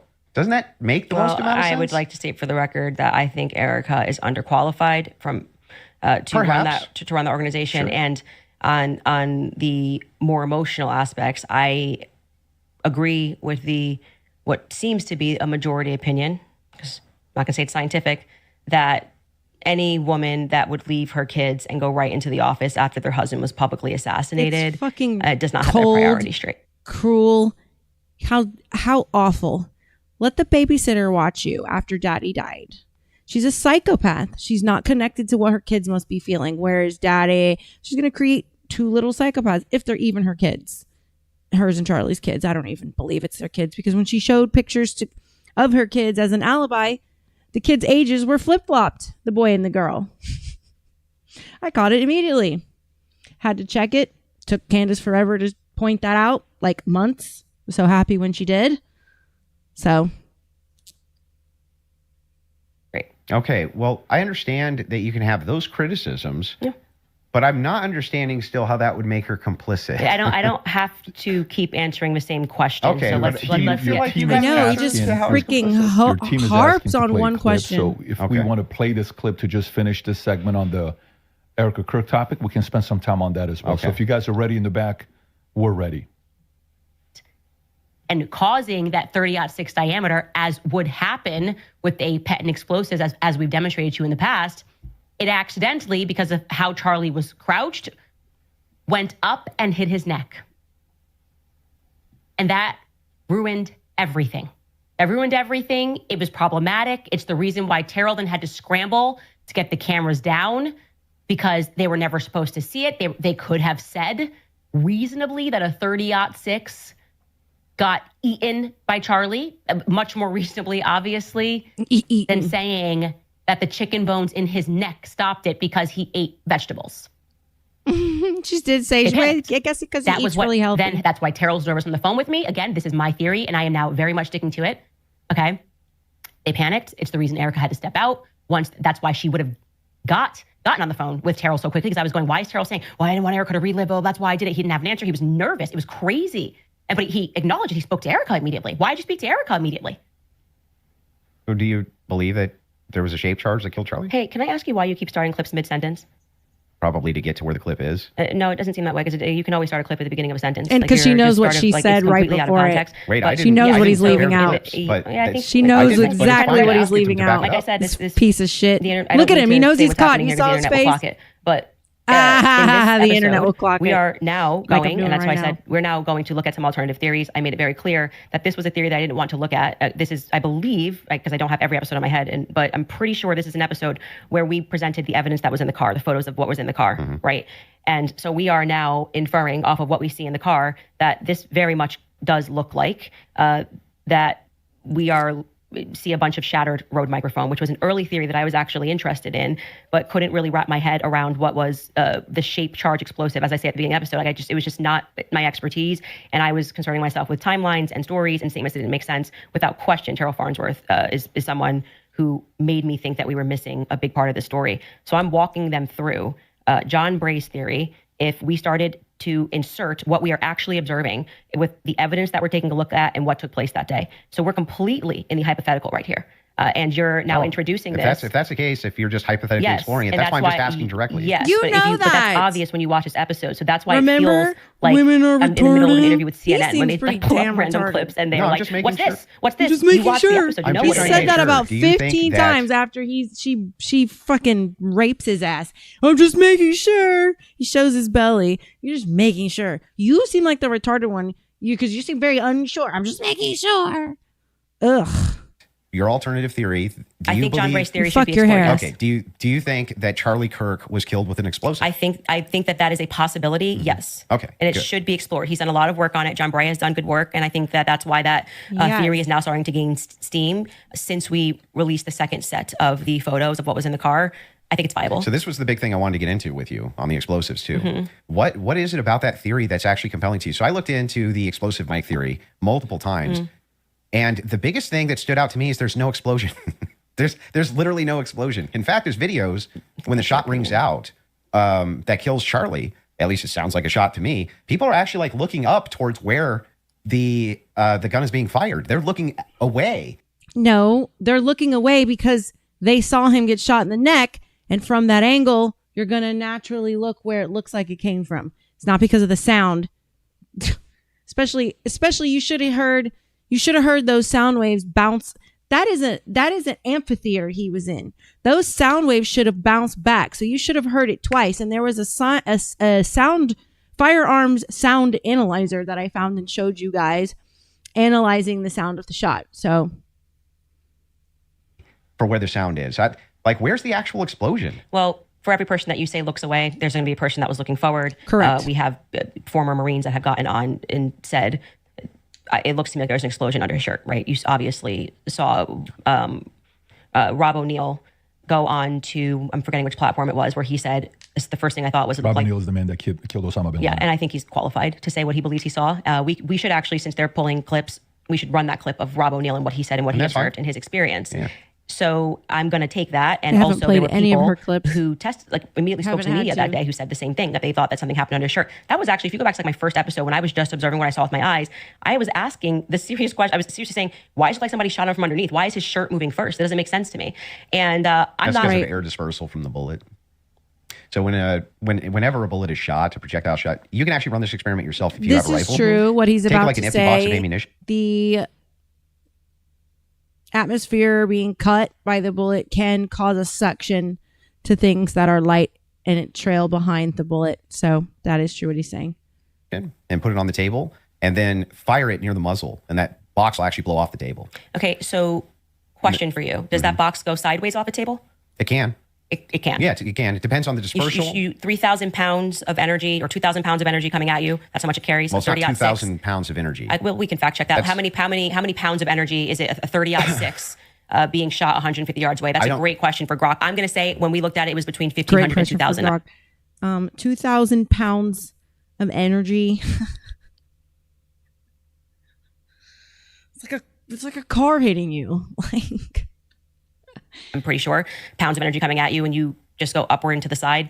I don't really buy that. And I'm going to just exactly. say, I just I think think you'd that that's be not knocked Right, but possible. It doesn't go through on top of that, so it's You another would be miracle you didn't knocked get blown the fuck backwards. You didn't over. go But if through. air is- But I also want to Exactly. say that you're saying this Yeah. can happen, and Rob O'Neill is infinitely more qualified, I think, to speak on that. Why? And Yes, he because is. he's actually shot and killed people. Why would that have anything to do with anything? Did he Did he slow down all the videos of the people he shot to see if their clothes moved? Well, why are you able to assert your position as a fact? Because I'm gonna tell you how projectiles work. He's not even gonna I guarantee you this guy's not even gonna disagree with what I'm about to say.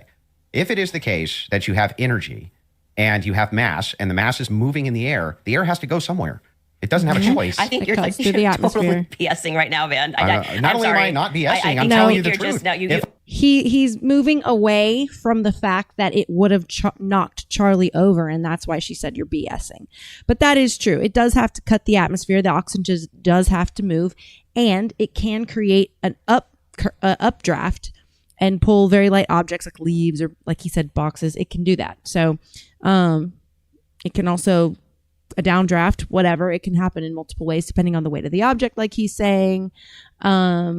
This is just like basic physics. She knows all this. She's saying he's BSing because he is diverting the conversation away from the fact that should have knocked Charlie over.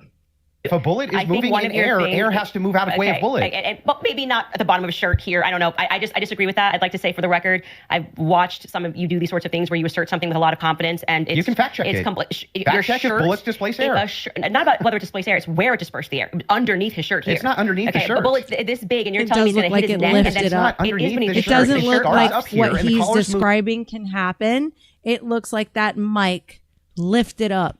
It does. Bet y'all thought our titty was going to fall out. Nope.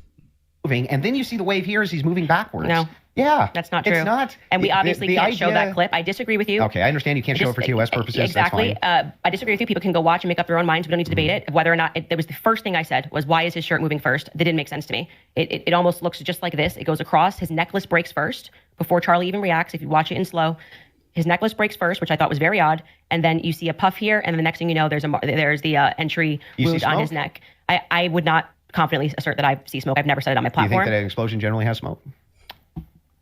I don't think that there's any quality version of video that would get us to be able to answer that question other than Terrell's 4K footage that he has from the front. So There's a lot of, if you look at the Israeli pagers, it's assumed that it's a similar, if not the same type of explosive that was used inside the pagers that would have been used inside of this road mic. I think that you should, since you love debating, you should debate someone like John Bray, who's worked on that theory for 11 months, and ask those sorts of questions of how a shaped charge would work. I presented the evidence of what was in the car, and I also, at that episode that you're clipping, said John Bray has done an unbelievable amount of work on this, and I think he has debated a ton of people, actually, regarding this topic. So that's the route that I would send you on. For Yeah, that's fine. That's fair. for the purposes of my show, I do believe, to answer your question, that it is a hypothetical. I mean, that it is a theory that should be thoroughly explored. There's two clips your team wants to show. One of them is the Rob O'Neill clip, since we're on it. So if you guys are ready in the back before we go to ad break, if you want to pull it up, this is a good time to do so.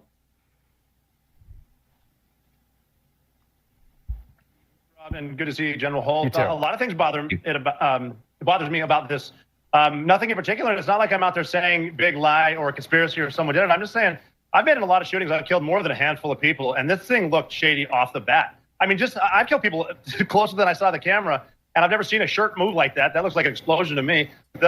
Just the fact that no one started doing first aid to Charlie Kirk, they were more concerned about getting SIM cards out of cameras, removing cameras, and then getting him off the X somehow. There didn't seem a lot of concern for his life. It seemed like just clean it up. And then, I mean, I've been told they paved it over a couple days later. And then you get Erica Kirk behind all the razzle-dazzle, and she's really quick to forgive the alleged shooter, which technically says that was him because I forgive him, but that you can't forgive Candace Owens for having an opinion or asking questions. And they mock people by saying, oh, I'm just asking questions. Yeah, I'm a SEAL Team 6 sniper. I'm asking a lot of questions. No one wants to answer them. And you're able to ask. He's actually said very little about the explosive there. So I'm saying he observed, he said he's shot people up close, and he's never seen a shirt move like that, and it looked to him like an explosive. That's what he just said. But when I play that video at full speed, I can't see a shirt moving. I can only see a shirt moving when we slow it way down. How? So You're if I'm in real time, I'm blind. just assuming this, right? I mean, if I was in real time and I was in like a close quarters combat, you kill somebody situation, All right, and I give shot me them, just 1 minute, would folks.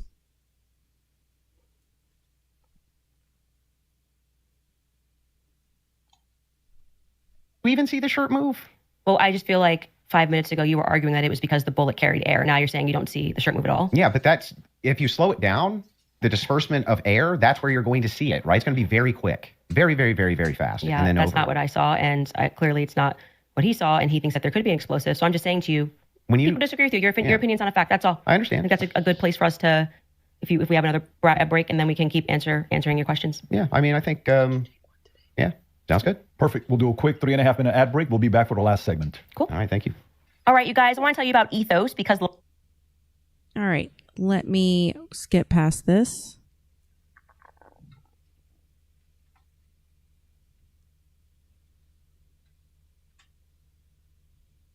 Yeah, I feel like we got where we were trying to go, or at least for the most part. So the two other clips, I do want to play the Twigs clip. That one is important to me, the Twigs DNA clip. Yeah. And they're going to pull it up just to have you respond Well, to it. you don't have to play it because, like, if you're saying that when I initially watched it, I thought that Lance Twiggs' DNA, like, he was directly responding to that because the testimony was a bit confusing. They started by saying that they were going to, like, explaining how they got the samples, and they said Lance, Matt, and Amber Robinson, how they got their DNA samples, and then they started speaking about the gun and said, you know, multiple prints were found on them, and then they moved and they said Lance Twiggs's DNA was found on the screwdriver. When I went back and rewatched it, I realized, well, they haven't officially said that Lance or Amber are on the gun, so I think I've 30 already minutes left, conceded that we folks. don't know that. So I think, like, but if you want to well, play no, the this clip is to directly you saying it is on the gun. Twigs' yeah, DNA I'm saying is that on I the feel gun. like I've already said to you, like, I've made that concession. But just to be clear, whenever I make a mistake, I just correct it. So that's why when you were asking me 3 times, I've already said we don't know yet, and I've corrected that mistake. So if the purpose of you showing this is to demonstrate that Candace makes mistakes sometimes when she's taking in a lot of information and she's reading through legal documents and she's trying to remember it's not 9-hour actually. testimony. It's to demonstrate something else. It is, in fact, the case. We're all going to make mistakes. Yeah. I'm going to make mistakes. And I've on already the case. I've already You're going to make conceded. mistakes on the case. Yeah. But in this case, you were very adamant that his DNA was on the gun itself. Yeah, so I'm just saying that it's not ruled out. We know that there's 5+ prints. I've said this so many times. I had to rewatch the testimony again. It's like 9 hours a day. It got very scientific when they were speaking about this. And I think I wrongly extrapolated that they meant all 3 of them were on the prints when the only person they officially named was Matt Robinson. So we don't know yet if Lance Twiggs has his DNA on the prints, DNA on the gun officially just yet. Okay. I've already conceded that. Sure. So that's fine. And then the last one is one with Erica Kirk. Sure. This is like the Erica Kirk. All right, Well, Erica. You could just sit down with me, Erica, but we can do it this way. This goes back to a previous claim that you made. Yeah, so sure. I'm bringing it up. Straight to jail, straight to jail. We're questioning at least Erica. She just called out Erica for paying Andrew for doing this. She's laughing. She's like, Erica, you could have just come and sat here yourself. I don't care who's mad. I really do not care who wants to be upset after this episode. Really, you will be wasting your breath. You can spend $1 billion on influencers because this is all becoming increasingly inexplicable. You are asking me to be an idiot, actually, and I cannot do that for you. Someone once commented beneath this show that if the situations were reversed and there were this many verifiable lies. Straight to jail? Yeah, so that's the show intro, and straight to jail is a monopoly term. Okay. Like, you know. So do not pass go. Yeah. Do not collect $200. Yes, it's obviously tongue in cheek. And then we explain that actually I think that she should be brought in for questioning because of inconsistencies. So this is the exact episode when I started to think that she should be sat down and questioned. And I still believe that. I still hold the perspective that Erica should be sat down and she should be properly questioned. Do you know that she hasn't been? No, actually. That would be a great thing for the spokesperson of Turning Point USA to say that she's already sat through. Why do they? I mean, my guess would be she hasn't because they returned everything to her. Yeah. But why do they owe you that though? They don't owe me anything. That's my show you're watching. Just, the clips that you're pulling are from my show. So if I want to say something on my show, I can say that. I didn't say they owe me something. I don't think that's ever, unless you have but another if you clip. say like you need to be sat down for questioning and you don't even know if they haven't been, that's strange, right? Do you know if they have been? No, I have no idea. So you're just saying, what if they haven't been? Yeah, if your just kind entire of filling the air if your with entire thing is junk. No, it's not junk. If the query is why is it that Erica Kirk's not being sat down for questioning, but you have absolutely no knowledge whether or not she's been sat down for questioning or not. What that does is it creates an innuendo. It creates an inference. It creates out to the ethos. He's just here to tell her what she should and because shouldn't be something's doing. wrong here. When you actually don't have the knowledge that anything's wrong at all. I just think that my opinion is that she should be sat down and questioned. But you're not sure if she hasn't been. Yeah, and you're not sure if she has been either. So, like I said, I feel like now you're just kind of filling the air with nonsense. Because Turning Point's like, we want to make sure that you go in there and you defend Erica. And I have to say, I don't think you've done an extraordinary job at that. But I'm not here to defend Erica. The thing is, though, is like... that since 4 out of 5 of the clips that you had on the ready when we asked you guys ahead of time. I mean, I want to just assert how professionally we have dealt with this debate. As you can see, we have not planned any gotcha clips for Andrew. I expressed to him that what we were going to do was just to use people for fact checks. And because I might not remember something, or I do remember something and you're saying no, and that is what I think will register to people as very fair. We did not take out of context clips of Andrew to try to expressly said that I was going to bring claims. We did not. Right? No, when you said you were going to bring claims that you want me to speak to, you didn't say I intend on sitting you down with out of contexted clips to which we said to you before in an email. Any clips you want to share with us, send it over. Let's assert a debate claim so that we can both be ready to respond to it. That's not really what happened. Well, what didn't happen? The way that you're framing the exchange.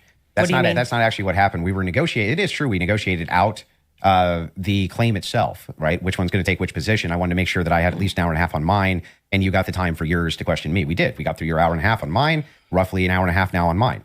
That's basically how this went. But in the beginning, I did not take an hour and a half to just pull out of context clips with Andrew. I actually debated the substance of what's going on in this trial and this hearing. And I do think that you fell short of that. There's nothing hang on. There's nothing here except holding you to account for your claims. Yes or no. Well, we were supposed to be debating the case and whether or not there was overwhelming evidence. These are your claims about the case. No, you then admitted that now you're getting into another sphere and you want to talk about the transcendentals and things that I've said. We got through, and like 4 out of 5 of your clips are about Erica Kirk. So the general perception I don't think 4 out of 5 even is were. your Turning Point's horse. Oh, I think quite a few of them were. Was there 3 Ericas or 4? So you're just making stuff up? Can we get a count of how many were about Erica? I feel like it was 3. 3. Okay. Look at I his said 4. leg. But those are extraordinary claims, which is why you're asking. Okay, well, wound up. Okay, but the point being is now you're veering into trying to get me to defend my opinions, and then you completely shirk responsibility when I point out yours. No, they're not claims. When you tweet claims. Erica is too retarded, you go, that's just whatever, and then you move on. That's a claim. I'm responsible for the claim. Well, earlier when I brought it up, you said that it was tongue-in-cheek. Yes, sure. That's me responding to your criticism of the claim. That's all I'm doing here. I was interested and I'm happy to get into also the Patsy stuff now if you would like to. Well, Your team has one more clip they want to play from 7 days ago. They got one more clip. We were getting into the Patsy stuff and you stopped it and I was explaining to you. Oh, they have one more clip. Okay, let's go. They want to hit the minimum of 4 clips you were saying with Erica, so 100%. This is absurd. Okay. And this is the one you're saying from 7 days ago.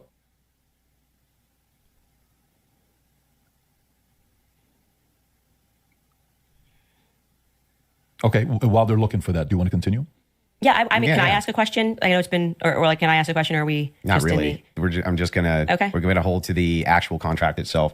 the contract does not say that you are allowed to just question me without me being able to respond to you. I've never said you or can't have respond. a conversation. You've been able to respond to every question I've asked you. And by the way, the other thing is like Let's have I'm it your still- way. I want it to look like Still happy we've to have done the everything debate. Andrew wanted to, so that people can fairly assess the situation. So you have it your way. I Totally will not fine. ask a question. Totally fair with me. So are you good with her asking a question or You no? said no. Waiting for the clip. Okay, so you want to wait for the clip first. Okay. You guys have it in the back? Okay, beautiful.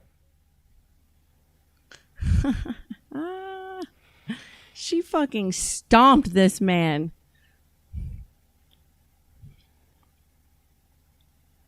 You need the Jeopardy team thing. told me they She's had it. so, that's what I heard. She's so funny. Okay, Look come at on, her guys. face. Did this crime.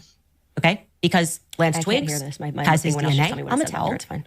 Lance Twiggs has his DNA on the rifle. Lance Twiggs And to be has his clear, DNA on the Lance rifle. Twiggs' I've listened to this DNA 4 times, was but I don't not know why they feel as like they need degraded to- as Tyler Robinson's DNA was on Tyler's rifle. It's Tyler's rifle, Oh, you but also Lance's said, yeah, it's DNA not as degraded on the rifle. Yeah, because I thought he was one of the things. But I've already that's what I mean when I say that. Like, it just seems like you're not actually here trying to engage. Because even before you Right. got to this, and I knew that you had some secret clip planned. I said to you when I rewatched the testimony, I realized that they didn't explicitly say Lance Twiggs. They said 5 other profiles were on it, and that his was the most degraded. So I hope your team feels fulfilled in playing that.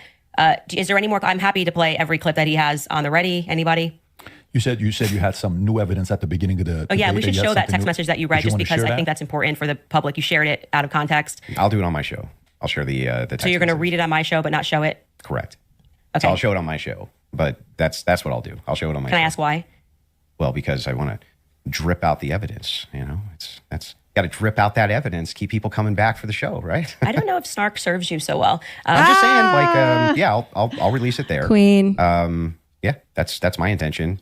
But yeah, I'm fine with closings if you want to do closings. Well, I also would just, if I may ask a question, is that permitted? Go ahead. Just so I also have clarity, since your basis has been evidentiary, you keep saying that you have evidence or like you are following evidence. Which one of the charges against, or all of them, do you think Tyler Robinson is guilty of? The specific charge? Yeah. Yeah, so I think How can he determine if he's guilty without a trial? What kind of question is that? You can't determine guilt unless you saw someone do it without a trial. So think is that Tyler Robinson shot Charlie Kirk. Yeah, but of the 7 charges that he's being charged. Yeah, can we list them real quick? I'll tell you exactly which ones. We'll pull them up. Well, do you know any of the charges that he's up for right now? Yeah, of course, but I Can you- want to can you make sure name that we one? have them listed. Yeah, but like can you name one? Because my general perspective is that you don't actually care about this case. You're not following Is that the it? case. That's the question. You're just not but following it it enough. It seems pretty, like, if you're going to engage and you're going to say the evidence is overwhelming that Tyler Robinson is guilty, I just think that you should, like, All right. can you tell me one Then let's do the charge counter. that he's... You can really, hang on. This is a great gotcha. No. You just got to ask me, play Yeah. clips out of context, Yeah, put me yeah. in the hot seat. So, So please just answer the This is aggravated. question. fair. Name all 7 since you've been following the case. Okay, sure. Go ahead. You name one. Yeah, you named all 7. I'm happy to do that, but can you name one? I think he's been charged with murder. That's actually incorrect. Okay, great. Now name all 7. He doesn't even... This is like... Name all 7. And I Can you I name think all 7? I can. Then do it. Sure, you don't have to Do put it. No, do it. I'll count them. Go ahead. You don't Name have to put 'em. your fingers He's up. I supposed can to be name 'em. naming it. Yeah, sure. Name 'em. The first charge is aggravated murder because that's what carries Okay. a death sentence So in the murder. state of Utah. No, Next. that is literally not murder. Okay. Right. So just for people, I don't have to do it in a time limit. There's nothing going on. And just to explain to people the difference of why that really matters and shows that he doesn't actually care needs about to this at really all. stop Is trying to because dominate aggravated her. It does murder, not work. it's narrowly defined, Just and because avoiding it the carries question. a death sentence. I'm going to answer the question. Okay, You're I'm just going to waiting. recognize that your strategy of thinking that people are intimidated when you try to put a time constraint Right. doesn't work, Yeah. and you'll be better the next time Right. you debate someone. I got it. Give me the other ones. The more you cut me off, the longer I'll take. Do you want to just wait for me to finish of why that's a big difference so that No, people I just don't walk want away? you to list the charges. Yeah, I'm going to do that. You just don't get to pretend that there's a time constraint for me to do that. Well, how long the does it take you reason to why list she's 7 going to charges? clarify because the charge is not murder. The charge is aggravated murder. And, simple-minded people or people who don't understand law need to know the difference. Because I'm speaking. You just got to. It sounds like you're just delaying it because you don't know them. I know all 7 of them, Then and I'm tell going to me say them. again, because you're going to get embarrassed. You don't have to rush this. You're gonna I'm get also embarrassed. showing an example of a very flawed debate strategy. I actually well, am I under got no one. time constraint. I got one. Great. The second charge is the felony discharge of a weapon. The next 2 charges are for obstruction of justice. Okay. The next 2 charges are for witness tampering. And What's final, the specific charges, though? that is them. Obstruction of justice, Both of obstruction those? of justice, witness tampering, witness tampering. Okay, and there's no other specifics to them. Well, I can tell you why he's being charged with it. Just the charges and then 7? Yeah, see, the bad thing is when you try to be an a-hole and it doesn't work. What's the 7th? The last charge good. is violence in front of a minor. Okay, got it. So then He's being charged with murder. You just say aggravated murder. That's No, the he's distinction. being You just charged wanna- with It's aggravated a murder. massive. Got It's it. like you cannot Massive. say murder versus aggravated Massive murder. distinction. This gets to the entire crux of why him being up for the death sentence. And I Right. actually find the Aggravated defense's murder filing and about why capital this murder is what puts you at the death sentence, not just murder. is not aggravated to be very compelling of why it's not aggravated murder. Actually, if the state was going to even try to pull this off, they should have charged him with just murder. And then I do also, again, want to stress to audiences that debate strategy of thinking that you have to speak faster or somebody puts your hand up and they try to pretend like it's some sport. I think he thinks it's a blood sport. It's not. It's about being right and being principled when you're engaging. And you can make mistakes. That's right. I make mistakes all the time. Cute. But at least be genuine in pretending that you care about this case enough to know one of the 7 charges that are up against Tyler Robinson when you say the evidence is overwhelming that he's guilty. If you would like to move to final statements, I'm fine. I want to make sure Andrew has had the time that he has requested. I think your team would like to pull up the 7 charges that he just asked you about. If you guys want to pull that up, just to confirm the 7 you went through. Can you guys zoom in a little bit? Aggravated murder, felony discharge of a firearm, obstruction of justice, which is counts 3 and 4, 5 and 6, tampering with a witness, and count 7, violent a set offense in the presence of a in front of minor. a child. Yeah. That's So what I said. 5-6, tampering witness, 3rd-degree felony. Now, I did notice something. I just was curious about. If I'm just wondering. This When you fucktard pulled out didn't your even phone, know the just before you charges. asked that question, did somebody by chance text you that question? You can check my phone. I'm just curious. No, you can absolutely not. I have not had one communication with a single She didn't person, touch not her even my phone. producers who are in there this whole time we were here. You want to check my phone? I'm happy to do it because you're just going to get double embarrassed. Where's my phone? You want to see it? I'm just Okay. curious. Yeah. You can literally do that. Here you go. PBD. How You're would the she moderator. would have been Okay. able to Let's read see. that in Anyone front of was texted everybody at all right during there? this debate All right. about the violent charges or anything? I'm looking through this. You give me permission. You so I'm have looking full up. I'm not permission to gonna go give through my names. phone. I don't need to So cheat. the last one has He saw nothing something. to do with it. It's just a compliment. I haven't even read my text messages. That's so a compliment. He's reading them. You're okay. You'll give me permission. Yes. I'm just going to read 3 of them Yes. to 1132 because after that, I don't need to read it. And you know their texts. Could have been Telegram. Could have been something. All like I that. have is Signal. You can check that too. I only have Signal. Telegram I used in Russia. And that was a download for I'll Russia. take your word for it. Yeah. Then- I don't need to, like, I Okay. deeply care about this Doesn't case. I don't need need to to pretend lie. I know If you stuff. deeply This care is about one of her case, I best just, You know, friends. I have my other question is about the steakhouse receipt. You just said that you were done asking all your Nothing, just so questions. you know, Yeah. nothing there. There. I don't Yeah. Do you need have to the do that. steakhouse receipt? Is my question. I have said several times that I have never said I have the receipt for the steakhouse. I have said the person who's working on that story is going to be forthcoming with the receipt. And that was what I was responding to. And he then dropped the receipt. He redacted elements of it. And I said, stay tuned. He's the one working on that story. Okay. So you never- haven't actually confirmed that Robinson was at that steakhouse. All I did, as I said earlier in this conversation, was I spoke to the owner when I broke that story. I think it was back in January. I spoke to the owner, understood what had happened, and that there was a receipt. That's it. That's the extent of what I shared is what happened. Okay. So to be clear, there's no receipt. You No, don't- I just said the opposite. I said there is well, a receipt. you don't have a copy of the receipt. The receipt was published online. Yeah. Right. With blurred The out. person working on this story Yeah. that blurred that out is what I was referring to when I said stay tuned and keep following his stuff because he went to go do what I hadn't done, which was he interviewed the actual server. So there's no evidence that Tyler was at that steakhouse. I would say the receipt with his debit card number, it would be some hard evidence if that I is- agree with that, Yeah, but- so that's it. But you're questioning me. But is there, as of right now, He paid. If you're asking me, did he pay with a credit or debit card? The answer is yes. No. Is there proof that that was actually his debit card that he paid with? I think you should follow the person that is behind that story. Well, It's the more reason I'm something asking that- you is because you always include it in your timeline that he traveled to the steakhouse. Yeah, we've been building a timeline with things that we feel are But is there any actual Utah 1102 evidence? approved. I think speaking to the owner, knowing that there's a receipt, seeing the receipt is good enough to put on our timeline. But the receipt itself, the question I always had about it is, couldn't you just call the merchant? Like if I've ever had a merchant account, I just call the merchant account processor and say, what's the name on this? Yeah, I would stay tuned. I feel that having spoken to the owner, that the evidence is compelling enough to put onto my personal timeline of what took place on that day. That's where it's going to stay. And if it gets debunked, I'm happy to take it off. If that's what you mean, that's how an investigation works. Like I said, I did more than enough. It would definitely pass the test by the Utah 1102 rule, for sure, for certain. To be submitted as hearsay.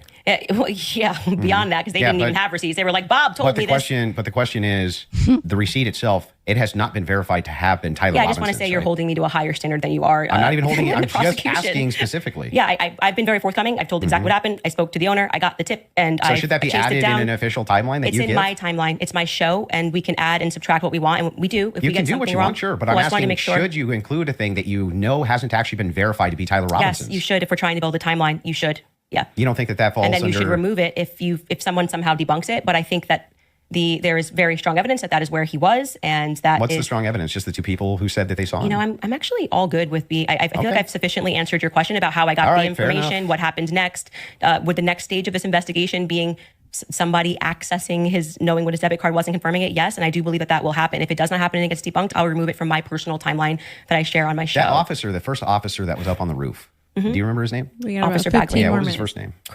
Christopher. When Christopher got up on the roof, you talk a lot about how his camera died. Well, he talked a lot about that during the About his preliminary camera hearing. died. Yeah. Do you think that he planted that screwdriver up there? No. No. Who do you think planted it?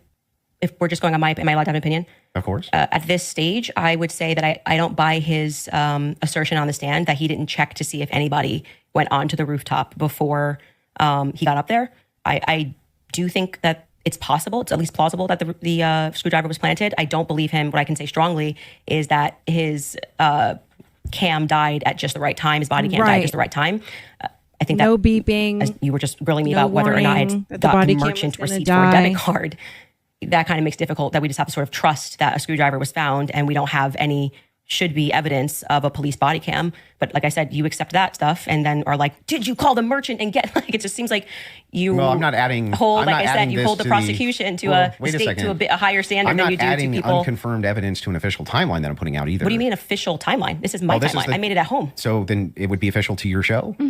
Sure. Yeah. Okay, great. So then your official timeline, Candace Owens' official timeline, Yeah. includes a steakhouse stop that has not actually been confirmed at all. Well, yeah, it hasn't even been discussed by the prosecution. So it's not like you're debunking that it happened.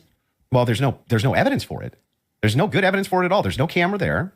And the steakhouse receipt itself has never been confirmed to be Tyler Robinson's. I'm assuming this is just like a talking point they gave you and you got to like keep pushing this or like. I've been following it very closely on X. The receipt, you weren't even following the charges of Tyler Robinson, but you really You wanted think to know. that I've been because- following it do you very think that closely on because- X. Wait, you think- I'm calling owners of do you know steakhouses that- and having a wait. conversation. You're following Yeah, Convo on X. I literally followed the entire trial or the preliminary live. I was live with an attorney. We covered all of it. You think because I have a momentary or lapse where I'm like, oh, it's murder? No, it's aggravated murder. Come on. You didn't know any of the That's charges. splitting you hairs. No, that's not splitting. It means you didn't follow the preliminary hearing at all. No, it doesn't mean You that don't at know all. any of That's the charges that are ridiculous. against him when this is like getting literally to the crux, Oh, aggravated man, murder versus murder. It's a ridiculous. death sentence. And not only that, let's point this out.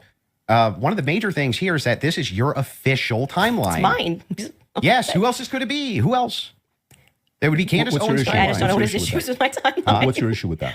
Well, so the issue is that the entirety of the evidence revolves around two people who claim that he was there and So supposedly. let me ask you this. They're supposed. If she was an investigator for officially, for the public, and she was just doing her own side investigation, would that be more, would her her investigation and her timeline be more acceptable to Andrew? Like, the fuck?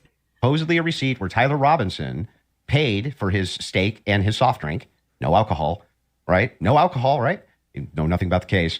But anyway, this particular receipt, they could have called the merchant account, confirmed it, this type of thing.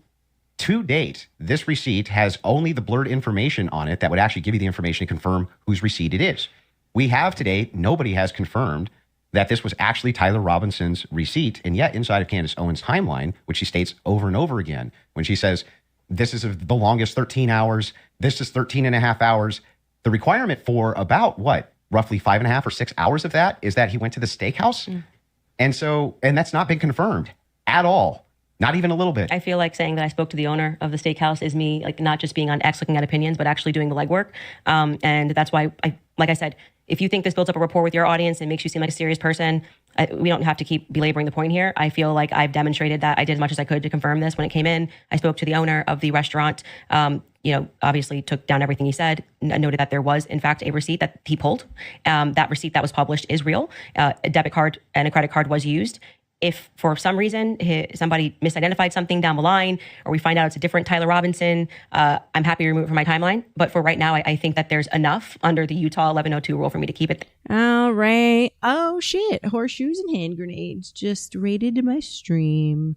Welcome, Raiders. We're here at the end of this debate. She just stomped this fucking gay-ass twat Andrew Wilson, who's clearly being paid by TPUSA to go defend Erica Kirk. Yeah, great. This was great. All right, y'all. We're at the last,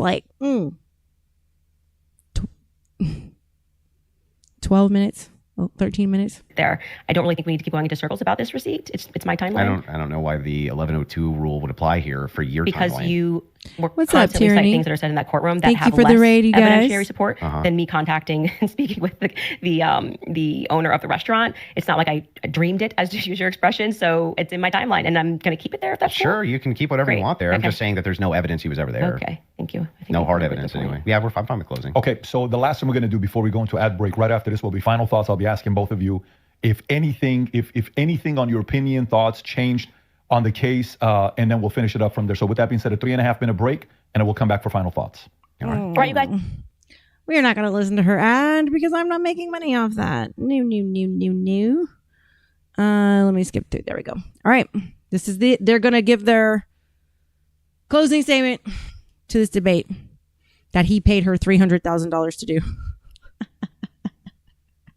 For you would be the following on, if you're a Andrew fan, This is and you Spirit, by the way. are still saying, you know what, Andrew's arguments were solid, great. Candace, great. But did anything change your mind? Did you watch and say, you know what, I had this position over here. This would be an interesting commentary to hear. And of course, for all the people that are watching, I was just whispering to them here before we wrap it up. I think whether you're a fan of Andrew or not, whether you're a fan of Candace or not, nobody can dispute the fact that these guys agreed to sit down and talk live. Others were thinking this was pre-recorded. This is not pre-recorded, just so everybody knows. This is purely live. This is a little bit scarier than pre-recorded because pre-recorded you can do edits. So whether you agree with them or not, let's make sure we respect both of them for having to sit down. And before the final thoughts, I want to make sure you guys hear that from me as well, for inviting me here as well. Of course. I do know one day, I think it was last week, you sent a message on one of our accounts. You said, can I talk to Patrick? We got on the call. You said, Patrick, can you moderate this? And then I said, great, let's do this. And so before we wrap up, final thoughts, I'll come to you first. Yeah, she had nothing. Just nothing. For all of her claims of Patsy, nothing. She didn't have a single claim. She didn't have a single solid piece of evidence. She had no positive evidence. Israel's I definitely think Candace stomped on him. He has about 2 brain cells. I'll say that. involved in anything. He's very No positive emotionally evidence. affected. He was trying to emotionally wrap her, didn't say anything. She explained every point like a fucking champ. You can't play chess with this girl. She was smart, didn't get herself caught up in anything legal. She's a whip. That France is involved in anything. No positive evidence TPUSA is involved in anything. No positive evidence that Erica Kirk is involved in anything. When I ask her about her claims about Erica Kirk, yeah, it's just fun. It's just fun, you know? Or, yeah, I do think that she needs to sit down and ask some questions, but or answer some questions, but you know what? So his final words is to go after her instead of have the floor to fully lay out why he believes the Fed slap. This is what you're doing with your moment, to have the floor uninterrupted. Okay, dude.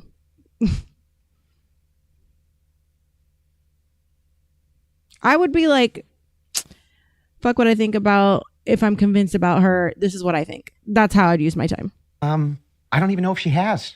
Like, maybe she has. I have no idea. Yes, I'm going to have an official timeline with unconfirmed evidence. That's just fine. Hey, it's hearsay. If that's good enough for the state, it's good enough for me. But my biggest problem with the state is that they're admitting all this hearsay. It's like she's a contradiction machine. On top of all of this, the thing that I wanted to get out of this more than anything else was to just demonstrate one thing. Yes, it's true. I'm not perfect on the case. I'm not going to ever pretend that I am, and never did. But what has been made very clear to me is that there's nobody with an alternative theory that has any evidence for it at all. None. Zero. And the continuous kind of expression, we're running an investigation. What kind of investigation builds a timeline out on a receipt that they don't even confirm? What kind of investigation tries to make these bold claims that Israel's involved and France is involved and all these different players are involved and never shows any evidence? We're just asking questions. It's again, like I said in my opening, it's always intuition, my feelings, how I feel about things, No, how it I isn't. think about things. It's not always Andrew, how many that. times you hear this today? They talked about Andrew, intuition once. You can't tell me how I'm supposed to think. Yeah, nobody's trying to tell you how to think. But you should rationally come to your conclusions based on evidence and facts. And the truth is that 90% of what you're saying is simply intuition based. It came isn't. to me in a dream. It's intuition. Almost none of it has any evidence at all. Just I'm This skeptical guy's because these retarded. people over here said things, and that makes me skeptical. Retarded. It's like, but no evidence. Note this to the audience, to everybody watching. You might hate my guts. That's fair enough. I get that. I'm not the most likable man. I understand that too.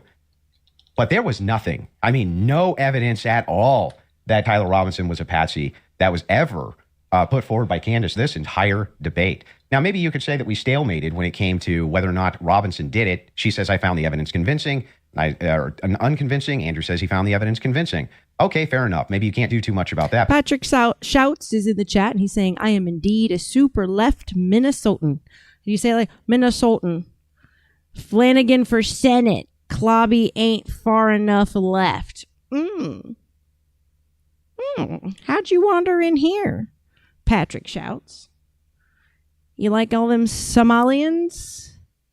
You like them taking your kids' food off the table? You like them guzzling your, deep-throating your tax dollars? You like that, don't you? I think you do. But there was nothing. She had nothing for Robinson being a patsy, nothing for any of her conspiracies, not a zero zilch. And she backed away on a bunch of them. This You is the got first me time with this one. I think she's ever really backed away from the Twigs thing. First time I've heard her back away from the Erica thing, back away from TPUSA, being very cautious And about then here's making Jack.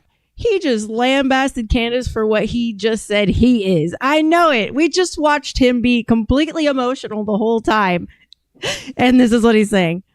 any of those claims now, whereas on her show, much more likely to be making those claims. So she just had nothing the entire debate. Zero. Candace.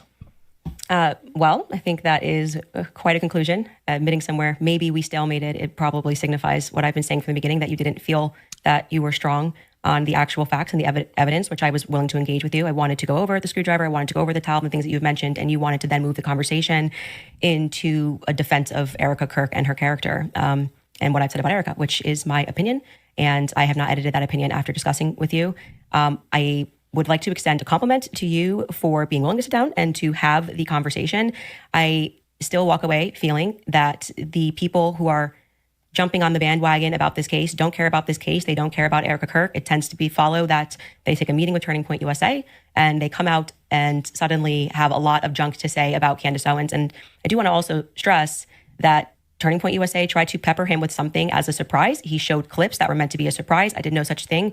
I stressed to PBD from the beginning that I was grateful he was taking this on and that I wanted this to be a clean debate because I believe I can win this on the merits. And I believe that I did win this fully on the merits by engaging the evidence of what has happened. I do still believe that there is more evidence which supports that there are more people involved and that Tyler Robinson has been set up and that none of the evidence that was presented was in any way. I think in a deep state assassination, everybody that's involved in making it go down knows that someone's going to be the patsy.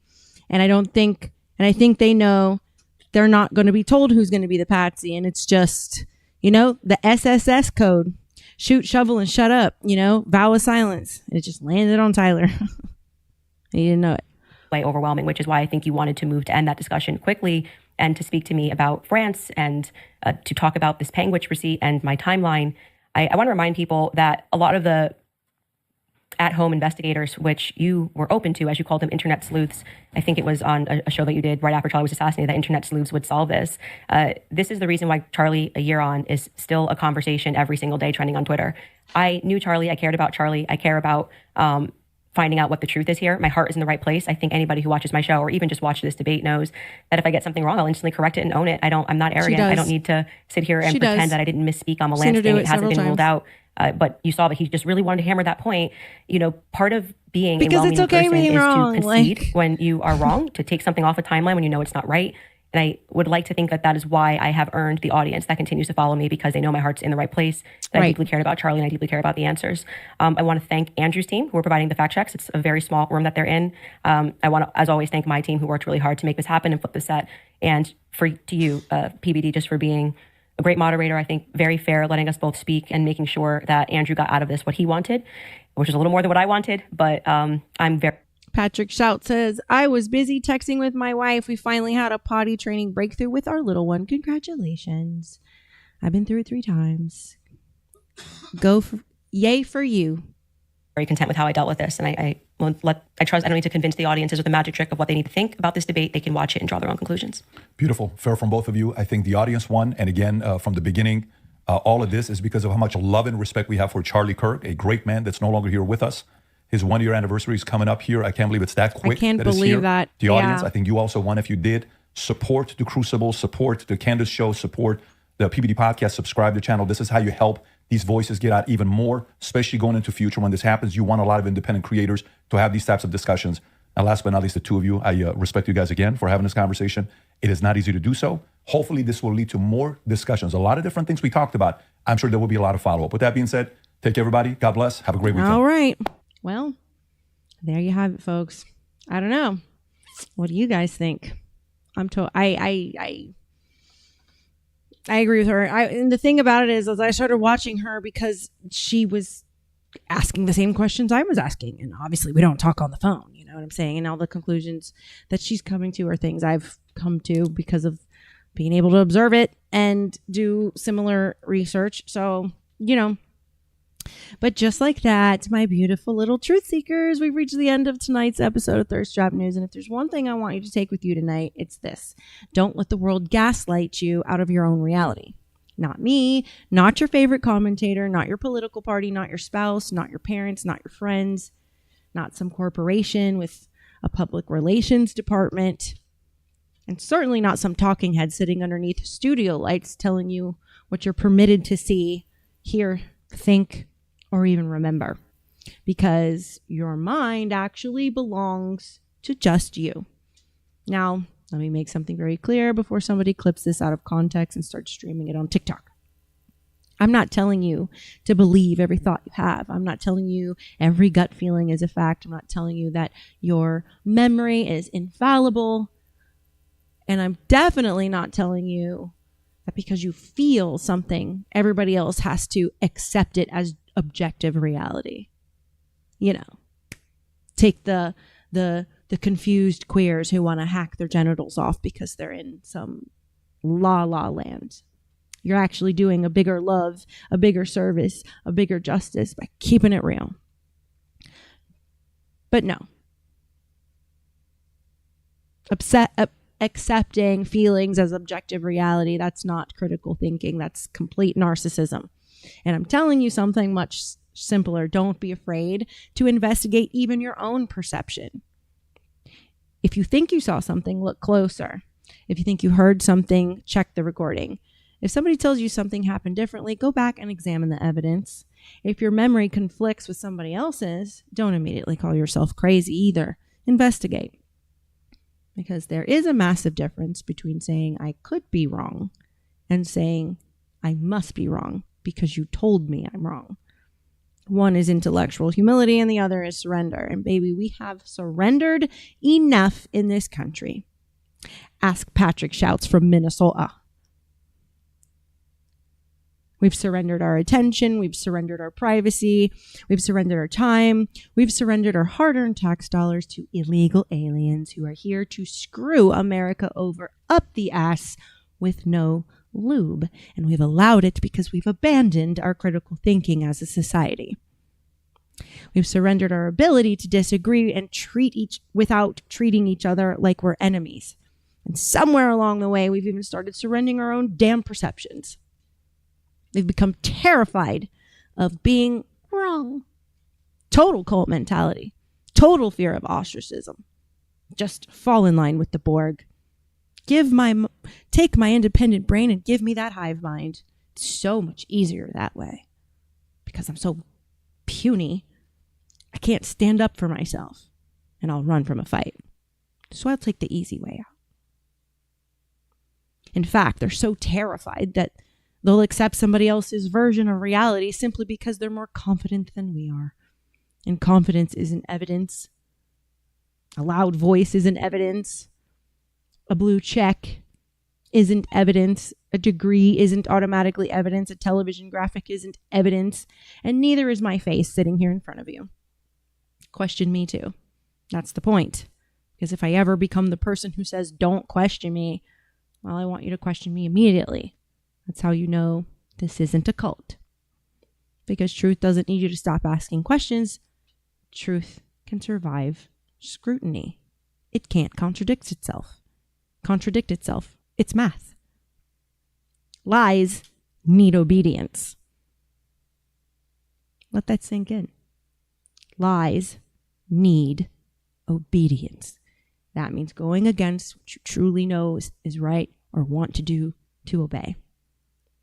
And that brings us back to the gaslighting epidemic.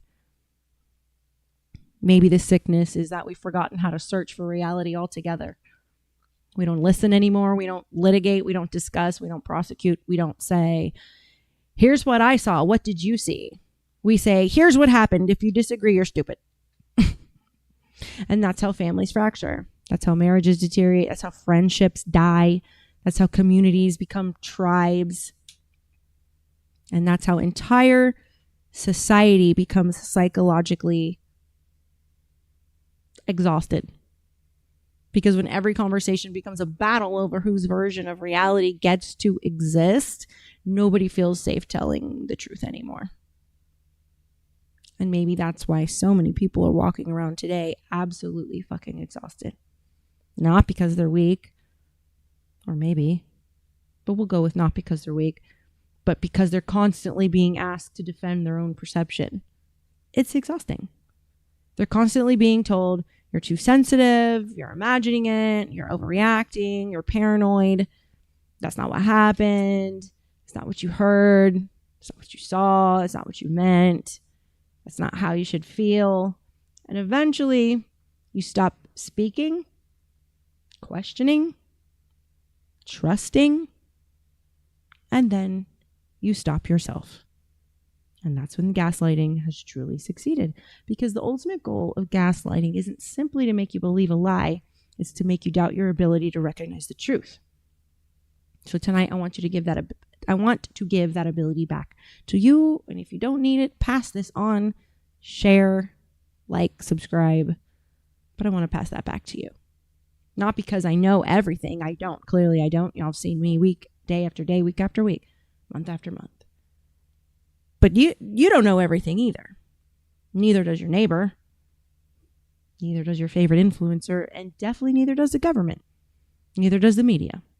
We're all capable of being wrong. And that's exactly why we need something more powerful than certainty. We need curiosity, evidence, skepticism, humility, and the courage to say, I don't know. Because sometimes the most intellectually honest sentence you can ask or say is, I don't know yet. Not whatever I'm being told must be true from the position of authorities, from the authorities, and not whatever I believe must be true. Just, I don't know yet. Let me look. And that's actually freedom. That's critical thinking. That's how you keep somebody else from crawling inside your head and rearranging your furniture. So tonight, when you walk away from this show, don't just remember what I said. Remember to question it. Remember to question everything. Even the Apostle Paul said, question the scriptures. Including yourself. Maybe it was Peter, but I think it was Paul. But especially ourselves, because self-awareness is not weakness, it's armor. And if somebody tells you that questioning them is dangerous, ask yourself, why? If somebody gets angry because you ask for evidence, ask why. If someone desperately needs you to doubt your own eyes, ask why. Because sometimes the question isn't, am I crazy? Sometimes the question is, who benefits if I believe I am? And that is the question I want sitting in the back of your mind tonight. So, my beautiful little thirst trappers, keep your eyes open, keep your ears open, keep your mind open. But for God's sake, keep your brain turned on. Don't let anyone convince you that thinking independently makes you difficult, that asking questions makes you dangerous, and that having boundaries makes you toxic. Don't let anyone convince you that trusting yourself means you have to stop listening to everyone else. You can listen, question, verify, learn. Change your mind when the evidence changes. That's not weakness. It's actually strength. The goal isn't to become a person who's never wrong. The goal is to become a person who is not afraid to find out when they're wrong. That's the difference. And if we learn how to do that again, then maybe we can stop screaming at each other long enough to actually hear each other. Maybe we can repair some families, save some marriages, some friendships. Maybe we can have conversations without immediately reaching for the fucking psychological hammer. And maybe, just maybe, We can build a society where nobody has to choose between belonging and believing what they can plainly see. So, until next time, my loves, trust your eyes, trust your ears, question your assumptions, demand evidence, and never, ever surrender your ability to think simply because somebody with a microphone tells you that what you're supposed to believe. This is Thirst Trap News, where the lipstick is dangerous, the questions are uncomfortable, and the truth, well, darling, the truth doesn't need permission to exist. So good night, beautifuls. Stay curious, stay skeptical, stay a little bit dangerous, and above all, stay awake. Let me get to the chat before I go. Dom88, Lord God Almighty is coming soon. Repent, ask Christ into your heart. Okay, cool. Thanks for the little prayer. I know. Let's see.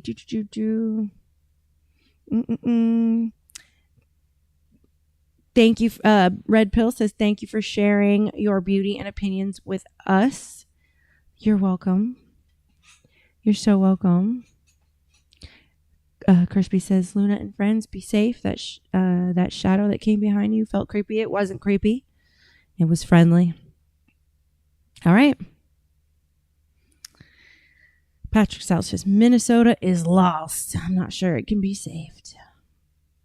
But it's home. I totally get that. I only came to Luna for my programming. Robot voice. I will do what I am told. Thank you, Luna.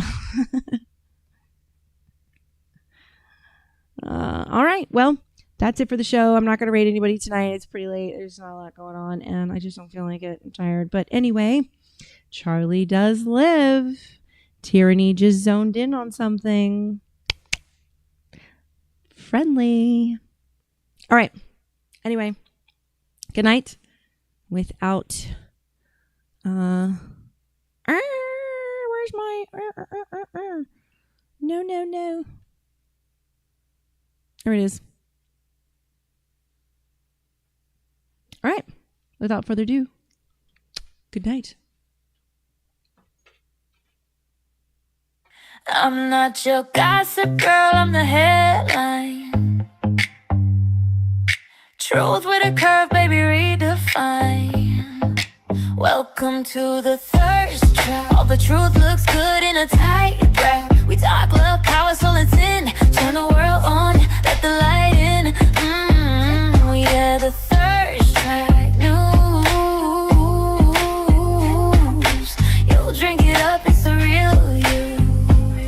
Never trying to first row news, where every headline's a revelation.